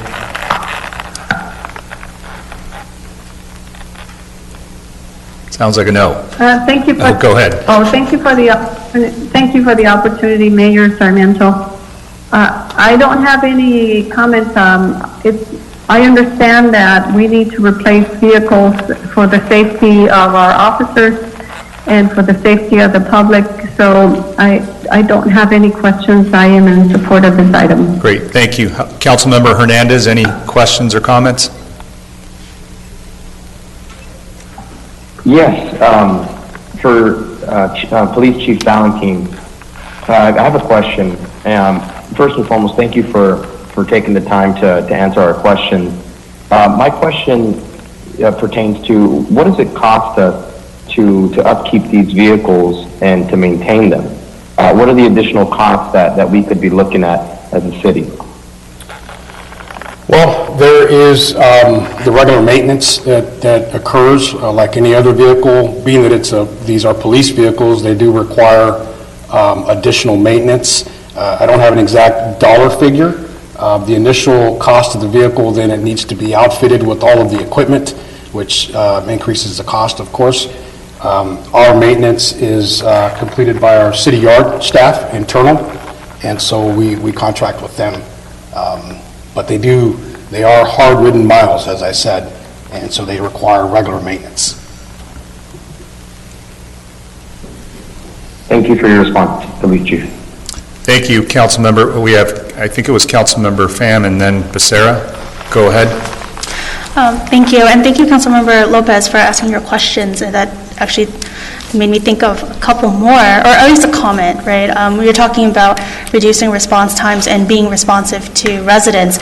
As many of you listening know, the public know, we had a major vandalism incident on the west side, and then we had several other high-profile incidents in which there were responses from our officers. I know, at least with the residents who reached out to me, they were very thankful that our officers were very responsive and were there quickly. And I want to make sure that the previous council has funded these positions, that we provide our officers with adequate resources to do your job well and to service our residents well. And so, just with that comment, I am in support of this item. Thank you. Great. Councilmember Becerra. Thank you, Mr. Mayor. This question is more geared toward our city manager, which is going to sound like deja vu, which is, so Fairway Ford is not a Santa Ana business. Did we not have any responses from any auto dealerships here in town? We do have an auto mall just all along the 55 there and a couple of others scattered throughout the city. Did we just not get anybody that matched the qualifications we needed? So 16 Santa Ana vendors were notified, and this is a purchase that's being done off of a competitive process that was done in January of 2020. Okay. So I don't have all the details of the number responded and where they were located. We have taken to heart a lot of your feedback on trying to reach out and get more Santa Ana vendors to submit bids on this. So I can't tell you if a number actually did reply, but they were definitely contacted back in January 2020. The one deal that we did receive, which was exceptional, is under the 2020 purchase, the dealer is honoring 2020 model prices for 2021 vehicles. So we did receive a very good deal. Okay. I don't think there was a second on the item, so with that, I'll go ahead and second the motion. I was about to say that, but Mr. Mayor? Okay, we have a motion and a second. Madam Clerk, if you'll please call roll. Councilmember Becerra? Yes. Councilmember Hernandez? Yes. Councilmember Lopez? Yes. Councilmember Mendoza? Yes. Councilmember Fan? Yes. Mayor Pro Tem Peñalosa? Yes. Mayor Sarmiento? Yes. Thank you. Moving along to the next item, I believe it was 55B as in boy. I have 25E pulled by Mayor Pro Tem. I'm sorry, go ahead. You're right. Thank you, Mr. Mayor and Madam City Clerk. I pulled 25E, approval of second agreement with Evolve Software Corporation for the purchase and implementation of Project Docs, electronic plan submittal software. Again, thank you, staff, for moving forward in this direction. I know that the staff report says, due to COVID, the current COVID-19 safety precautions, the city purchased and implemented a 6-month pilot program for an electronic review system. This is one of those silver linings that came from this, is that businesses, private and public, had to adapt quickly and streamline their processes. So thank you. I just want to make sure that we advertise the upgrades we're doing on the ground floor to invite people to do business in our city. I know that there's a lot of businesses citywide that are reluctant to do changes or upgrades to their facilities due to knowing that it's going to be a lot of time spent at City Hall that they probably don't need to moving forward as we implement these systems and upgrades. A month or two ago, I met with the folks over at the observatory, and they giving me a tour of the future changes that they plan on doing, and they said, it would be nice if we could submit these plans, through electronically, and the comments, like, I'm very familiar with City Hall. I spend too much time there, more than I need to, and it's the truth, whether it's a resident trying to pay their bill or a applicant trying to build a Starbucks or a 7-Eleven, it shouldn't take the amount of time it takes. So very supportive of these items. I would like to continue seeing more of them, and thanks staff for this. But with that said, I'll move item 25E. I'll second that. I have a quick comment. Yes, go ahead, Councilmember Lopez. Thank you. I just really want to state that this digital infrastructure investment, I do believe that it's going to add long-term investment to the agency, and I really just want to applaud planning and building agency, Public Works, and IT. Thanks. That sounds like a second. Is that a second? That's a second. Great. So we have a motion and a second. Any other comments? Councilmember Fan? I just want to thank Councilmember Peñalosa for being the constant millennial and always bringing up infrastructure and IT upgrades in the city. It is incredibly important that cities, public agencies upgrade our IT, not only to bring it into the current century, but also to protect us against, whether it's hacking or any other type of attacks on our city. And I think this will really help our businesses. I had businesses reach out to me who during COVID couldn't make an appointment to go down to City Hall to submit their plans, or it's just really difficult, or we're half-staffed. And this way, I think we can get a lot in, get a lot done, and do it efficiently, and make sure the city is greener than before. So thank you. Great, thanks. Well, I should say even boomers like technology and improvement, so let's don't leave us out just because there's no age limit or requirement for liking speed and efficiency. You're not that old, Mr. Mayor.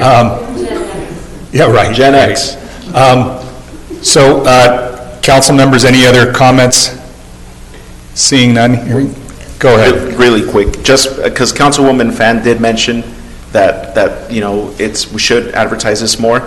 And one of the things that I realized about 2 months ago, I went on our city website and I had no idea that we could make appointments now to do things on the ground floor. So that's kind of what I mean with advertising and letting the residents know that these services are available and the capabilities that they could do from their home. That would be great. Great. And that's it. Thank you for that. Hearing and seeing no other comments, we have a motion and a second. Madam Clerk? Councilmember Becerra? Yes. Councilmember Hernandez? Yes. Councilmember Lopez? Yes. Councilmember Mendoza? Yes. Councilmember Fan? Yes. Mayor Pro Tem Peñalosa? Yes. Mayor Sarmiento? Yes. What's the next item, Madam Clerk? I have 855B pulled by Mayor Pro Tem Peñalosa. Go ahead, Mayor Pro Tem. I'm really sorry, Mr. Mayor. I promise this is the last one. And to my colleagues that have indulged me, 55B is adopt a resolution amending the classification and compensation plan to create one part-time job classifications and amend annual budget to reclassify positions in Public Works Agency and PD. Madam City Manager, and shame on me for not asking about this sooner, but I just have a simple question about the staff report process. And I happen to notice it in this item. I'm not sure if it exists in other items or what we've done in the past, but should the HR Executive Director, Mr. Pham, be mentioned as well as the Chief of Police on page 4? I know that in the past when we've had staff reports that include numerous departments, if I recall, we have all the departments that, had a part in this listed on page 4. I'm not on the last page. I'm not sure if this is an oversight or if this is just if Mr. Nabil Saba took the lead on this. But I know that HR did have a lot to do with this particular item, as well as the police chief, because there's one position in here within the police department. So I just wanted to know why those executives' names aren't listed on the staff report. I concur with you, Mayor Pro Tem. They should have been, although, one person usually will take the lead on completing a staff report.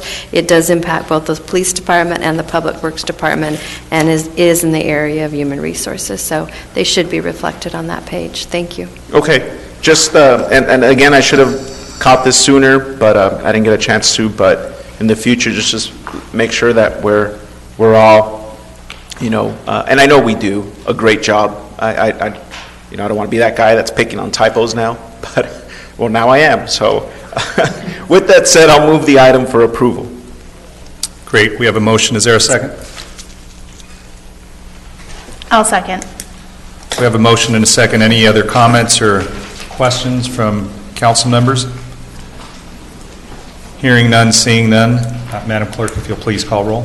Councilmember Becerra? Yes. Councilmember Hernandez? Yes.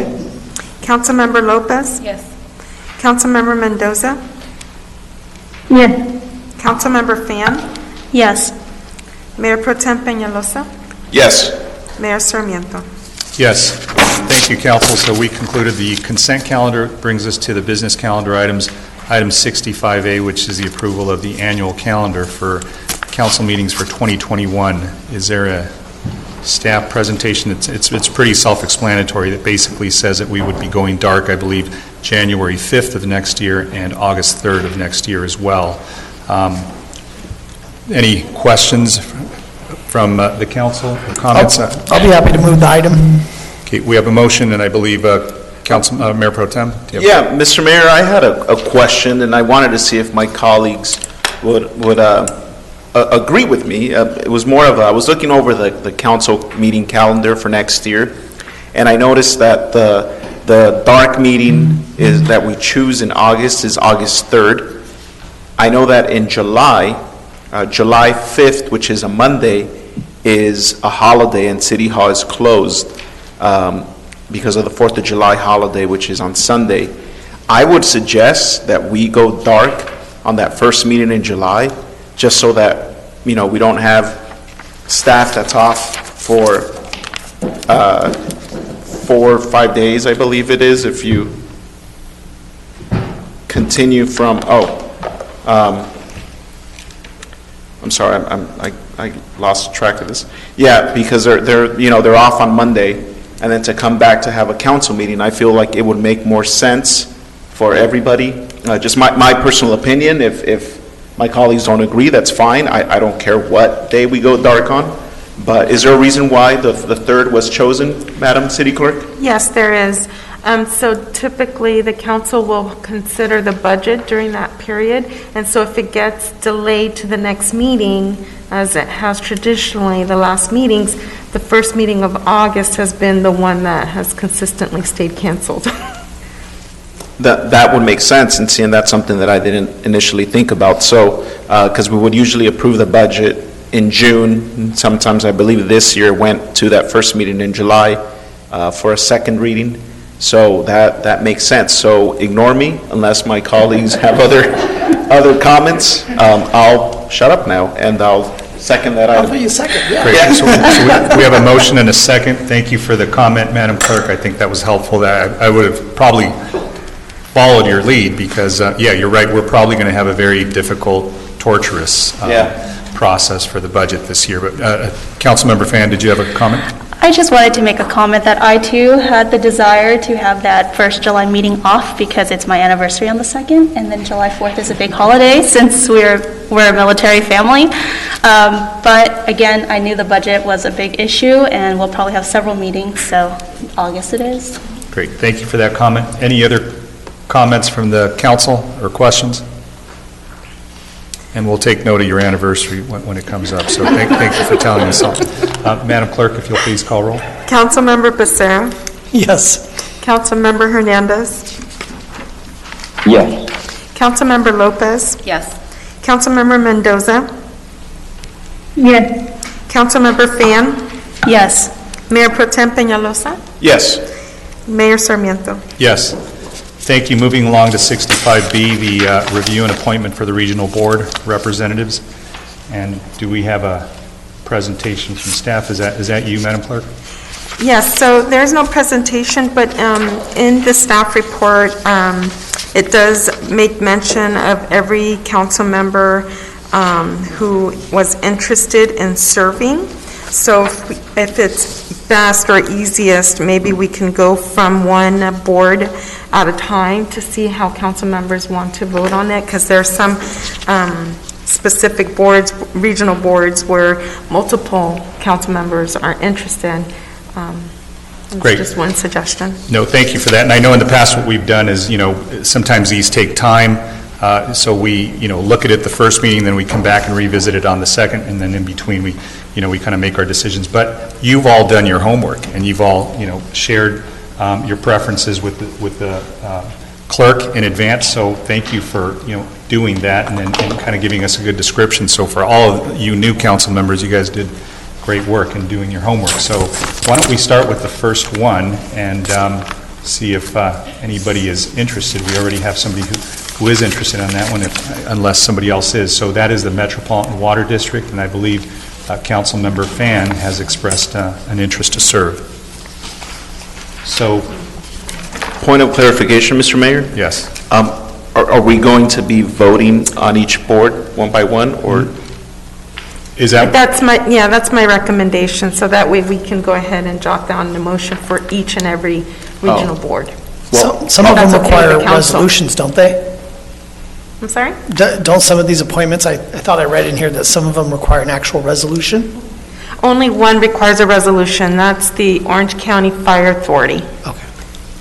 Well, so I'll make a motion, unless my colleagues feel otherwise, or anyone else is interested, to appoint Councilwoman Fan to the Metropolitan Water District. I'll second it.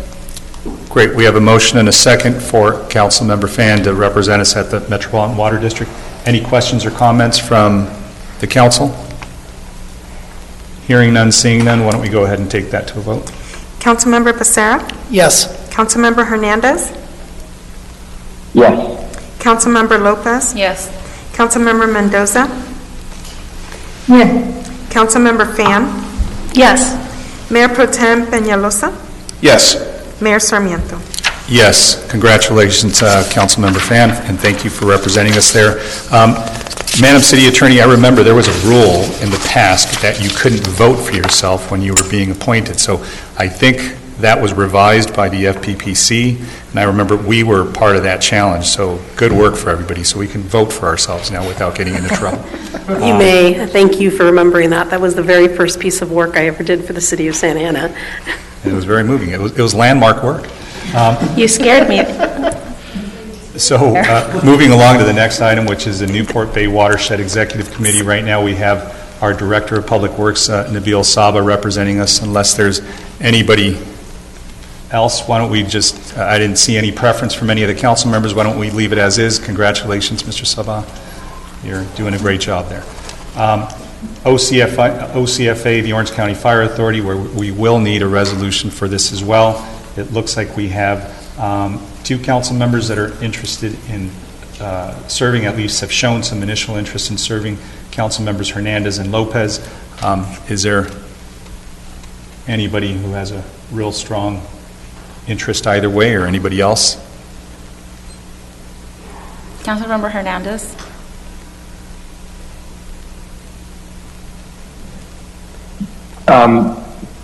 For the Orange County Fire Authority, if Councilmember Lopez would like to serve on that board, she will have my support. If that's a motion, Councilmember Hernandez, I'll second it. Great. So we have a motion and a second. Is there any question, comment from the council? Hearing none, seeing. This is Councilmember Mendoza. I was wondering if we could appoint Councilmember Hernandez as an alternate. Do we have alternates on OCFA? It does not require an alternate for that position, for OCFA. I served on that for a couple of months. I was there for a very short time, so I don't recall that there was an alternate position on that one. I think there are some specific regional boards and commissions that do have an alternate assignment, but that one doesn't have one, I believe. But point well taken, to the extent that, we'll be considering that for other ones. But seeing no other comments? I have a question, Mr. Mayor, again, Yes. just for clarification. Is this what we're voting now, the resolution, or is that going to come back at the next meeting for? No, this is for the resolution. So this is The okay. resolution was one of the attachments to this exhibit. Okay. Yes. Great. So we have a motion and a second. Madam Clerk, will you please call roll? Councilmember Becerra? Yes. Councilmember Hernandez? Yes. Councilmember Lopez? Yes. Councilmember Mendoza? Yes. Councilmember Fan? Yes. Mayor Pro Tem Peñalosa? Yes. Mayor Sarmiento? Yes. Thank you. Congratulations, Councilwoman. That is an exciting board, so keep us posted. Moving along to the Orange County Sanitation District, I believe Councilwoman Mendoza is presently serving on there, and Mayor Pro Tem is the alternate. But there is interest by, it appears, Councilwoman Mendoza on this, but I think there might be a change here. Is there anybody that has a strong interest in serving on the Orange County Sanitation District? Mr. Mayor? Mr. Sarmiento, I would like to nominate Jonathan Hernandez as the primary, and I would like to be appointed as the alternate on the sanitation board. Great, so that's an appointment motion for Councilmember Hernandez. Is there a second for that? I'll second that, Mayor Sarmiento. I was the alternate, but I went to maybe one meeting early last year, so it'd be right for Councilwoman Mendoza to continue in that alternate position. Great. So I'll second it. Great, so we have a motion and a second. Any questions or comments on that? Hearing none, seeing none, let's go ahead and have a roll call vote. Councilmember Becerra? Yes. Councilmember Hernandez? Yes. Councilmember Lopez? Yes. Councilmember Mendoza? Yes. Councilmember Fan? Yes. Mayor Pro Tem Peñalosa? Yes. Mayor Sarmiento? Yes. Congratulations, Councilman Hernandez. You'll be representing us in the Sanitation District. Moving along to the Orange County Water District, and I'm presently the representative, and I will be stepping down from that because I will be representing the city at the Transportation Authority. And I skipped over the vector control because that's something that I believe has a term that doesn't conclude until 2024. So going back to the OCWD, I will be stepping down from that, so it becomes a vacant seat.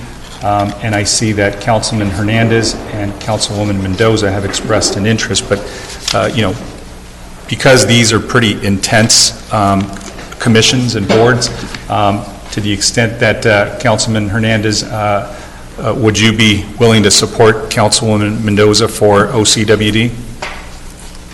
Absolutely. I would like to nominate Councilwoman Mendoza for Water District. I'll second it. Okay, so we have a motion and a second for Councilwoman Mendoza to serve as the Orange County Water District representative. Any questions or comments from the council? Seeing none, hearing none? Mayor?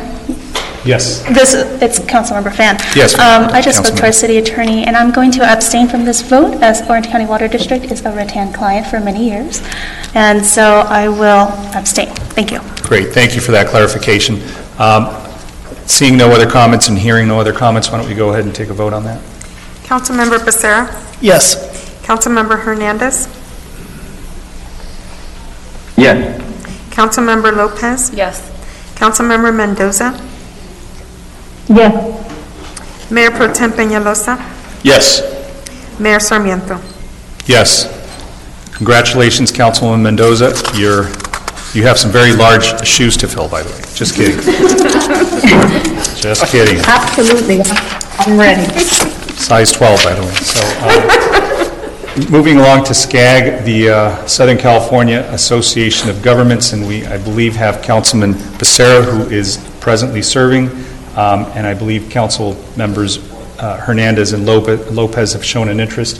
I believe that they've been assigned, and maybe out of fairness and equity, we all get a chance to serve on different boards and commissions. Councilman, would you consider staying and representing us at SCAG? Absolutely. Let me go ahead and make the motion to nominate you there. I'll second that, Mr. Mayor. Great. We have a motion and a second. Any questions or comments from the council? Seeing none, let's take a vote on that, please. Councilmember Becerra? Yes. Councilmember Hernandez? Yes. Councilmember Lopez? Yes. Councilmember Mendoza? Yes. Councilmember Fan? Yes. Mayor Pro Tem Peñalosa? Yes. Mayor Sarmiento? Yes. Congratulations, Councilman Becerra. Moving along to OCOG, that's the Orange County Council of Governments. I don't know if we have a representative. No, Mayor, so anyone who sits on the SCAG as the city member representative will also sit on OCOG. Got it. Congratulations. Thank you. Moving along to the Transportation Corridor Agencies, TCA, and I believe that's Mayor Pro Tem Peñalosa, who is presently serving there. I see that there was interest by Councilman Hernandez and Councilwoman Lopez, but to the extent that Mayor Pro Tem you would consider representing us there? Yeah, Mr. Mayor, I'd like to express to my colleagues that I'd like to continue serving on the transportation corridor agencies. There's a lot of good things that we're doing over there. We just approved 91 Express Toll Road to the 91 Express lane, and just a lot of projects that are coming. We just hired a new CEO, and I believe half the board, from what I recall, got, turned out this past election or voted out. And so there's going to be a lot of change at that agency, so I'd like to remain for some consistency. Mayor, I'll move to nominate Pro Tem Pelosi to continue to serve. And I'll second. Great, we have a motion and a second. Seeing no comments or questions, let's go ahead and take a...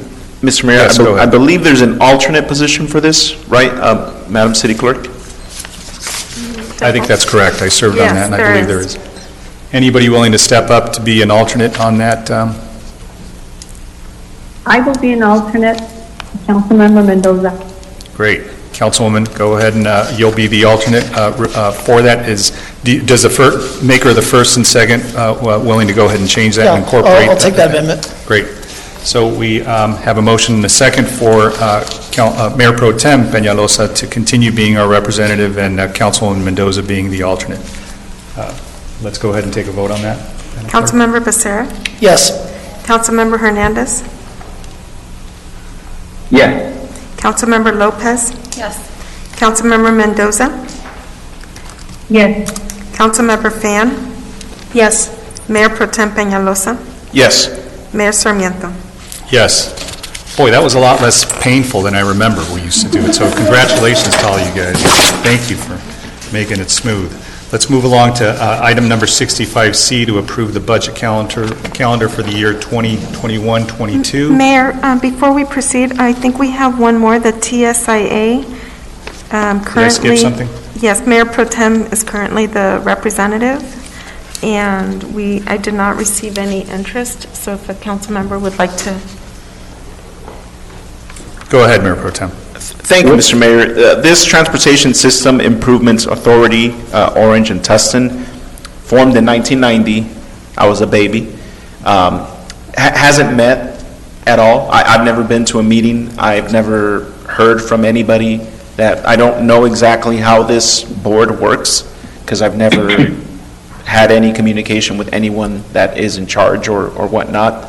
So if we could find out when was the last time they met and what, because I haven't, maybe somebody would have some history over it. I believe, Madam City Manager, you knew a little bit about it in the past? So I believe both of the JPAs were formed at the time that the neighboring cities were doing construction, and it was to better coordinate between the two.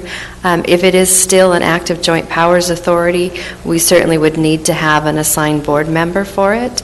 So if you wouldn't mind maybe continuing your stint, and then we can figure out if there is a useful purpose or if the other party is interested in dissolving the authority. Right, okay. I'm fine with that, continuing to serve as a representative. Great. I'll go ahead and move that recommendation. Is there a second? I'll second. Okay, we have a motion and a second. Seeing no and hearing no other comments, Madam Clerk, if you'll please call roll. Councilmember Becerra? Yes. Councilmember Hernandez? Yes. Councilmember Lopez? Yes. Councilmember Mendoza? Yes. Councilmember Fan? Yes. Mayor Pro Tem Peñalosa? Yes. Mayor Sarmiento? Yes. Okay, now we can move along to item 65C to approve the budget calendar for fiscal year 2021-22. Is there any questions or comments from the council? I'll make a motion to approve, Mr. Mayor. I just wanted to thank staff for the nicely detailed calendar, very visually appealing, so thank you whoever did that. But I'll move the item. Great. I'll second. We have a motion and a second. Any questions or comments from the council? Seeing none, Madam Clerk, if you'll please call roll. Councilmember Becerra? Yes. Councilmember Hernandez? Yes. Councilmember Lopez? Yes. Councilmember Mendoza? Yes. Councilmember Fan? Yes. Mayor Pro Tem Peñalosa? Yes. Mayor Sarmiento? Yes. Thank you. Moving along to 65D, This is the informational item relating to the police oversight body. Is there a presentation from staff on this? Yes, Honorable Mayor, Mayor Pro Tem, and council members. The item before you is to accept an informational report, and certainly if you want to provide any further direction to us. We've had this item before you and we received a lot of direction on things to explore and research. So Daniel Soto of the City Manager's Office, he did a lot of the work on it and he has prepared a presentation to provide to you. Thank you. Good evening, Mayor and City Council. I'd like to follow up on an informational report that staff provided to the City Council on September 15th. Back in September, staff provided an overview of police oversight models, best practices, and frameworks. The City Council directed staff to return to the City Council tonight with additional information about the police oversight models, specifically those with and without investigatory or subpoena powers. To review police oversight from cities with comparably sized population, to contact the Orange County Sheriff's Department regarding their Sheriff's Advisory Council, and to conduct some community engagement through a survey to put our feelers out and see how the community feels about police oversight.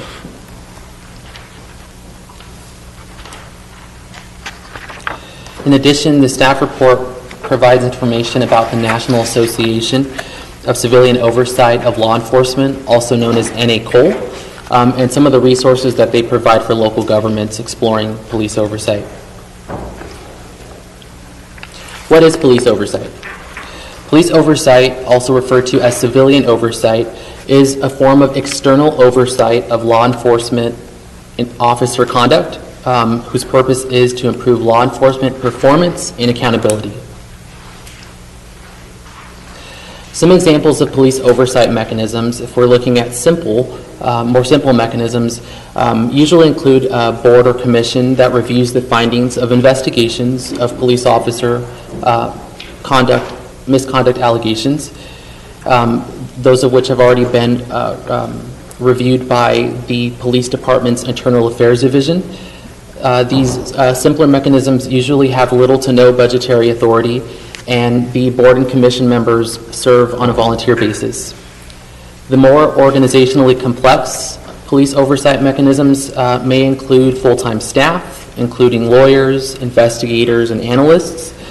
They may have substantial budgetary authority, may have access to conduct independent investigations, and have access to records, to police evidence records, and other databases from the police department or law enforcement agency. Back to NACOLE, to provide information about the framework of police oversight. NACOLE provides 3 classifications that police oversight mechanisms may fall under. The first of which is the investigation-focused model.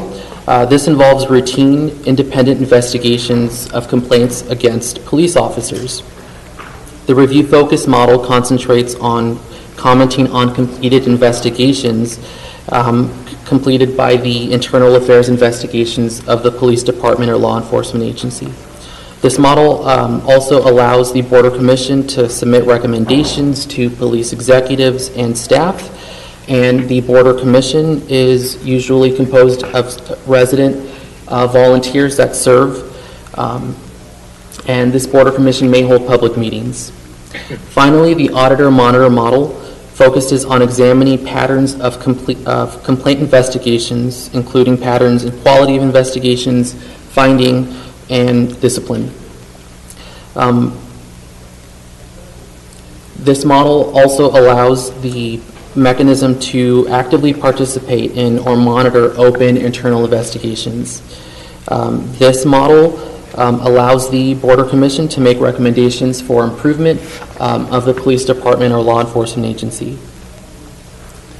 So to look at the difference between police oversight with and without subpoena or investigatory powers, police oversight with investigatory powers typically consists of members that have the authority to subpoena or to summon folks to complete investigations for complaints separately and externally from the police department.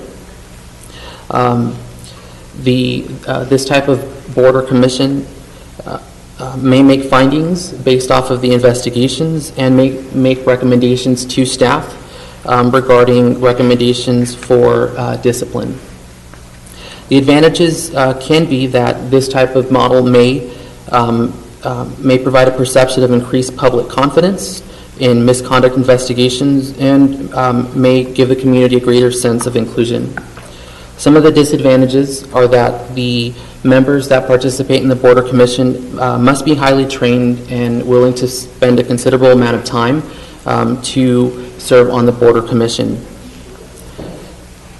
Additionally, this would require significant funding for the Board or Commission to function properly. An example of how this works in real time is the City of Berkeley in Northern California. They have a police review commission.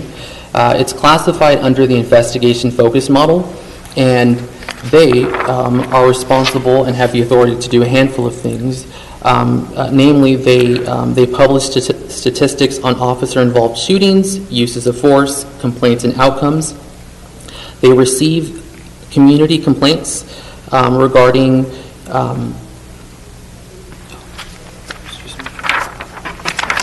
I apologize.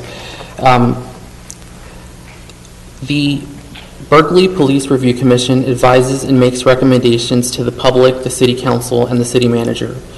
They review policies, practices, written and unwritten, and procedures relating to the Berkeley Police Department, and they also receive complaints.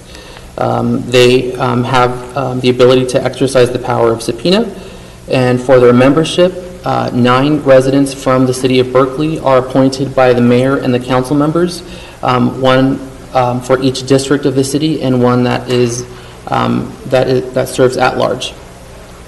There are 3 full-time employees that staff the Berkeley Police Review Commission, a Police Review Commission officer, an investigator, and an office specialist. And their budget for the current fiscal year is approximately $768,000. Alternatively, for police oversight mechanisms without investigatory or subpoena powers. This model consists of members who review police misconduct investigations to determine whether they were conducted appropriately and adequately. This Board or Commission also makes recommendations to staff. Some of the advantages of this type of police oversight mechanism is that the Board or Commission typically can produce findings more quickly than police oversight mechanism with investigatory powers.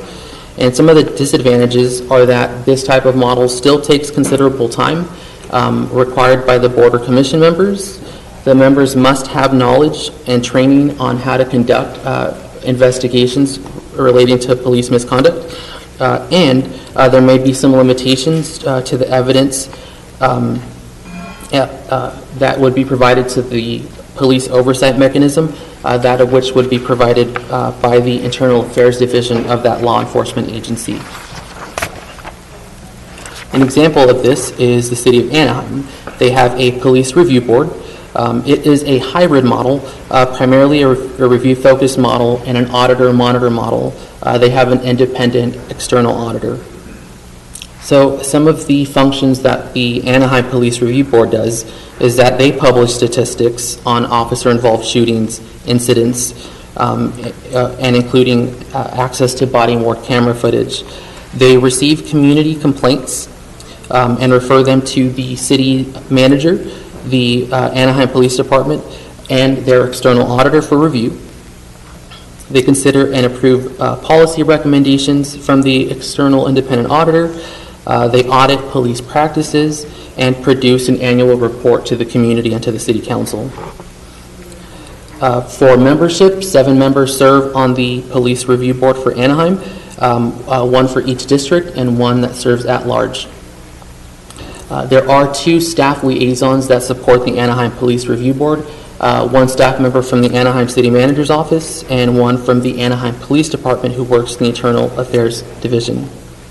Their annual budget is approximately $125,000 and funds the professional services agreement with their external independent auditor. To examine a city with a similar population, Staff took a look at the city of Riverside, which has a population of approximately 330,000. Riverside has a Community Police Review Commission, which falls under the investigation-focused model. Some of their functions include advising the mayor and city council on police and community relations issues. They serve as a vehicle for police-community relations to improve collaboration and communication through conducting public outreach. They also receive and review complaints from the community. They conduct hearings into allegations of misconduct. They do have subpoena power. They also review and advise the police department on their policies and practices. They submit written findings to the city manager and the police chief. They review and investigate deaths of individuals arising out of or in connection with any actions of a sworn police officer. They recommend any staffing necessary to carry out the duties of the Community Police Review Commission. They also advise those staff members' performance, and they are required to submit an annual report to report on their activities for the calendar year. Their membership consists of 9 individuals, 7 of which are appointed according to the city's 7 districts, and 2 members that serve at large. And there is staffing from the city attorney's office, city manager's office, and the Riverside Police Department that support the activities of the Community Police Review Commission. Their annual budget for this fiscal year, is approximately $265,000. Staff took a look at the Orange County Sheriff's Department, and we found that the Orange County Sheriff's Department currently does not have a police oversight mechanism that they use.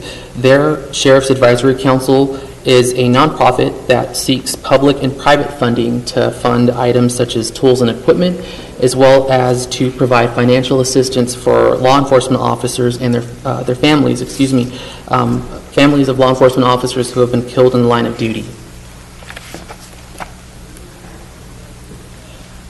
Another component of the staff report tonight is a community engagement survey that staff completed over the last couple of months. The survey collected includes responses from 597 respondents. This data is preliminary and is what could be the beginning of a community engagement initiative with the community that would focus on maintaining a feedback loop between the city and our residents. We shared the survey digitally and also communicated with our neighborhood associations and with our business folks. The survey is available on our city website in English, Spanish, and Vietnamese. And I'll go over some of the questions from the survey. So out of our 597 respondents, approximately 89.3% of respondents identified as Santa Ana residents. Do you know how to file a citizen complaint with the Santa Ana Police Department alleging police misconduct? 76.7% of respondents said that they do not know how to file a citizen complaint with the Santa Ana Police Department alleging police misconduct. Police oversight is needed in Santa Ana. Do you agree or disagree? 72.5% of respondents either strongly agree or agree that police oversight is needed in Santa Ana. Police oversight will positively affect public safety in Santa Ana. 72.6% of respondents either strongly agree or agree that police oversight will positively affect public safety in Santa Ana. We asked folks to identify a set of priorities should the city implement a police oversight mechanism. Below or on your screen is the list of priorities that we received from the public. Number 1, transparency. 2, community outreach. 3, use of statistical pattern analysis. 4, open communication. 5, independence. 6, access to public records. 7, increased resources. 8, increased protection of peace officer rights. And 9, support by stakeholders. Finally, we asked folks to review the information that we shared back in September regarding the different classifications by NACOL. And what we saw from respondents was that they showed a moderate preference of the auditor-monitor model. 41.37% of the respondents supported that type of model, followed by 36% in support of the investigation-focused model.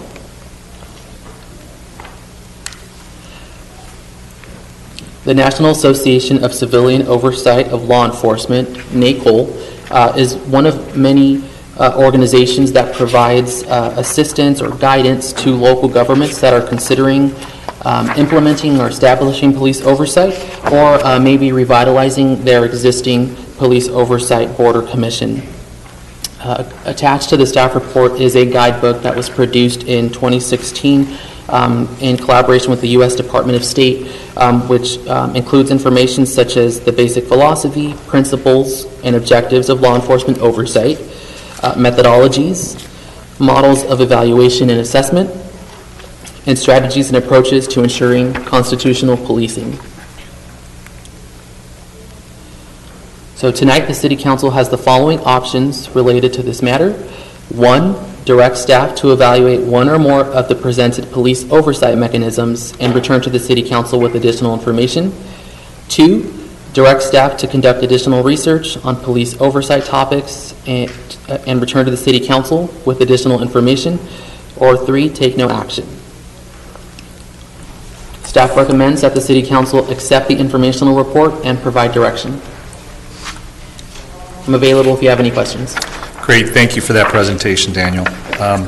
Let me go ahead and bring it back to the council for comments and questions. I just want to say thank you to staff, because I know that this was, this was something that the council had asked for before the end of the year, and for the benefit of the new council members, I think there was certainly a detailed, presentation so they could get up to speed with what we had seen in the past. And I think I may be the only council member that saw the iteration that came before us back in 2015, and this is helpful to augment for that with that. So I think it was council members Peñalosa and Becerra who brought this up as an 85A, so we could take this up now. So thank you both, and let me bring it back to all of you to comment and give some direction on this. Councilman Becerra.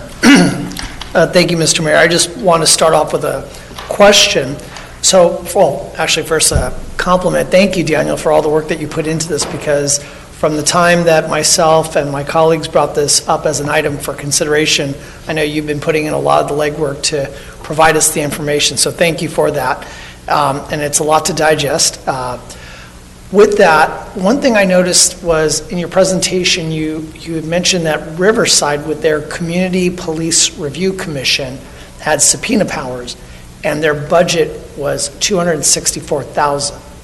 And I think Berkeley, which also has investigatory powers, they were looking at a budget more in the range of $700,000. So I don't know if you know, but do you have a guess why their budget is so much lower? Because I also saw that in the pros and cons of each model, one with investigatory powers, and I think this is something that'll probably be limiting for us here, would be the cost of engaging in that model.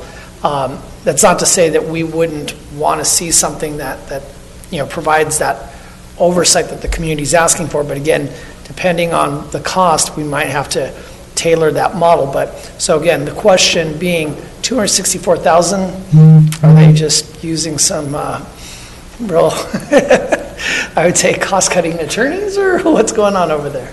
Well, thank you, Councilmember Becerra. The scholars and practitioners in this field do note that there is significant variability among the different classifications and the different oversight models, and we see that here. For example, in response to your question, the Riverside Police Department uses their $264,000 budget to fund one full-time secretary position.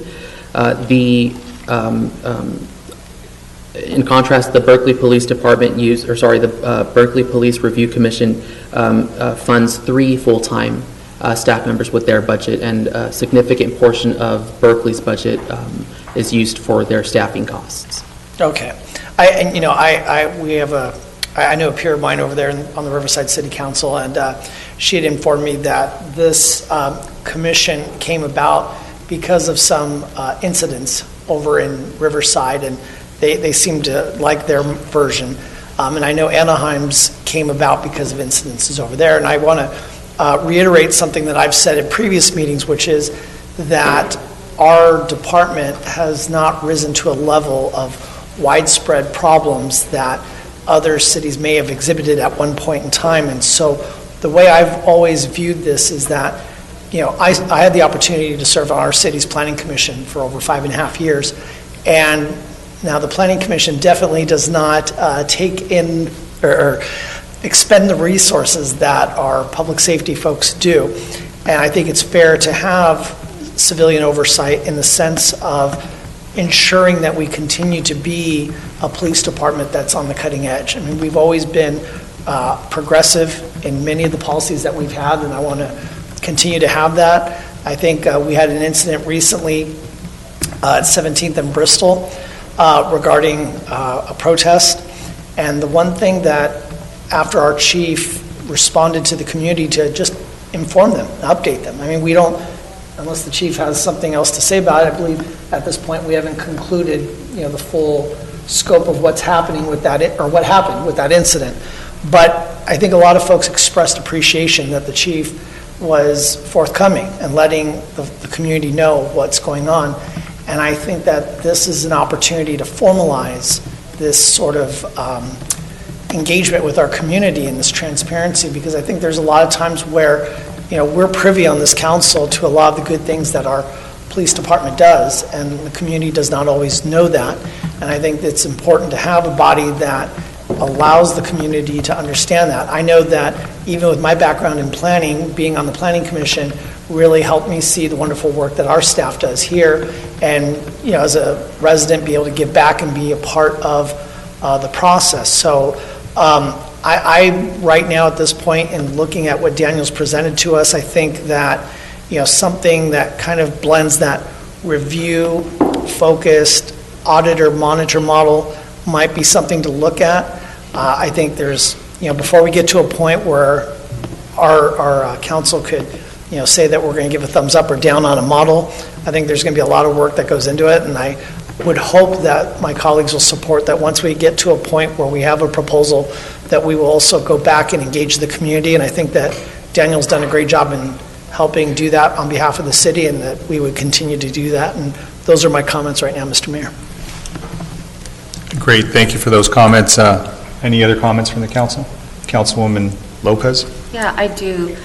I have initial questions, and I don't know if Madam City Manager or if Daniel, who exactly wants to take lead on those. But before that, I really just want to thank our community members that filled out that participated in the survey.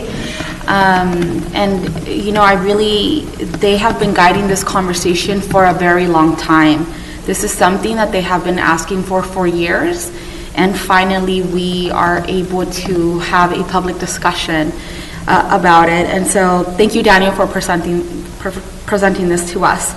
And so I wanted to know can you let me know how we decided to examine Riverside, Anaheim, and Berkeley?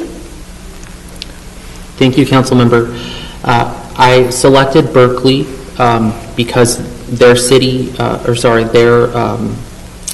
local government was one of the first in California to deploy police oversight, and their city fell under the investigatory or subpoena power model. Mm-hmm. I selected Anaheim because of their proximity to the city, because of the similarity in population, and because their city's police review or police oversight mechanism fell under the non-investigatory model. Mm-hmm. And I selected Riverside because the city of Riverside is directly behind Santa Ana in terms of their population, and our police department also engaged the Riverside Police Department to discuss their experiences with police oversight. Okay, thank you.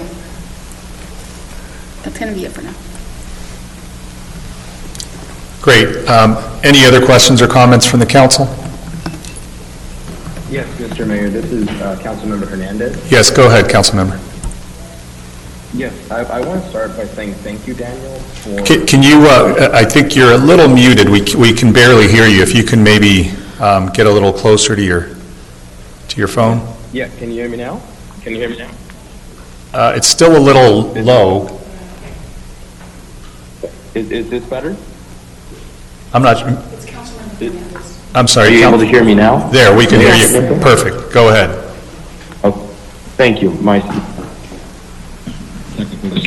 I wanted to thank Daniel Soto for the comprehensive presentation that he gave. This information I know is going to be vital to our community members and to the council. This decision forward. I did want to ask Daniel, I think that the community input was imperative. I think it's going to definitely shape what this oversight commission will look like. I do think that we need to be inclusive of justice impacted individuals. I would like to see the ability for people that have been through the justice system firsthand to have the ability to sit on this commission. Is that something that we can look into? Thank you, Councilmember. Yes, for future engagement, that is certainly something that we can look into. Thank you. I know that as this country is shaping and as we've seen some very adverse police misconduct all throughout the country, I think it's necessary to have an ideological shift in the inclusivity of the criminal justice system. I think that this oversight commission is going to give us the ability to look closely at the root causes of mass incarceration, police misconduct, and I think when we do that, we can really cultivate some solutions that help us with those that are directly impacted by crime and violence and everything else that comes with living in urban communities like this. So that was the only comment that I had. Thank you, Councilmember Hernandez. Councilwoman Mendoza, I know you're on the line. Do you have any comments to any direction for staff?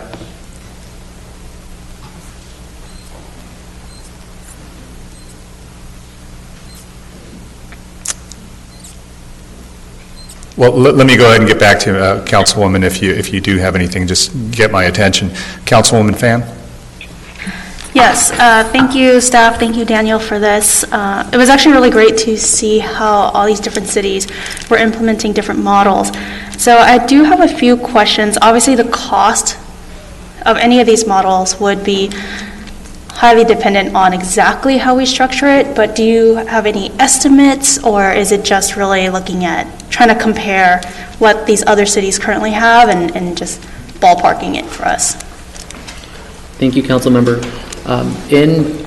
In our preliminary research, we do see that the budgets for these different police oversight mechanisms vary significantly from one jurisdiction to another.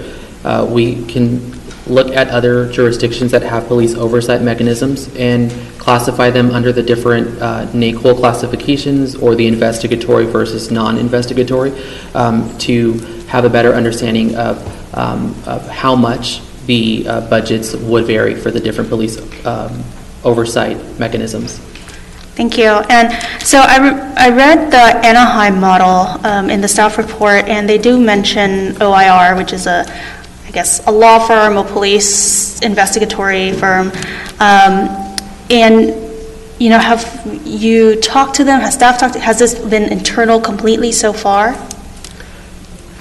I've spoken with the city manager's office senior administrative analyst, who's one of the primary staff liaisons to their police oversight or their police review board. The city has a $125,000 annual contract with the OIR group, their external auditor, and they work with them periodically, and the staff workload varies from week to week depending on the police oversight activities. Okay, and I only bring that up because in reviewing their recommendations to the City of Anaheim, they did go through all the policies and then gave recommendations on what to update and what to amend. So I would like for us to potentially explore that option because You know, we're civilians up here. I don't think any of us have been police officers, but, or, you know, fully been immersed in that kind of work. And so I'd like to see some outside eyes. No one likes an audit, but in that way we can take a look at what policies potentially can be updated or be at the forefront of what is effective and useful to implement here in the city. So that's one thing. Another thing is there have been a lot of comments regarding independence of the Oversight Commission. In reading these different models, it seems like the commissioners, or you know, the folks on the overview commissions, all seem to have been appointed by the mayor and city council in one form or another. Is that correct? For the three that we looked at, yes. And then I guess Anaheim selected by lottery, and so I guess it's application and then picked at random? The selection process for the board or commission members for the different cities does vary. Some organizations do provide recommendations for how the selection process could work, who could or would be involved in appointing, and how those appointments would be finalized. But the scholars note that we do see a variation in how those best practices are applied. Thank you, because I did see a lot of comments regarding independence, saying away from elected officials, away from, you know, big dollar donors, or et cetera. And we really get into a bit of a catch-22, because if you're not appointed by the city council and the mayor, then you essentially would have to run some type of election, right? Who picks the commissioners? And so in light of that concern, I'd like for us to explore a situation in which the council may appoint one for each member, including the mayor, but have a commission that is rotating on any particular item. So for example, there may be a total of 7 commissioners on the Police Oversight Board, but in each item that is reviewed or a policy that's reviewed, you only have 5 members reviewing that. That is information or ideas that have been brought up for courts. Actually, the Court of Appeal and the Court of Appeals, both in state and federal court, do a type of rotating system so that you don't have the same individuals all the time reviewing. So that way, I think you get away from the influence, as some residents have been concerned about, but also prevent essentially a campaign for the Oversight Commission. The other thing I'd like for us to explore is potentially a term in which an individual is only removed for cause.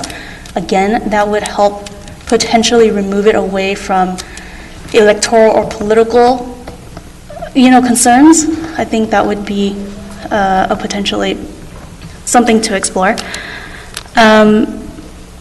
The other issues I'd like for us to look into are, I guess, overall policy review, whether it's going to be done by the OIR group or someone else or internally. I think that we've done a really good job of posting those online. I've read most of them myself, but I think that there is definitely more that we can do to dig into that. And finally, I look into, I guess the same thing, review and training, right? Each of those items, and having these members be able to look at those policies. I'm supportive of an investigative model. It's no secret, I've mentioned before many times in public, my husband was a JAG, which is essentially internal affairs for the Air Force. And in those situations, when an airman commits a crime or is alleged to have committed a crime, it is not the commanding officer who, you know, decides necessarily the punishment. The investigation goes to the JAG's office, and we do that because our officers, just like our airmen, need to have a sense of camaraderie and trust with each other. That's a positive for the department. But when someone is alleged to have committed a crime, we need to have outside eyes who are independent to look at that. So I am definitely supportive of an independent model and additionally an auditor model. Thank you. Great, thanks for those comments, Mayor Pro Tem. Thank you, Mr. Mayor. I wanted to thank Daniel first for this very well thought out presentation that he brought forward, and Mayor Sarmiento and Councilmember Becerra for entertaining the idea back in June or May, June, July, when we brought this item forward. It's definitely something that's long overdue. It's definitely needed in our city. Not sure exactly what kind of oversight, but something is needed. With that said, I am very supportive of an auditor monitor model that was presented in the staff, and also look into a model with investigatory powers as well. The thing with the investigatory powers is that I know that the cost increases, but one thing that I want to say is that I want to make sure that if we're looking at any model that is going to have a cost, whether it's $100,000 or $1 million, that we look, Madam City Manager, and you work closely with the police department to see where in the police department that money could be absorbed from, to make sure that that cost is not an additional cost when it comes back to us in June, because the last thing I want to see is a $1 million cost added to the police department, or I'm not sure where it would be allocated. But that's something that I would highly stress, is that we try to find already allocated dollars within the police department that could absorb some of these added additional costs. Would be my ask. But with that said, I agree with a lot of what has been said by my colleagues. I think for the most part, we're all in some kind of agreement, and that is it, Mr. Mayor. Great. Thank you. Thank you for those comments, Mayor Pro Tem.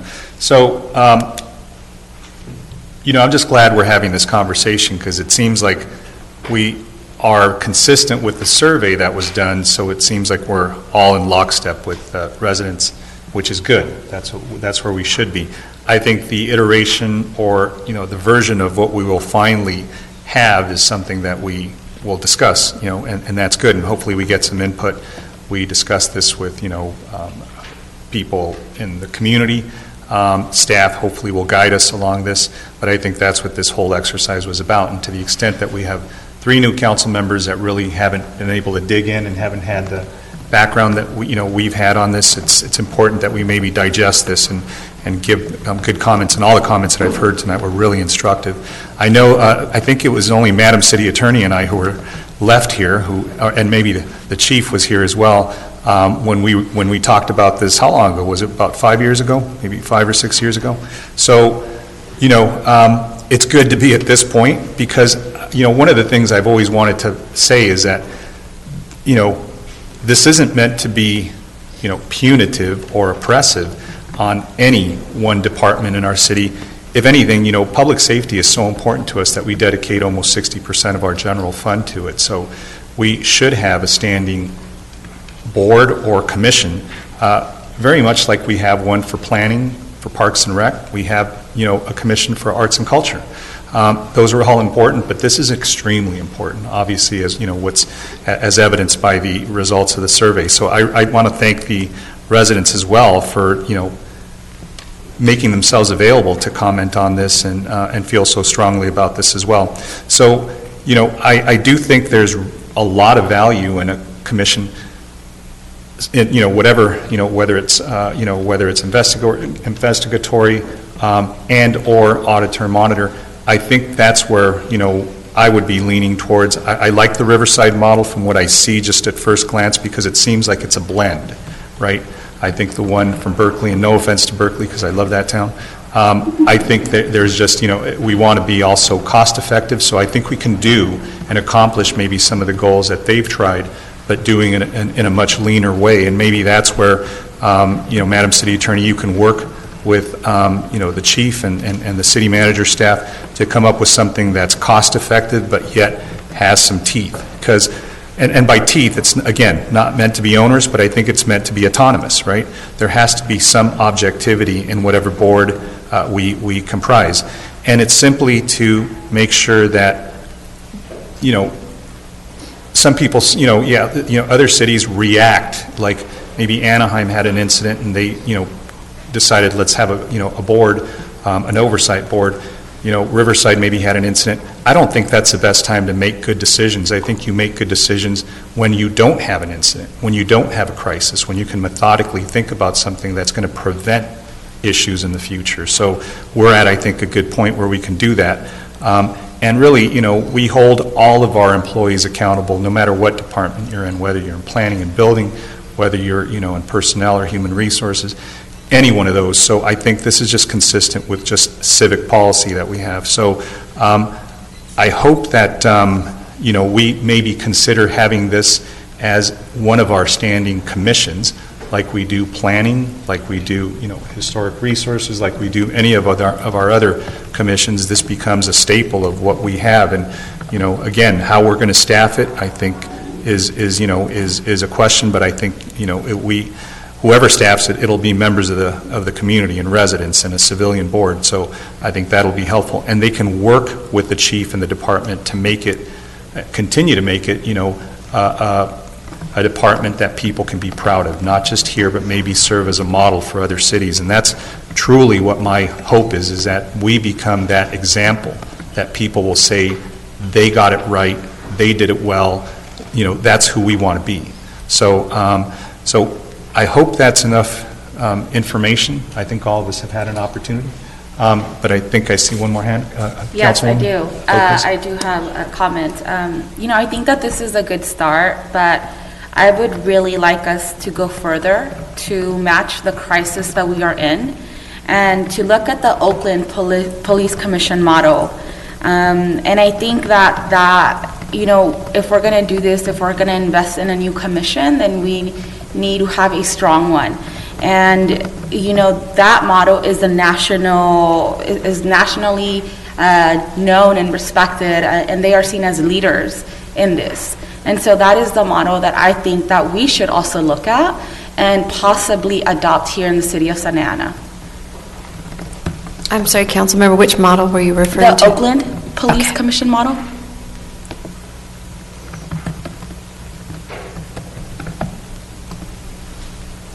Great. Thank you, Councilwoman. Mayor Pro Tem, did you have one final comment? Yeah, just one final comment. When it comes to whatever type of board or commission we ultimately decide on, when it comes to the commissioners, I would also like to see a good vetting process and, some kind of term limits. I know that right now our boards and commissions don't have term limits, and that's another conversation that we should have as a council, is term limits on our appointed boards and commissioners, because you'll have commissioners that serve forever and ever, and that's something that we also don't want to see on any board. I've been very vocal about even reducing the third term for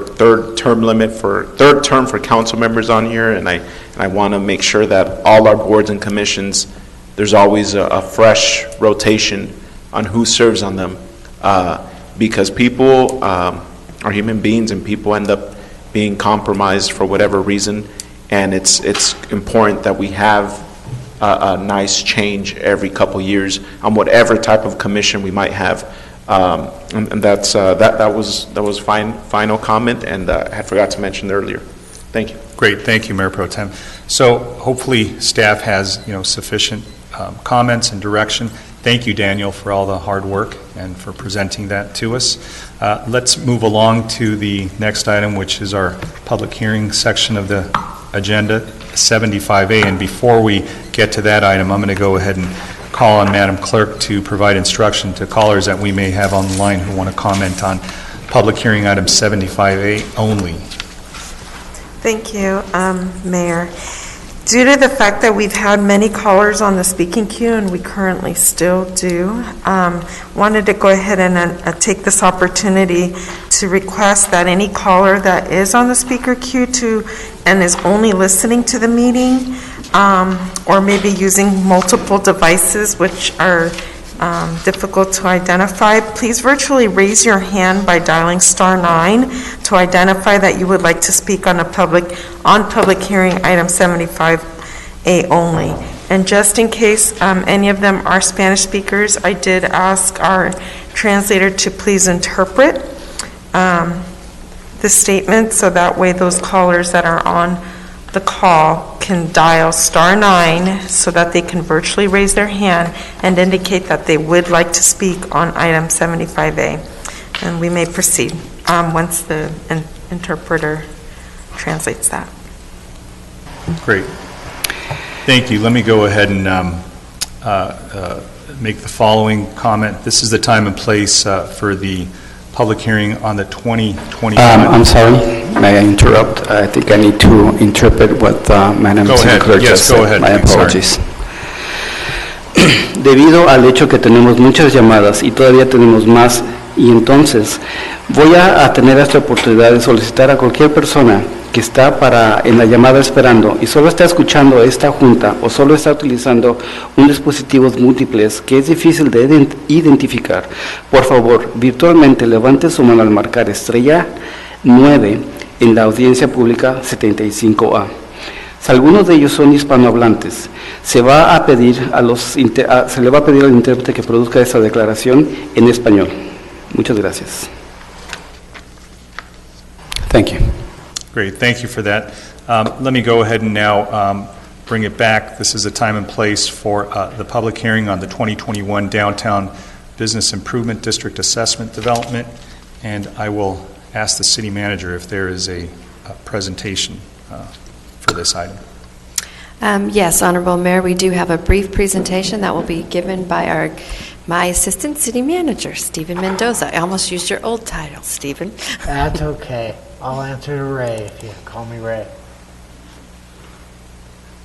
Good evening, Mr. Mayor, Mayor Pro Tem, Council, and City Manager. Thank you very much.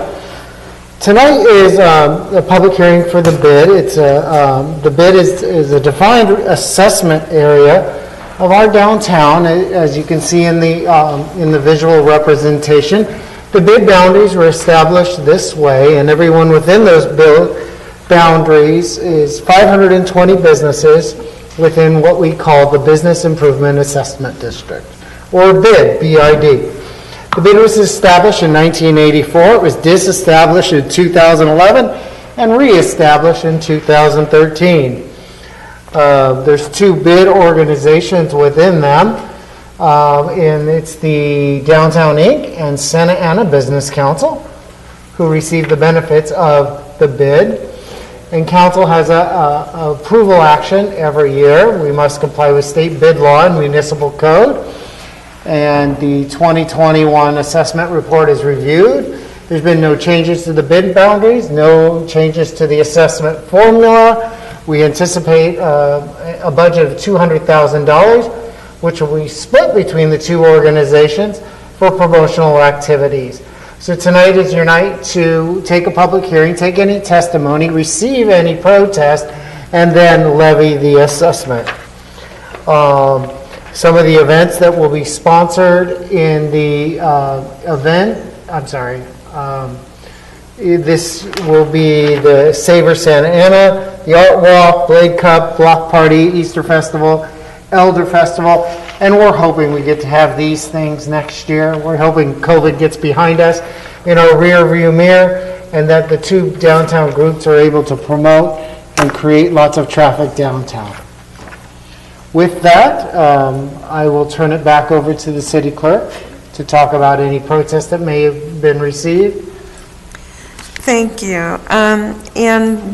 I would like to announce that we received 0 protests, which equals to 0% of total assessment protests, and there is not a majority protest.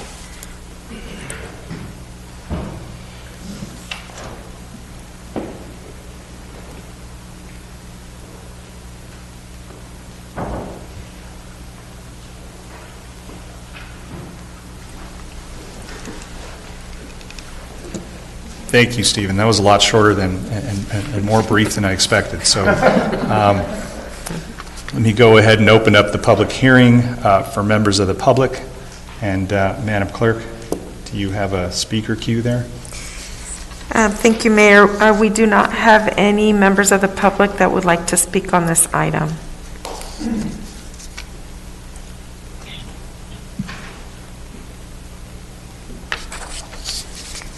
Again, for any of the callers that are online on the speaker queue, if you would like to speak on item 75A on this public hearing item regarding the City of Santa Ana levying an assessment for the Downtown Santa Ana Business Improvement District for calendar year 2021, please dial star 9.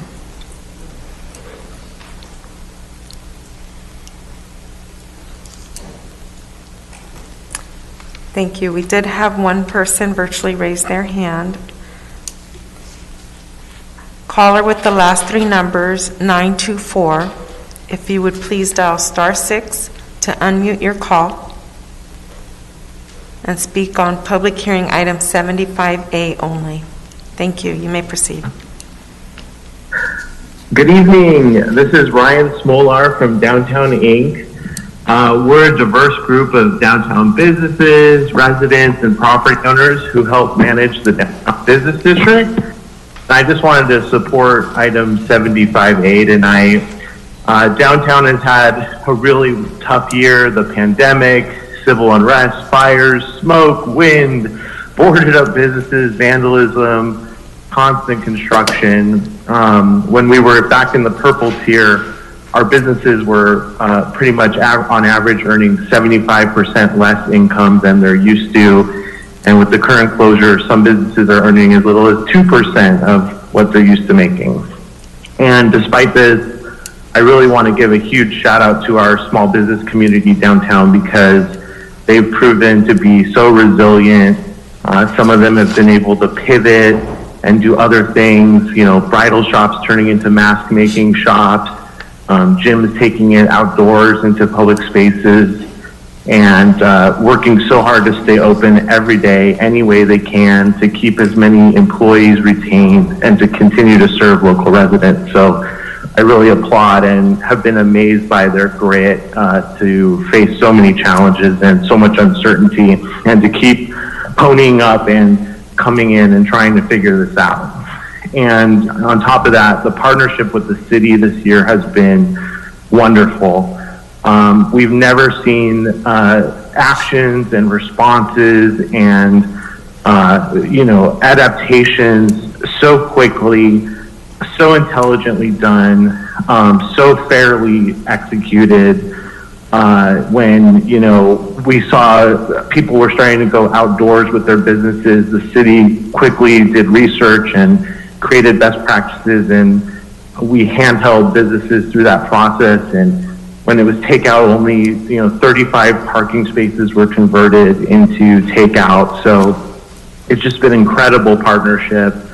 I think we need to continue to work close because we saw, with items earlier tonight, some of our core partnerships all need to, I think, really stay in place right now, and we need to continue to work to make sure downtown continues to thrive through this period and reposition itself in the future. But just want to say thank you, and it's an honor to be a part of the organization that makes up downtown and helps receive these funds and takes input from the city, works with the city, takes input from our stakeholders, our members, our board members, and works really closely with the community in a lot of ways. So thank you so much. 15 seconds. Thank you. Mayor, that is all the callers I have. Great, thank you for that, Madam Clerk. Did we receive, prior to the public comment, or maybe you might have announced it, did we receive any written protest? Thank you for that, Mayor. Yes, we did. We received one support, Downtown Inc. and Santa Ana Business Council in support, and 2 Santa Ana residents in opposition. They were not formal protests. Great, thank you for that. So let me go ahead and close the public hearing now, and I'll bring it back to the council for questions or comments. Council members, any questions or comments? Councilman Becerra. Thank you, Mr. Mayor. One of the great things with this bid is the collaboration that we see between Downtown Inc. and the Santa Ana Business Council and all the work that they do, especially during non-pandemic times, the diverse programming that both of those organizations put on throughout the downtown. And it's great to see the businesses, when they're able to, be able to step up and provide the resources for the wonderful events that happen throughout the year. With that, Mr. Mayor, I'd like to go ahead and make a motion that we adopt the resolution confirming the assessment report and levying the assessment for 2021. Great, so there is a motion. I will second that motion. Great, we have a motion and a second. Any other questions or comments from the council? Yes, Mr. Mayor. This is Jonathan Hernandez. Go ahead, Councilman. Thank you. I have a question about the events that they are looking to have on calendar. I'd like to get those events listed to me again.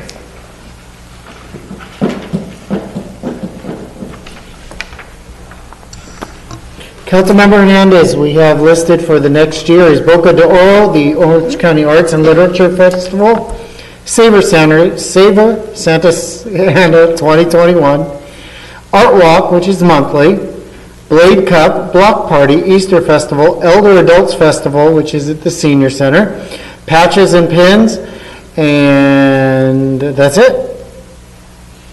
I'd like to learn about what the process is for the selection of these different events. I would like to see more community involvement, and that's something that I would like to recommend. Is I'd like to see more community involvement when it comes to the events that we have here in downtown Santa Ana. I think that a lot of these events are great, but I do think we need to diversify some of the events that we have. And that's something that I think is going to be imperative for the downtown district, because for a number of years we've had events very similar. I think the Savor Santa Ana event is great. I think the Art Walk and Block Party is great. But I'd like to see some of these events diversified, and I'd like to see us introduce something new. I was thinking, maybe we could start to see an educational, community event, a reading event, something related to education and youth in partnership with their school district. I want to see us diversify our events in downtown.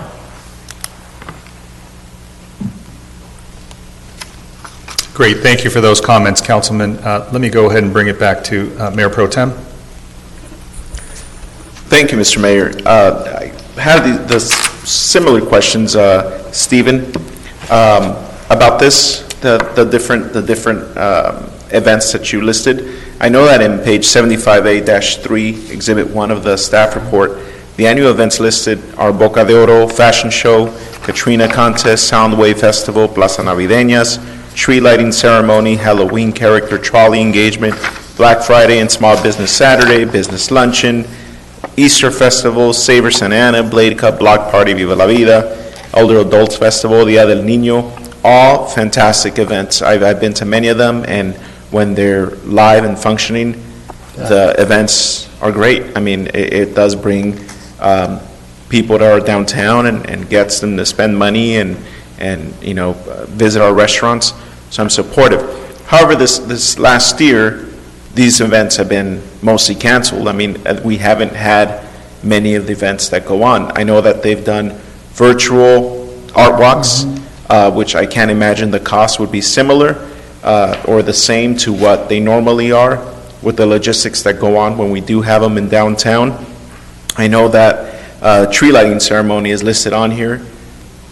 And I know that we do have a tree that's currently lit, but there wasn't a ceremony, compared to like the one we had last year where we had Santa and arts and crafts and music and food and whatnot, and music, as we saw in Plaza Calle 4 a year ago.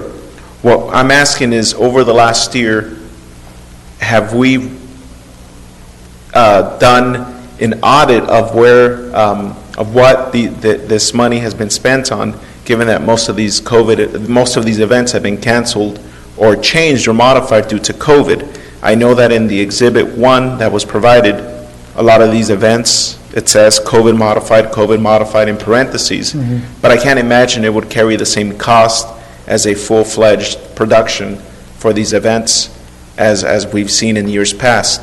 So why are the amounts the same? I know that we're hoping COVID goes away quickly with vaccines now and whatnot, but how can we make sure that the monies used, are being used towards these events in its full amount? Well, what you're seeing here is a revenue. What you're seeing here is $200,000 in revenue that's generated. and how it's spent is certainly not represented in here. There's no breakdown of the exact monies on each of them. Mark, come on up. And Mark will help me describe a little more about how they're spending their money. Mayor, City Council, Mark Morley, Economic Development Manager. Especially this year with the budgets, there's been a lot of shifting around in terms of what they're doing for the marketing and promotion of downtown.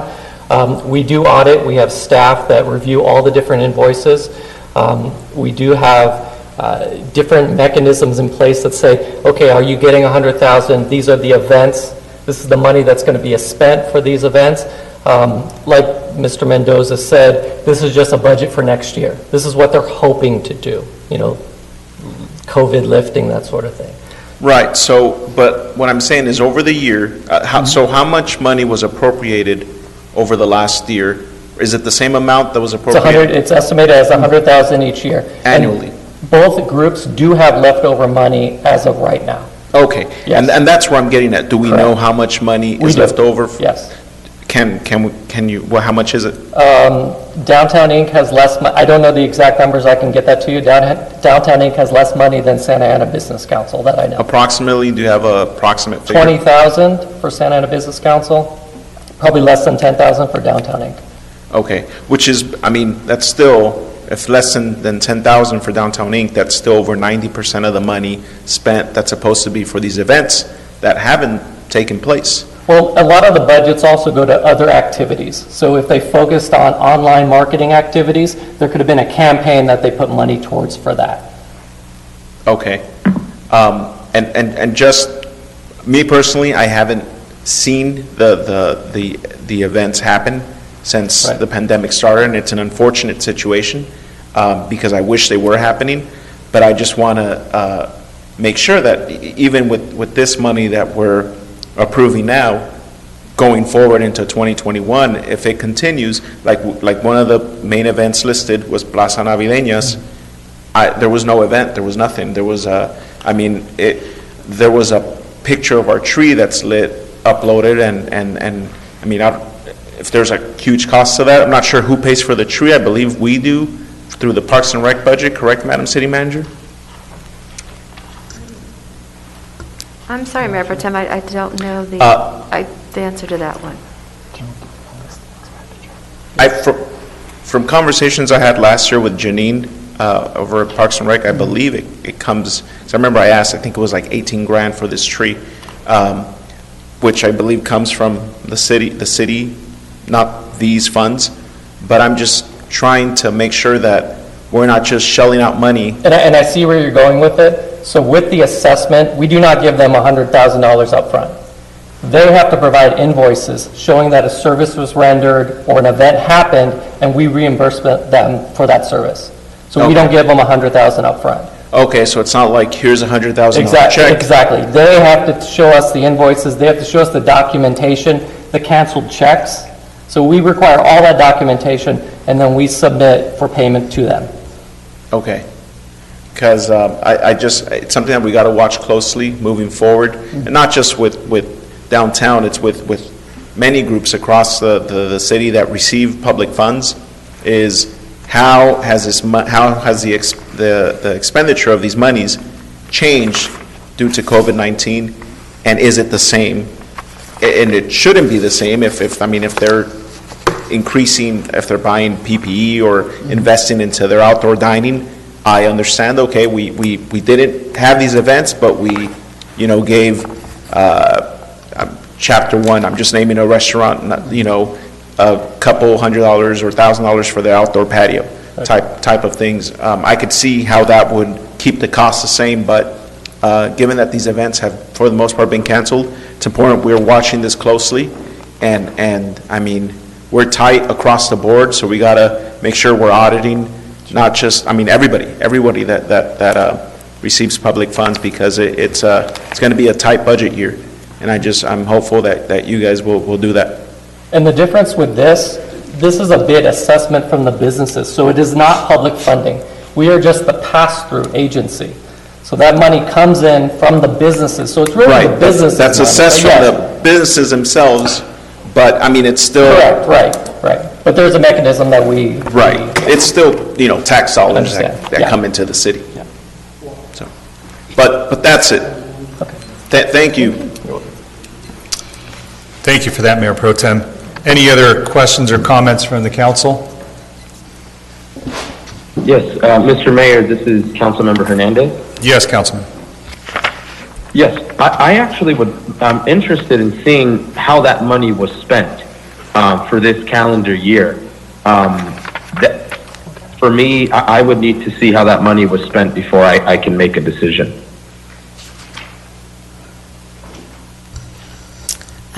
Councilmember Hernandez, we certainly can get that information to you. Once again, the item that is before you is just to confirm the assessment report and levy the assessment. It is assessments on the businesses within that particular district where they are self-assessing and funding money to help promote their area. So it isn't like a general fund dollars that are being provided them. This is just the levying of the assessment, and it has zero fiscal impact on the city, the action that's before you tonight. But we certainly can follow up and provide you the information with what their expenditures had been. When these dollars are received by the city in the form of the business license tax, they are set aside in a trust, and that's where those expenditures get made from. So we can supply that information to you. Thank you for your clarification, Mrs. City Manager. I look forward to that information. Great, thank you for that hearing, and seeing no other comments, I think we do have a motion and a second. The Mayor Pro Tem just stepped out, but here he comes. Madam Clerk, if you'll please call roll. Councilmember Becerra? Yes. Councilmember Hernandez? Yes. Councilmember Lopez? Yes. Councilmember Mendoza? Yes. Councilmember Fan? Yes. Mayor Pro Tem Peñalosa? Yes. Mayor Sarmiento? Yes, thank you. Moving along to the second public hearing, item 75B. Madam Clerk, I'll go ahead and instruct you to make the same comment for anybody who may be waiting to address us on the phone. Thank you, Mayor. Callers who are on the line, if you would like to speak on public hearing item 75B, please dial *9 to identify that you would like to speak on public hearing item 75B. Again, any caller who's on the holding queue would like to speak on public hearing item 75B, please dial *9. A las personas que están en línea y desean hablar en una audiencia pública con respecto al artículo 75B, por favor marquen asterisco 9 para identificar que quieren expresar su opinión en el artículo 75B. Thank you. Great, thank you for that. Let me go ahead and say that this is the time and place for a public hearing regarding a resolution for a mitigated negative deck for a gravity sewer conversion project on the northeast, located on the northeast corner of 17th and Tustin. Is there a staff presentation on this item? Sir, we don't have a staff presentation prepared. We have staff available for questions. The item is simply a public hearing to adopt a resolution, to adopt a mitigated negative declaration, and the project is a city project. It's not an outside developer project. It is as a result of the annexation that we did on the east side of our city, and what we are going to be doing is we're going to be converting houses that have septic tanks over to connection to our sewers. Thank you, Madam City Manager. So I'll go ahead and open the public hearing for members of the public that would wish to address this council on this matter. Madam Clerk, are there any members of the public wishing to speak? Thank you, Mayor. I do not see any callers. Again, would like to announce that if you would like to speak on public hearing item 75B, please dial *9 to virtually raise your hand. Una vez más, si usted está en línea esperando a expresar su opinión con respecto al artículo 75B, por favor marquen estrella 9 para identificar que desean hablar en esta audiencia pública. Muchas gracias. Thank you, Mayor. I do not see any callers. Great, thank you for that. I'll go ahead and close the public hearing and bring it back to the council if there's anybody that has a question or comment on this item or would like to move the item.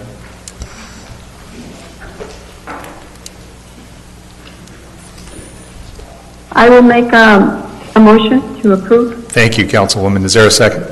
Second. We have a motion and a second. Seeing no other questions or comments, Madam Clerk, if you'll please call roll.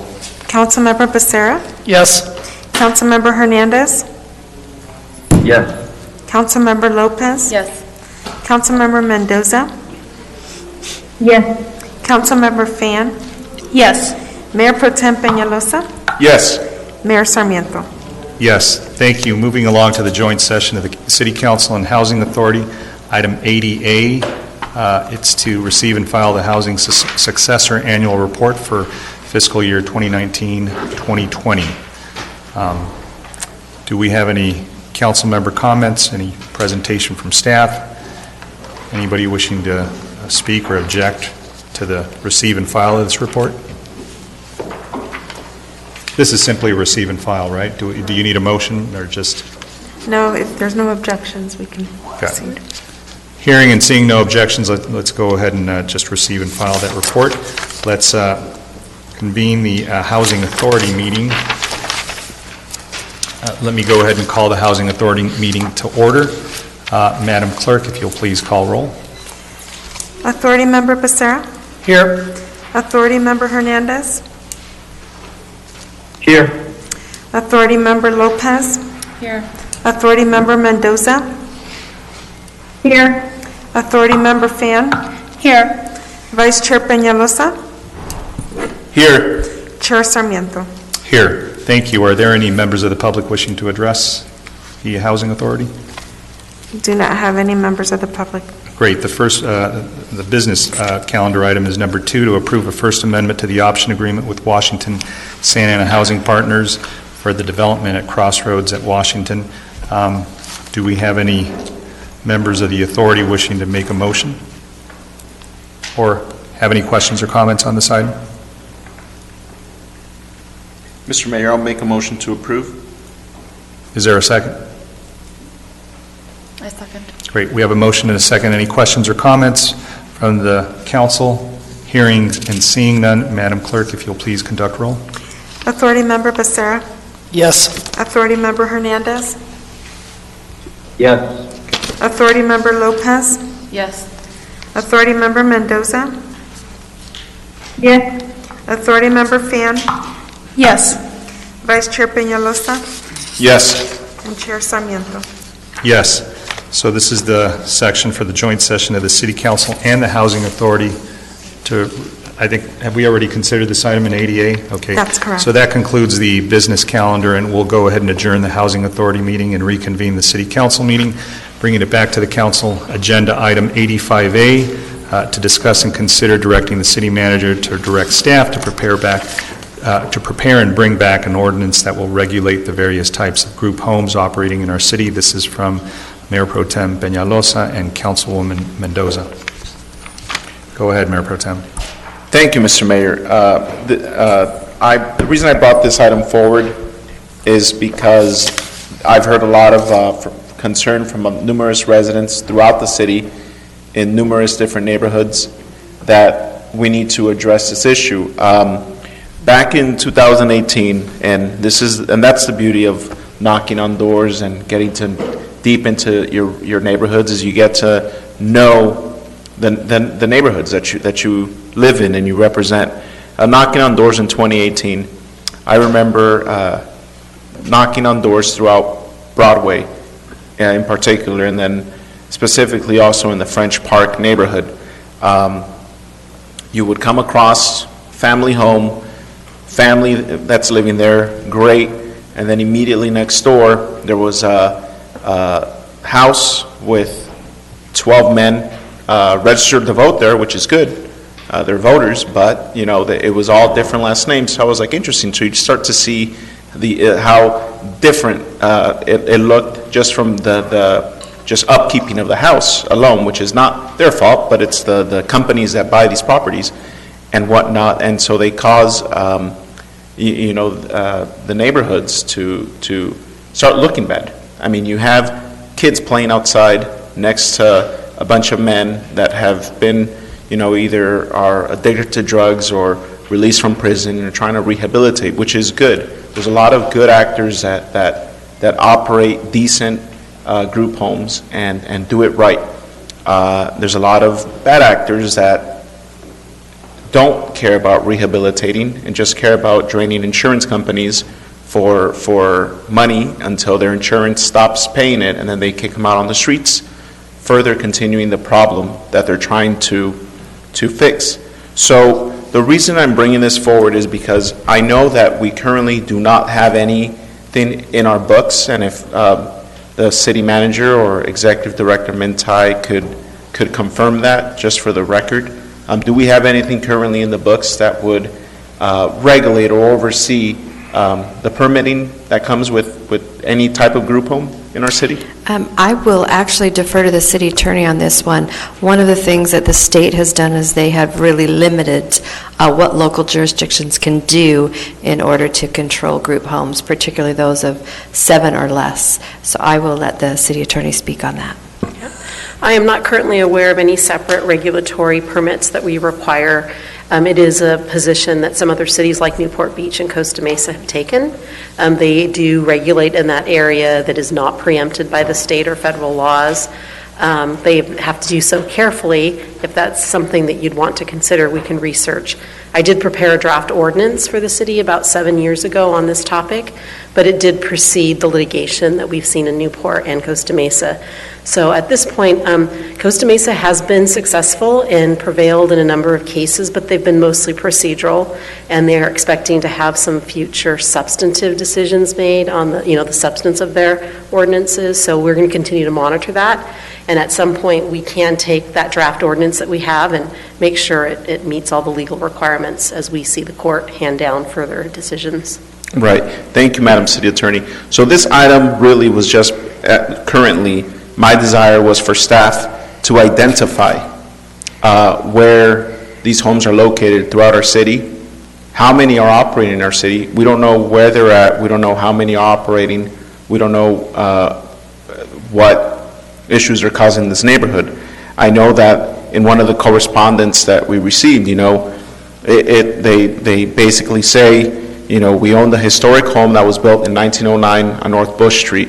3 years ago, we made the decision to move from Irvine. We absolutely love our home and the city of Santa Ana, but we are seriously reconsidering our decision because the city has not addressed a fundamental right, a right to feel safe and secure just outside our front door.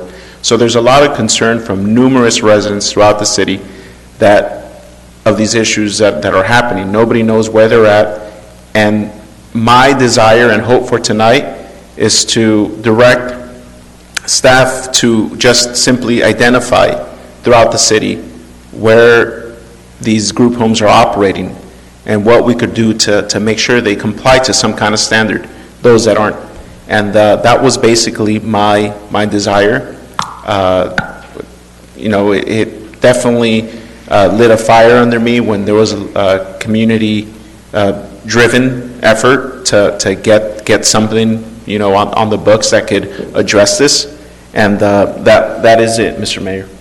Great, thank you for those comments. Councilwoman Mendoza, I know you were a co-author on this. Do you want to make a couple of comments or speak to this matter? Yes, thank you, Mayor Sarmiento.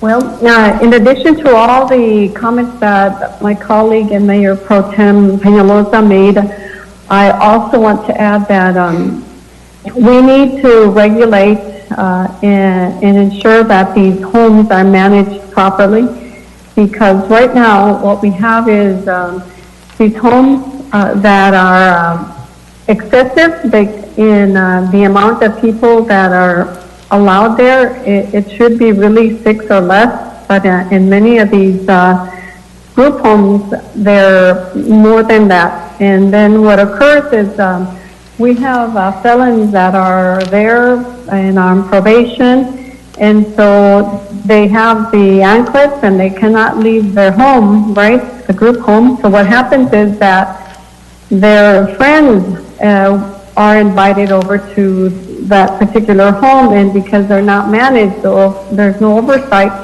other gang members, other ex-felons come to the neighborhood, causing disruption, causing public safety concerns, And in that particular neighborhood in French Park, there's been several shootings in the past few months because of the rival gangs that are in the area. And so the city of Santa Ana needs to regulate and ensure that these homes are not in close proximity to residential areas, and to ensure that these insurance companies or the management companies are making sure that these are safe and that the people who are there are complying, and that there is no outside visitors, no violations, because it's a violation to have other felons in these rehabilitation homes. And so we need to keep our promise to make sure that our public is safe and to provide high quality life for our residents, and that includes by monitoring these group homes. So I am asking for my colleagues to support Mayor Pro Tem Peñalosa and I in this very important issue to continue to provide a safe and quiet enjoyment for our residents. Great, thank you for those comments. Councilwoman Fan? Hi, thank you, Mayor. Thank you, Mayor Pro Tem Peñalosa and Councilmember Mendoza for bringing this forward. I definitely understand the concern for, quiet enjoyment of your home. I don't live in a single-family home, so it's a little bit different, but I do understand that and the concerns for safety. However, I do want to caution us in either moving forward with an ordinance or looking at an ordinance, given that this area of the law is incredibly fraught with concerns regarding the 14th Amendment, the 14th Amendment, the 8th Amendment, particularly if there are individuals who are formerly incarcerated and continuing to have additional oversight, or folks who are working on rehabilitation who have, whether it's use issues or anything like that. So, I do appreciate that the city attorney has a draft ordinance from before, but I think that in paying attention to what I've actually read the Newport Beach case regarding regulating group homes, and I have began to follow the Costa Mesa case, and they are hundreds of thousands of dollars in on litigation. We do not have the money to do that. Currently, the city of Santa Ana is still short on code enforcement officers, and we need to make sure that these issues, that individual, that family has access to a code enforcement officer who may go see if there are, in fact, overcrowding issues. But, 6 people to a home is not uncommon. Any multi-generational household, that's very common, and we can't discriminate on the basis of family or familial relationships and whatnot. So I just do want to caution us there. I think that we can provide resources to community members to contact, whether it's a licensing authority or a state board that does in fact permit or regulate these types of boarding homes, management companies and whatnot, who may be able to actually dig into this and revoke their license or revoke their permit on the state level, which doesn't require the city of Santa Ana to specifically expend additional dollars to go after bad actors. So for me, I'm not going to support an ordinance or additional expenditures for our team to specifically go out and look for these homes, particularly as it may be quite invasive. As a candidate, you knock on doors and you go to every door and it takes months. But for city staff that is already, wearing thin with COVID and everything that's going on, I think that would be an incredibly heavy lift under this, these circumstances. And I guess I'll conclude my comments there. Thank you. Great. Thank you, Councilwoman. Those are very good comments. I know the Mayor Pro Tem has another comment. Is there anybody else who hasn't spoken that would like to speak? Yes, Mayor Sarmiento, this is Councilmember Hernandez. Yes. And I just wanted to comment on this, not so much a question, but I actually have a number of different encounters with many of the group homes here in Santa Ana, specifically in Ward 5. Before I worked in the field of mental health, I worked in the field of reentry and gang prevention, and I worked with youth 18 to 24, and part of my job was helping them find homes. And I know that a lot of people that have been through the justice system, when they come home, this is their only outlet that they have. And I formed relationships with a number of different homes, and I saw the quality of care that is provided. I've also seen some bad cases, but I think that we can really leverage these relationships. I think if we can connect and build some bridges with them, they'll be very compliant. I think that it's just a matter of dialogue, and I think that if that dialogue is had, we won't continue to see these issues. I know that Nazi's House in particular is a fantastic group home that is very well received in the community, and they've done a great job getting people. So I just wanted to offer the other side of the spectrum, that these homes can be regulated. I think we can do that through dialogue and through having a stronger relationship with them. Great, thank you for those comments, Councilman. Mayor Pro Tem, you have one more comment? Yeah, thank you, Mr. Mayor. I just want to thank my colleagues for considering the item, and I should have edited the item, but after I spoke with the city manager, the agenda was already, I'm sorry, the city attorney, the agenda was already posted and whatnot. So this isn't based, I'm not asking right now, and I know that Councilwoman Mendoza went that direction, but I'm not asking right now to bring back an ordinance. It's basically just to assess the situation of what's going on in the city and in our neighborhoods, and what's affecting the quality of life of the children that live in our city and residents. I know that code enforcement, from numerous conversations that I've had with them, it wouldn't be a difficult task because they know where these homes are. I mean, there's the bad actors that are participating. They know, and they could point them out. I know I've had conversations with code enforcement officers, and they'll tell you right away, yep, 505 North Bush Street, 307 Sycamore, like they know from the top of their head where these problem homes are because they're not operating correctly and in a proper manner. I know that when I spoke to the city attorney, we went over the different cases. Newport Beach has actually spent millions of dollars fighting this litigation against them, and so has Costa Mesa, and Anaheim, I believe, is in that same position. But it's basically to assess what's going on in the community, because Councilmember Hernandez, you mentioned Nazi's House, that they're doing a fantastic job, and that's what we want to see. We want to see good people rehabilitating our kids and doing it the right way, but not causing further and continuing harm in our neighborhoods at the same time. And there are those people that are doing it great, and I'm proud of them, and I'm happy to support them. And that's why it's important that we look across the board of what's going on, because yes, we don't have the money to fight this litigation, but it's right that we assess it to see what's operating in our city, because like everything else, everywhere around Orange County, if every city around us starts going this way and opposing everything, we end up being that dumping ground again of all of the world's problems. We could definitely help and do our fair share, but it shouldn't just be Santa Ana. And that's what always happens when we don't take any position on any of this. So for the protection of our quality of life in our neighborhoods, it's important that we assess of what's really going out there in our neighborhoods. And those are my final comments, Mr. Mayor.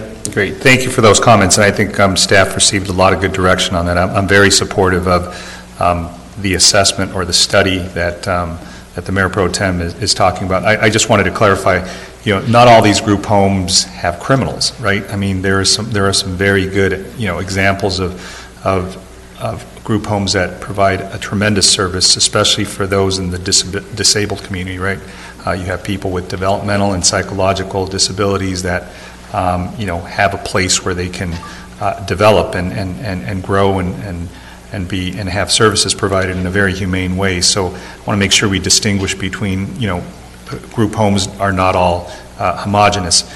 So I think, yeah, identifying where they are, I think, that's important, not looking at overcrowding issues, or else, half the city would be subject to violating that, because we have some very overcrowded conditions in many of our families. Not by choice, but because, unfortunately, there's just an affordability issue. Finally, I think, these are land use problems, and I think it was said well by, Councilwoman Fan that, there's, regulation already, and if some of these operations are not conducting themselves well they're subject to having their licenses jeopardized. So I think that's the route to go, and an assessment or an evaluation would certainly help us do that. I don't think there's anything that would violate the law by us doing that. So hopefully all those comments were well received by Councilwoman. You're good, right? Okay. I was just calling on Councilwoman Lopez. I think I was putting her to sleep by talking so much, so I'm going to stop and bring this back. So let's move on to City Manager comments. My apologies, I do have some items. I know it's getting rather late, but I did have a few of you inquire about community choice agencies or community choice energy, commonly referred to as CCAs or CCEs. Both describe entities, typically public agencies, that have stepped in to aggregate and purchase power on the wholesale market in order to deliver it to their citizens through the use of the investor-owned distribution systems. These types of entities were first authorized back in 2002, but recently there has been a significant push locally in certain communities to start up CCAs, and at the request of our council, our Public Works agency several months ago engaged a consultant to evaluate the advantages and the disadvantages for our community. The consultant is nearly complete with his analysis and will provide a presentation at your council meeting in January. While our consultant was already engaging in performing this assignment, we were contacted by the City of Irvine requesting we consider forming a joint powers authority, as they wanted to kick off a CCA before the end of the calendar year. We were able to have our consultant engage with their consultants and learn about their proposals, and so the aspects of that JPA will be covered in the report that you're going to receive next month. As of now, Irvine has formed a JPA. It just took one other public entity, and the cities of Huntington Beach and Fullerton have become members. Tonight, I believe Lake Forest and Buena Park had the item on their agenda for consideration. I don't know what the status of those discussions have been, but we look forward to providing you a comprehensive presentation next month. And then a milestone was reached with the OC streetcar. I know we don't like it tearing up our streets, but a very important step was taken. The first rail was laid down at Santa Ana Boulevard and Bristol Street, and the crews are continuing working to place rail westbound towards Raitt Street. And in celebration of this movement on the streetcar construction, there's going to be a virtual community open house on the project that's scheduled from 5:30 to 6:30 on Thursday, December 17th, and we'll certainly have more information on the city's website under events.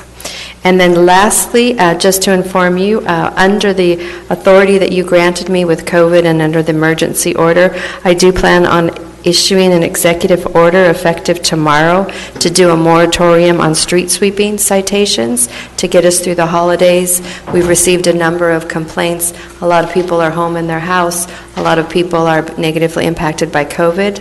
The moratorium will run all the way through January 3rd unless the governor extends his stay-at-home order, and then it would further lengthen to the same time that the governor's order does. And that's all I have. Thank you.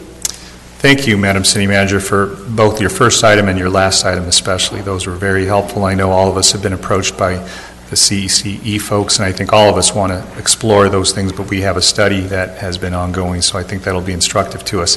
And on the relief for the street sweeping citations, that is really important. So thank you for those comments. Let me bring it back to the council for their closing comments, and I'll start with Council Member Becerra.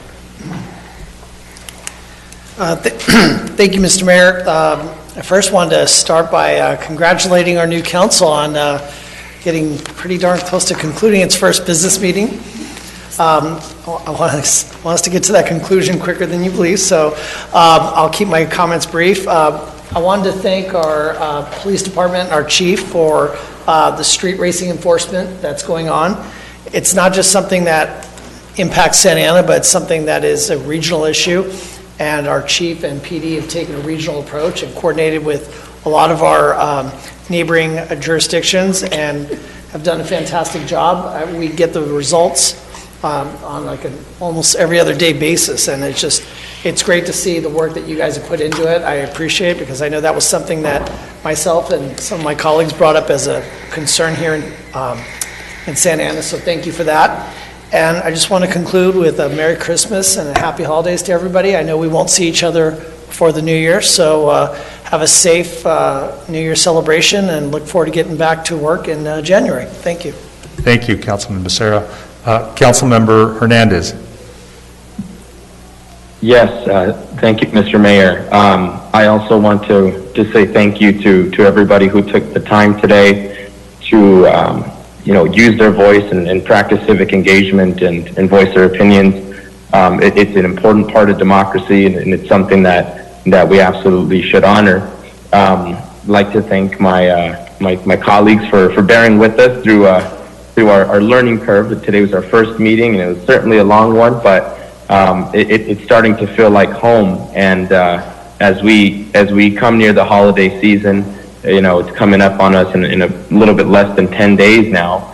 Actually, 10 days away. I know the holidays are difficult for a lot of us, and couple that with COVID and the isolation factor, I just want to ask everybody in the community to practice kindness as much as you can.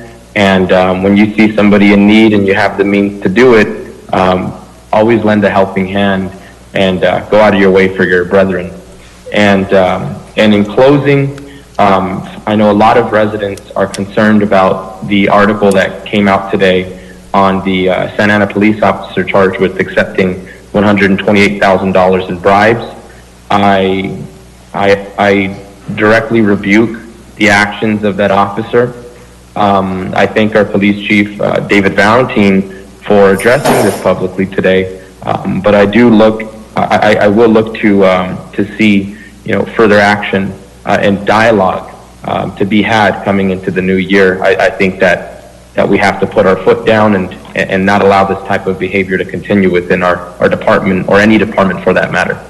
Thank you. Thank you for those comments, Councilman. Councilmember Lopez. Thank you, Mayor Sarmiento. I really just want to thank city staff for being so welcoming and kind and making my onboarding process go really smooth, and for being so flexible and working with my schedule. And I just wish happy holidays for everybody. And again, if you are thinking about traveling, I beg you to reconsider that decision. And have a good night, and thank you for tuning in. Thank you, Councilmember Lopez. Councilmember Mendoza.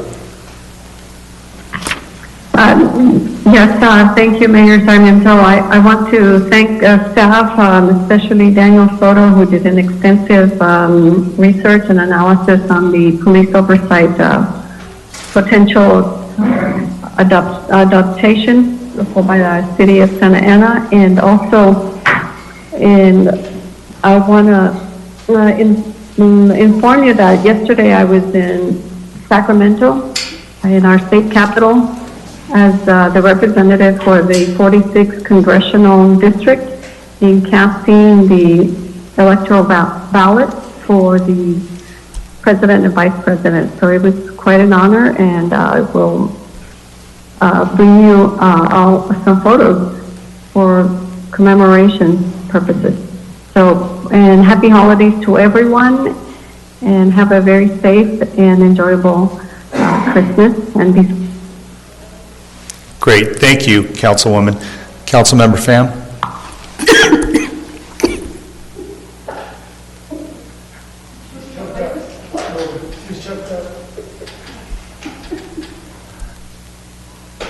I caught her in mid-laugh, that's why. I was literally going to say, it's officially tomorrow, which is definitely a interesting and long council meeting, but I do want to thank everybody, and especially staff. There was a pretty heavy agenda, or maybe it's just heavy because we always pull agenda items from consent calendar, but I really do appreciate it. We ask a lot of questions, and I'm just so thankful that you're all here, ready, prepared to answer them. I do want to reiterate Councilmember Lopez's comments about staying home and being safe. I live 10 minutes away from my mom, and I haven't hugged her since February because she was actually abroad when COVID hit. I haven't kissed her, and it's horrible, but she's a senior. She has pre-existing conditions, and I want to make sure she's safe, that when the vaccines are available for everybody, she gets one of those doses or two of those doses. And today, or maybe it was yesterday, ICU bed capacity in Orange County is effectively 0. So, we really need to let that sink in and take that into account when we decide to gather or see friends, because, you might be that one extra person going to the ICU and they just don't have a bed for you or for your mom or your dad. So please take that into account. Please be kind to each other. It's really stressful and difficult every holiday season, and I think this year more so. So have a happy holidays, Merry Christmas, Jungwen Yangsin for everybody, and I will see you in the new year. Thank you, Councilwoman. Mayor Pro Tem Peñalosa. Thank you, Mr. Mayor. I just also wanted to thank staff for this whole year. I mean, it's been a tough one, but you have made it work, and I appreciate it. And I wanted to wish our residents a very Merry Christmas, Feliz Navidad, Happy New Year, Feliz Año Nuevo. Hopefully this the coming year is a lot better than this one. Madam City Manager, I just thank you for that executive order on a moratorium on parking citations for street sweepers. I would suggest that with the messaging that goes out with this, we remind the public that if they can move their car, to move it so that there's street sweeping done. I know there's tons of residents that really can't, and it's a stressful situation dealing with parking, but there's a lot of, when we first did it back in March, I remember hearing from a lot of people and seeing on social media how they were just asking, do I have to move it? Okay, I don't care, about moving my car, and there were other residents that were concerned about the cleanliness that was going on in their neighborhood. So let's just remind the public that if they can and they're able to, move your car and help us get our streets clean. We don't want our streets to be filled with debris, but remind them that they won't be cited if they don't as well. With that said, thank you, and see you guys next year. Thank you, Mayor Pro Tem. So we're already into tomorrow, so we'll just stretch this out. No, just kidding. No, I just want to begin by saying thank you to the public, thank you to staff, really for the entire year of very, very difficult work. This has been a tough year, and the one thing we have to look forward to is when we reconvene, it'll be 2021. So hopefully it brings us a whole new horizon of hope, and I think with vaccines coming in, I think all of us are really hopeful. I just wanted to tackle just something, or address something that's a little bit sticky. I know it was raised before about some businesses that are really behaving well, and some of them have closed and haven't opened up since the order back in March 15th came through, and just doing very tough work and trying to survive. And then there are some that are just not, right? And that to me is just unfair. So I think one of the council members had brought it up. What do we do, with these bad actors?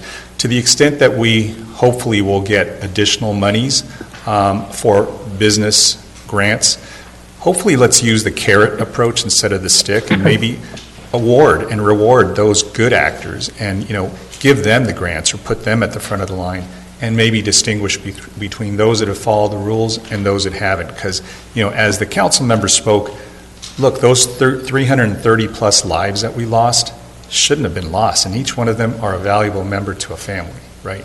So I know that it is a very difficult moment for them, because this holiday they're not going to have a loved one. So we all have to remember that each one of those numbers and data belong to a person, and so I just want to see that. And I know we've had some trouble with compliance. When people call on the compliance line, they seem to not get a response. And I know this has been a heavy burden for us because we didn't impose these state orders, so we don't want to be punitive on these on businesses. Really, it was it came down from the state and they didn't give us much support. But to the extent that maybe we find a way where we work with our state partners to, talk to them and say, look, these businesses are not behaving well.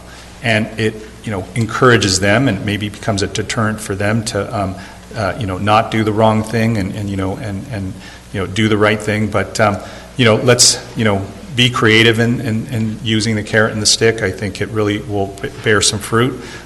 We need to get ourselves through this last phase of the pandemic. I know Stephen Pham was here earlier. I know he's now separating from the organization. I wanted to say goodbye to him, but he snuck out before, wise guy. I want to thank him for his service as I do to all the staff, and simply want to say to everybody, be safe, please. Let's get through this. Let's see each other in 2021. Feliz Navidad, un próspero año nuevo para todos. Los espero aquí en 2021. We're adjourned. Thank you.